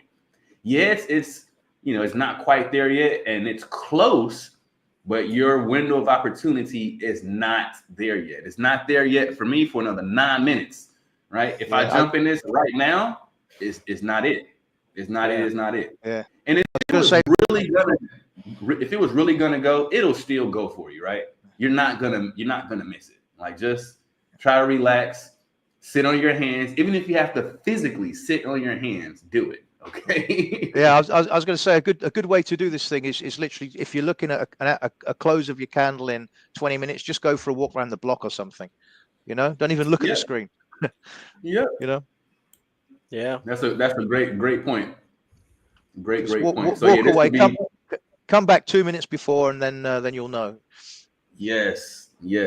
And I used to have to do that, right? I'll be totally honest. Like in my lighter years, I definitely used to have to do that. Like, all right, I'll just come back. I'll go watch TV for a second or whatever, and I'll come back. But I'm actually to the point where I could watch this to the second, and I still will not take this trade, because you can't physically see it, but I'm sure you guys can relate to this. I have so many bruises from the market. I got a eye patch on, bandages all over my face. Like, I have emotional wounds from doing the wrong thing and breaking my trading plan, right? So I'm at the point where I just don't do that anymore. I just don't. Absolutely. I also just wanted to say, Michael and Howard, both of you, I think you hired the same interior designer as well. Oh yeah, we're very much in sync. We really are. Right. You bought the same house and everything. Yes. I just noticed. They told me this was a one-on-one. They told me this was a one of one. What in the world? What's going on? This is like a special kind of trader's mansion that we're in different rooms, but exactly. Exactly. It came with the piano and all. But yeah, I mean, we'll wait 8 minutes, whatever it is. You gotta save the session, Michael. This is oh yeah. You know, I want that candle to close. I want a bit of action. Yeah. It will. We got a nice 22 stop on this. Going for 26. This is gonna be nice. Nice. Right? Again, all we needed was just close below this previous structure here, and it's about to give it to us. This might close here, right? I'll take half of my position here, and then when it pulls back if it pulls back. And the beauty about scaling in, right, is if I take the position and it doesn't pull back, I was still in the ride. Like I was still good to go, right? And if it pulls back, my second position will be here. My second position is even better, right? So I got a better entry on the second one, right? But I really want to get in at the green line, but we don't know if it's going to pull back. So you can't gamble on that part. You have to split the orders up. So I won't take one market order, and then I'll do something like this. Typically, I just put it here, or I'll set a pending order for the actual second one. Right. So I'll do second entry, right? And I'll just leave that here as the second entry. That's the price I want to be in. And yeah, we are looking good to go at this point. Awesome. And you see what I mean, right? Like imagine this. Imagine had you taken the trade and jumped in early, you would be slightly down a little bit just because you couldn't help yourself. Yeah. Right? Because it definitely pulled back a little bit off of this. And if you guys look right at this entry where I want to get in at, that's basically exactly where it is. So I'm not worried about this, especially now. We got 5 minutes on this thing. So we're going to see if there's any comments. Robert saying, I'm listening as best as I can. I'm at an 8 to 5 job. Robert, we do really appreciate it. But please try not to get yourself fired.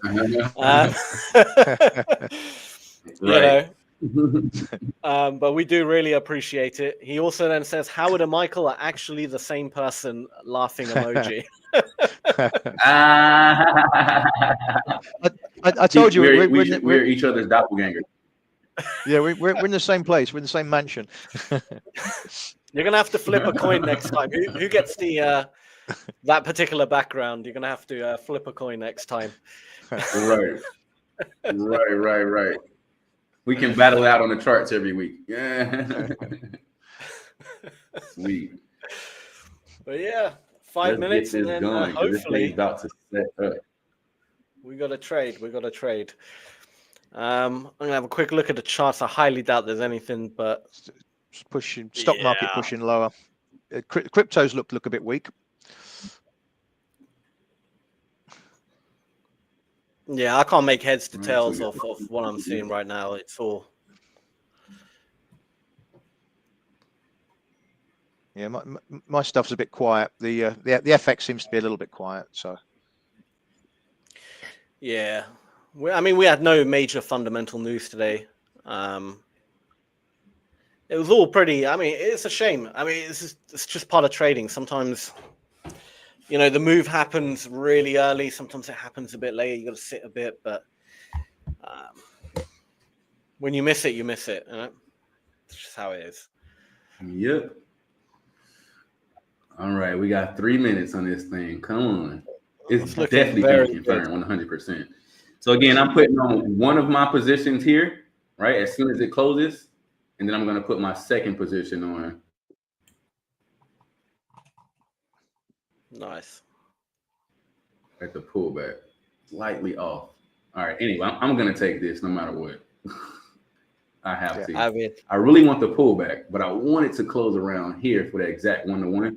It's a little under it, but it's fine. Once it pulls back a little bit and I put my second position on, it'll offset that second little part, that first position. Because the first one position I call is a footy. Like I put a foot in the market just because I don't want it to run away without me, right? But that second position is where I really, really, really want to be in it. Yeah. Let's see this. How long we got left? Come 2 on, minutes. 2 minutes. 2 minutes. It's getting me excited now. Right. This is my favorite part, right? And I always say, right, like when I do it this way, when I'm patient, because again, we were looking at this for days now. When I'm sniper patient and I wait for my setup to fully confirm, that's when I get an A+ on my process, right? Process over profits, because the process is what brings the profits, not the other way around, right? So just me hanging on and sitting here to the last second, not having to get up and walk away or distract myself, so I'm not emotionally invested into the trade. This is an A+, guys. Like this is how it's done. Seriously. Nice. This is how it's done. This is how we do it. Dun, dun. Yes. This is how we do it. Exactly. Look at this. This thing's about to set up exactly where we want. Very nice. Come on. Even giving you that 1-to-1. Mm-hmm. I gotta give it to you. Discipline's very good. See, I would have pulled the trigger now. I would have been like 2 minutes. It doesn't matter. Yeah. Yep. What can happen? What can happen in 2 minutes? Come on. Yep. Says that last minute. That's when the market steps up and says, "Hold my beer." Yeah. Wipes you out. And you're like, what in the world just happened? Nothing is worse than that. It's bad when it starts on Monday because you got the whole week to think about that and like try to get your money back basically. But when it happens on Friday and you got to think about that all weekend, oh man. That's why I hate trading as well later on in the day, because I know like it's really only one shot then you have. Do you know what I mean? A bit like on US Open, if I enter a little bit at a bad price and get out quickly, it's not the end of the world because I can usually jump in and get the right price, right? You got that time to kind of back you up. But when you're like near the last kind of opportunity. Here we go, guys. Here we go. Boom. Dang, I'm in. And my stop is at 29.10, right? So my stop's at 29.10. 29.10. It's a perfect 1-to-1 as well there. You got it exactly where you wanted it. Yes. This is what I'm talking about right here, right? Now I'm totally, mind you, only got half my position on. If this comes back and hits me, as a matter of fact, I'm about to put a pending on now. But I always like to have this alert so I know that I'm in. But let me set my pending as well. Now, always remember too, guys, is what I always like to bring up is when you get a discounted entry on the second position, you don't just put the exact thing, right? Because your second position is slightly different. So my first position was 22 pip stop. This is only 18 pip stop. Right? So not much, but it is a slight difference. And there's been times where, you know, if you do that the wrong way, you miss out on a few extra dollars that you could have gotten had you done it the right way. All right, so let me throw this second position on here pending. I'm so glad this set up in front of everybody. I know. This is live stuff.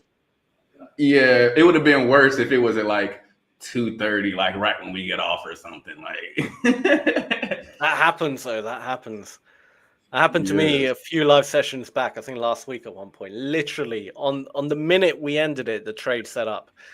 I was like, what can you do? Like no. Okay, so this one is 28.91. Okay. 28.91. Right, and then we got stop loss on this one would be at 29.10 as well. And I just want to point out, I used to not break up my positions like this, right? And it just kind of got me messed up. And then, like we were speaking about early, Sammy, on the podcast, we talked about like some of the things that finally made you profitable. And that was listening to other traders, right? Who like these guys are literally living the dream that I'm trying to accomplish. And I'm finding out that I'm like, wait, you don't just put your full position on at one price? And like, no, that's not smart. You should break your positions up so you can fill in, right? So you can take advantage of the market now and the pullback entry. And I'm like, that makes sense. That makes sense. Because you think you have to choose between, wait, do I get in right now? Or do I let the pullback happen? Hey, you can do both. It's totally up to you. You can do both. Just don't put your full position on right now if you're going to do that. Oh, absolutely. Right? So, I mean, I do the same, right? Like I break my trades up into quarters. And that way, you know, it does make such a huge difference. And you're not doing any extra work. That's the beauty of it. Because if generally speaking, when you get it wrong, you know quite quickly if you're going to get it wrong, especially in my strategy, right? There's no, it almost got to my take profit and it reversed and stopped me out. Like that doesn't happen. Like for me, it's like if I'm wrong usually in the first 5-10 minutes. It's evident I'm wrong. So I'm getting out the market. But then I'm only losing, not my full stop loss anyway, because I never let my stop loss get hit, but like only a quarter of my risk tolerance. And then when I do get it right, truth be told, it's rare I get all 4 positions on, but usually I can get 2 or 3 positions quite easily on then. And it just magnifies those wins then when you are right. So it's a very good tactic to use, but you got to use it right. You got to genuinely split your risk tolerance into, you know, half or a quarter, whatever it might be. Don't add 2 times or 4 times of what you would normally anyway put on. Exactly. Exactly. Yeah. You got to have a limit. They put their full position on, and then they're like, "Oh no, I should have got in right here." And they put another position on. It's like, "Whoa!" Automatically, you're twice as heavy as you should be. And don't let it pull back any further. They put it on again, and now you're at like 3%. You know, so instead of let's say you lost that trade, instead of you losing 1%, you lost 3% now. And the smarter thing to do was to have broken that up into 3 separate trades, positions anyway, right? Like if this is a perfect example, perfect example.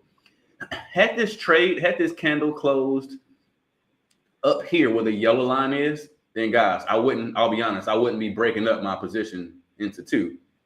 Matter of fact, I'm wrong. Let me change it a bit. If my position was right here, because I wanted it to close below this low, right? So as long as my position would have closed, if the candle would have closed below this yellow line, I would have put my full position on right there because I'm not too confident that it's going to pull back, right? And then my R to R would have already been at my 2 for 1. So I wouldn't care too much about where I got placed anyway. I would have my full position on right there. But in cases where it's not going, like the candle has gone too far, I would need a pullback at that point, right? Because like this is again a great example. The candle was all the way down here. I wanted to come to the green line, right? But it's pretty far behind that. So I'm not going to risk this little bit of space. I'll much rather just put a piece of my position on, and if it pulls back, then I'll put the rest of it on. If it doesn't pull back like it's doing, I don't care. I'm still along for the ride right now at half my position. That's totally fine with me. Yeah. No, absolutely. And that's what a lot of pros do. Do you know what I mean? I learned that tactic watching the professionals on the trading floor at a company I worked for when I was young. And they did it. They split up their positions. It just makes sense. You know, you never why carry all your risk in one trade. Essentially, it is true, you know, Right. because you never know, even when everything lines up and it's you get like a confirmation to, okay, this is I should enter. Things can go sour quickly. You know, you have to you get more confirmation as the trade goes on, right? Like I'm sure on your trade right now, say we have you know, a little bit more of a bearish push, and then we see a retracement back up to around that yellow line, and then it starts pushing down again, right? Breaks the last low it created. That's going to be even more confirmation, because that's bearish market structure, that this trade is good, right? So do you see what I mean? Like you get more confirmation as time goes on. Yep. So to you, yeah, true. It's good to always add on. So for me, the next one would be, right, you see this is yesterday's low, this blue tracer that's right here, right? As soon as price closes below, which is already there now, but once it closes below this, oh man, that's even more confirmation that this thing is going, right? Like it's slowly pushing there. And once again, guys, this is so important to really grasp the fact of this is what patience gets you. Like, right? Now this is one of those times where, oh, it's like, man, had I jumped in early, I would be up big right now. And for some strange reason, had you jumped in early, it would not be this far. I don't even know how the market does that, but you know, just sticking to the plan is so important. It's like just so vital, guys. Yeah. Like, so totally important. Yeah. Have to stick to your plan. Once this closes below this area, this is going to be even better. Like just keep on coming down, close below this. That'll be my next. Oh, it's going down. My next one would be here, right? Once it closes below this area, which is the 80-yard low, right? Once it closes below that area, that's even more confirmation, right? So I'm really just going. Once it gets to this price, this is when I'm going to move my stop loss to break even, because I wouldn't let this get this far and then come all the way back up here and take me out. I would not do that. Sure. Yeah, you got to also protect your capital as well. I mean, do you ever lift off before you take profit? Do you ever take like maybe half your trade off or anything like that, or do you just hold it to your take profit every time? There's no kind of, no matter what happens, you're holding it. Nah, I'm scaling my I'm trailing my stop. I'm pushing this down. So even though my stop's here, like where it is now, the further this goes down, I'll push it up. Well, I'll push it down in this case. I'll push it down. And once it gets here, basically and only in this case, right?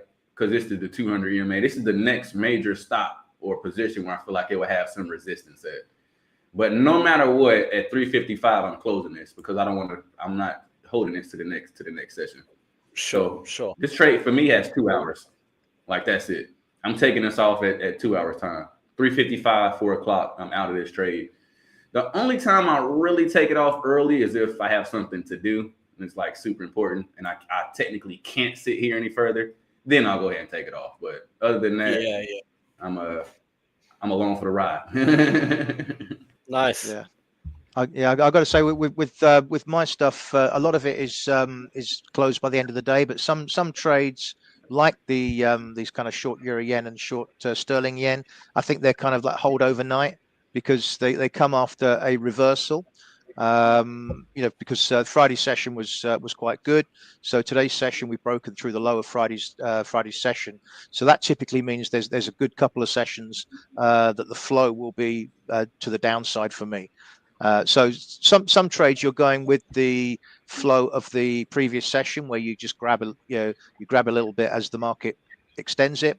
But if you get a flip in the bias, the multi-day bias on one day to the next, then I think ideally hold for a couple of sessions at least. Yeah. No, I agree. That's a great. So I'll admit, in a situation like this, right? Like you see, we were looking. This is such a higher time frame, as I mentioned earlier. Typically, I take trades on a 1 hour chart, but since the one looked messy, we took this on a 4. 4 hour trades are swingable. Like for me, from how I would position this. You could definitely hold this until the next session. I'm not going to do it, or I wouldn't do it. But if I were to swing it, it would be a trade that's taken off the 4-hour chart like this one.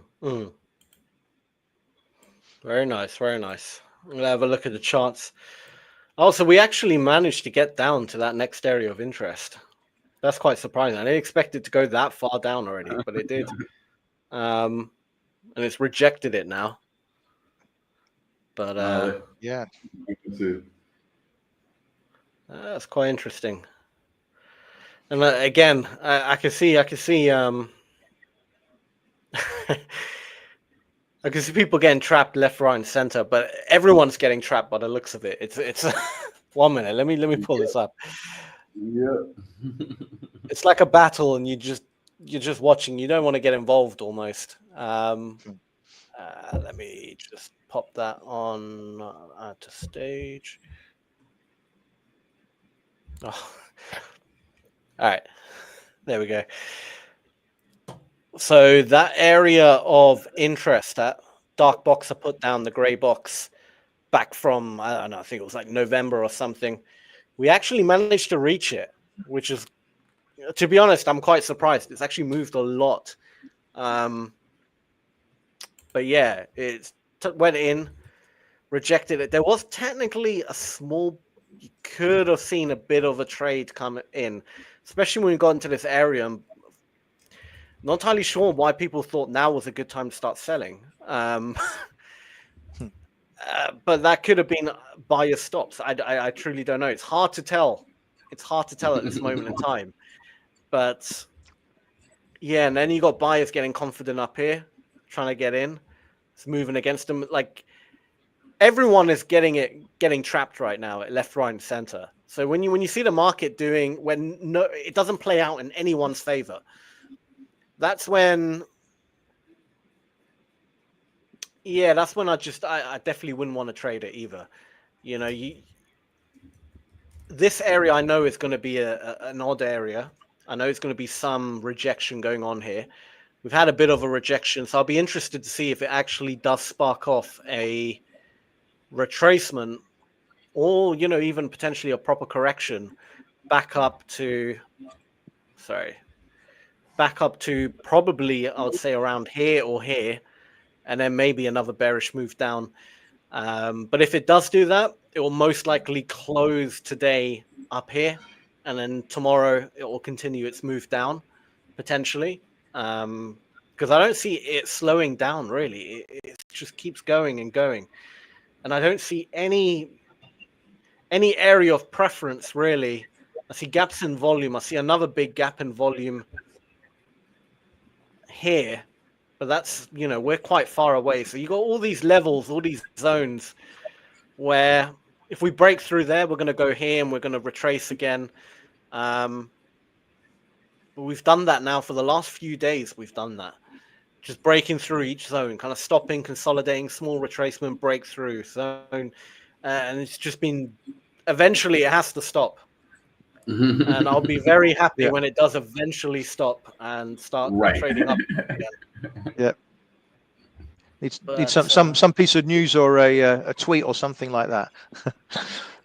You said a tweet. Right. A tweet will do it. Because this is just, I wouldn't be comfortable to buy. Do you know what I mean? It's too steep. It's too vertical of a move. Like this is almost straight down. I can only really sell the market, and there's only today there was really only 2 opportunities to sell. One of them happened so quick I missed it, literally within seconds, and the other one, well, I wasn't even at the charts. So it's kind of annoying. If there was more kind of, you know, if we weren't that low down, I would spot a buy opportunity as well, and probably could have caught that. Do you see what I mean? It gives you more of a chance to get in. So I kind of hope the market recovers soon. It just makes it easier. Yeah, a bit of volume coming in. Maybe there'll be a slight bounce. Yeah, but I got a nice short position on Friday. That was a good one. I managed to catch that leg there. I didn't hold it all the way, but I kind of got in. Where were we? around here somewhere, and I got out at the low. So, but that was in the live session actually. So if anyone wanted to watch that, they could see that on the Friday live session. Me taking that trade, but Nice. yeah, today I really wanted to get in the trade today. It's quite annoying. Yeah, you know that following Monday after NFP Friday is always really, really iffy. You can get all the moves or you can get no moves. Like it's so questionable. Yeah. Oh well, come back tomorrow. There'll be something tomorrow. Guaranteed. Absolutely. There's always something. There's always something. I would start trading another instrument as well, maybe the NAS 100, but they're literally identical. Yeah. If you're in S&P 500 and in the NAS at the same time, you're basically opening two of the same position. That's the way I see it. I mean, Double your risk and increase the headache. Yeah. Yes. Every fluctuation hurts twice as bad. Yeah. But yeah, that's pretty much it from my end. I think for me, that's done in this session. How's it looking, Michael? It's kind of just sitting there. It's just kind of sitting. Let me see. Let me pull it back up. I want to show something else too. I was looking at NF earlier today, but it didn't quite set up. And I love when this happens because I get to really confirm, right? Like why you can't take these trades. Right. So for me, this is already really low. Like this is what I would call a level 3 trade, right? So as I always point out, this structure, I've done this a million times, but this is like so important to understand the structure of everything. Right. Right. So when I see a move like this is it, right? I'm looking for, we got this funny looking M to come down, hit this 50 EMA and go down, right? This would be, in essence, the next move I will be looking for. However, a few things did not happen for me to not take this trade. And me following my trading plan, I didn't take this loss today, right?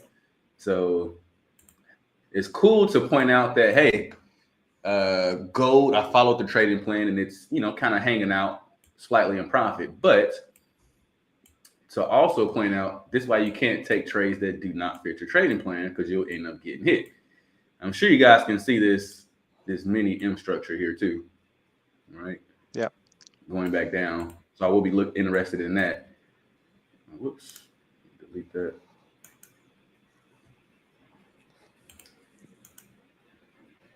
Okay, I was looking to take this trade right here, right? And look what they did. See, a confirmation for me, this needs to close below the 13 EMA, which is the red one, right? Right. This one doesn't count. This little baby one right here, that doesn't count. That's not what I would call a shift candle. It needs to actually shift the zone, right? Now, two things are happening right here. One, I do on my TDIs called OBIB, which is outside the band, right? Outside the band, inside the band, right? So when I decide to enter the trade, it can't be outside like how this is, or even though this is close, how that is. So these two are automatically a no, right? And I always mention my chart and my TDI, they have to match. It has to be the exact same thing. Right. So they have to both be saying short. So this is saying short, right? But what I was looking for was this close. Now they did such a good job of manipulating people, guys, because if you look at this wick here, they were so close to closing below and this trade would have nearly set up. But what did they do at the last second? They pulled back up and they closed above the 13.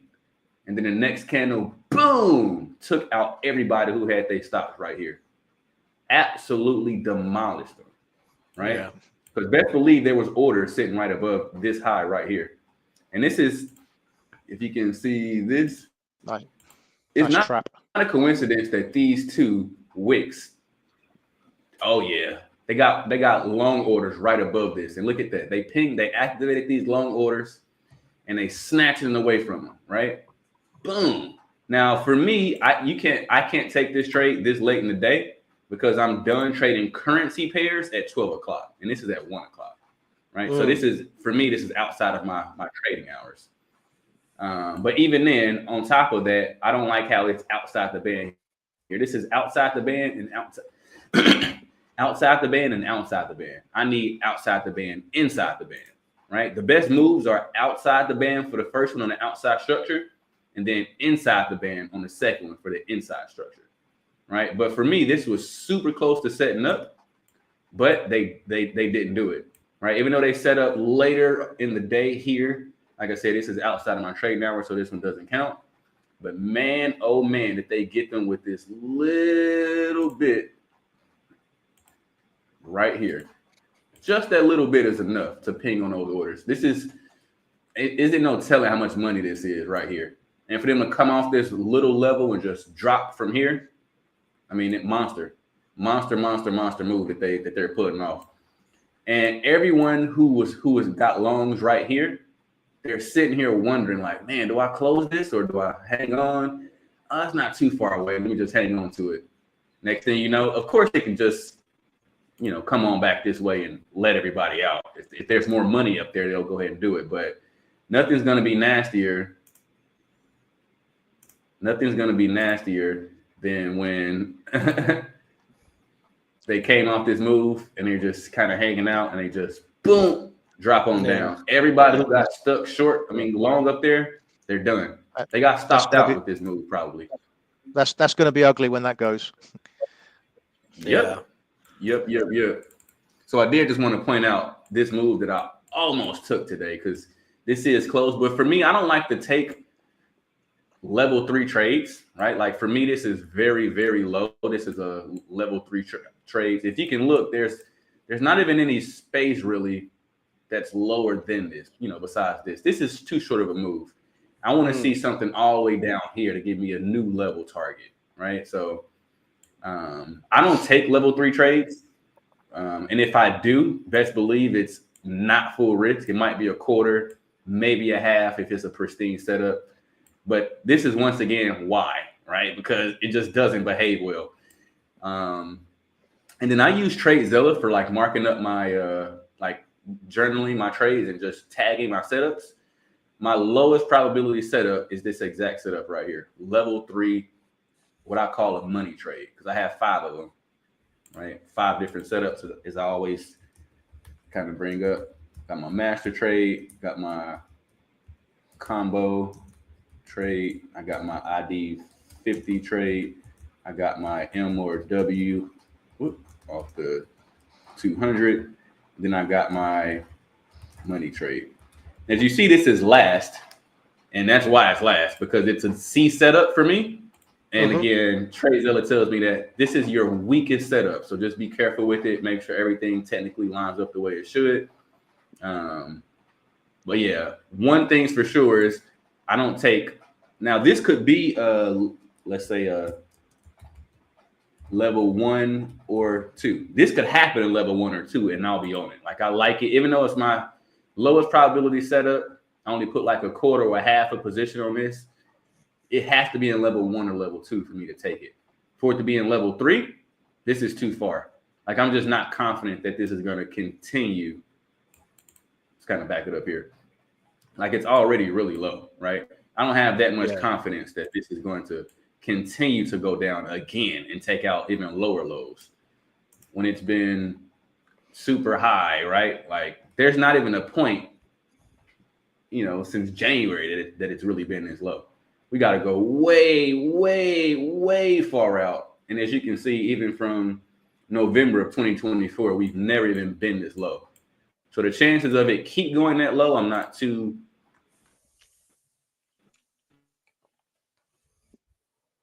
biased on that point. So I'll typically just let it go, just leave it alone. But yeah, I just want to point that out too. gold trade. Yeah, and this thing just doesn't do anything in the next hour and a half. I'm gonna just go ahead and close it out. And yeah, that'll be that. Yeah, got to say that does look like a corrective bounce. Yeah, it's kind of still sitting here. Yeah. Still looking good. We never know. So the funny part about it is, right, how I was mentioning earlier, we wanted to close below this, right? Like at basically at 3 o'clock, we want price to be below. What number is this? Be below 28.81, right? 28.82. As long as it's below this price, we're still good to go. But as you see, that's why it's having a little bit of trouble right here, because this is the next level of support or resistance, whichever word you want to use for that. This would be that next area of, hey, do we keep pushing this lower, or is there a bunch of buyers stepping in at this level saying, nah, that's low enough? But yeah, once we get a close below this, we be good to go.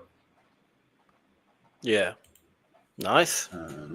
Yeah, got to say, my stuff it's pretty quiet, but the bias is still looking pretty sort of soft into the US close on the yen crosses. So I guess it's a little bit in line with the stock market and gold and all the other the cryptos, all these things are the risk off type thing. So maybe some fireworks going into the Asian session and early tomorrow, I think, for some of that stuff. Right. Yeah. Yeah, I call it playing defense. A game that's offense and defense. This is playing defense, right? When you're sitting on your hands, not doing anything, just waiting, that's defense all day long. Yeah. No. I'm positioned up for this move to new lows. So let's see how we go. Nice. Well, we got 2 minutes until the live stream has been completed. I guess we'll pass it over to any comments. Any viewers who have any comments, questions, now is the time to place them. It doesn't matter which platform you're watching it on. If you just write a comment, we will see it on our back-end system thing. So please, yeah, now's your shot. And another shout out to Robert. Robert's always on these live streams. Yeah, shout out to Robert. He does a great job. I see him often. The day Robert stops attending the live streams is the day I quit.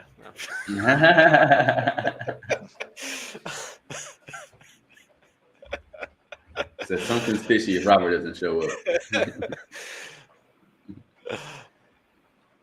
And I think, yeah, I don't think there's going to be any comments. Well, Michael, Howard, it's been a pleasure. I hope your trade also works out. It looks like it will be a good one. So absolutely, make that money.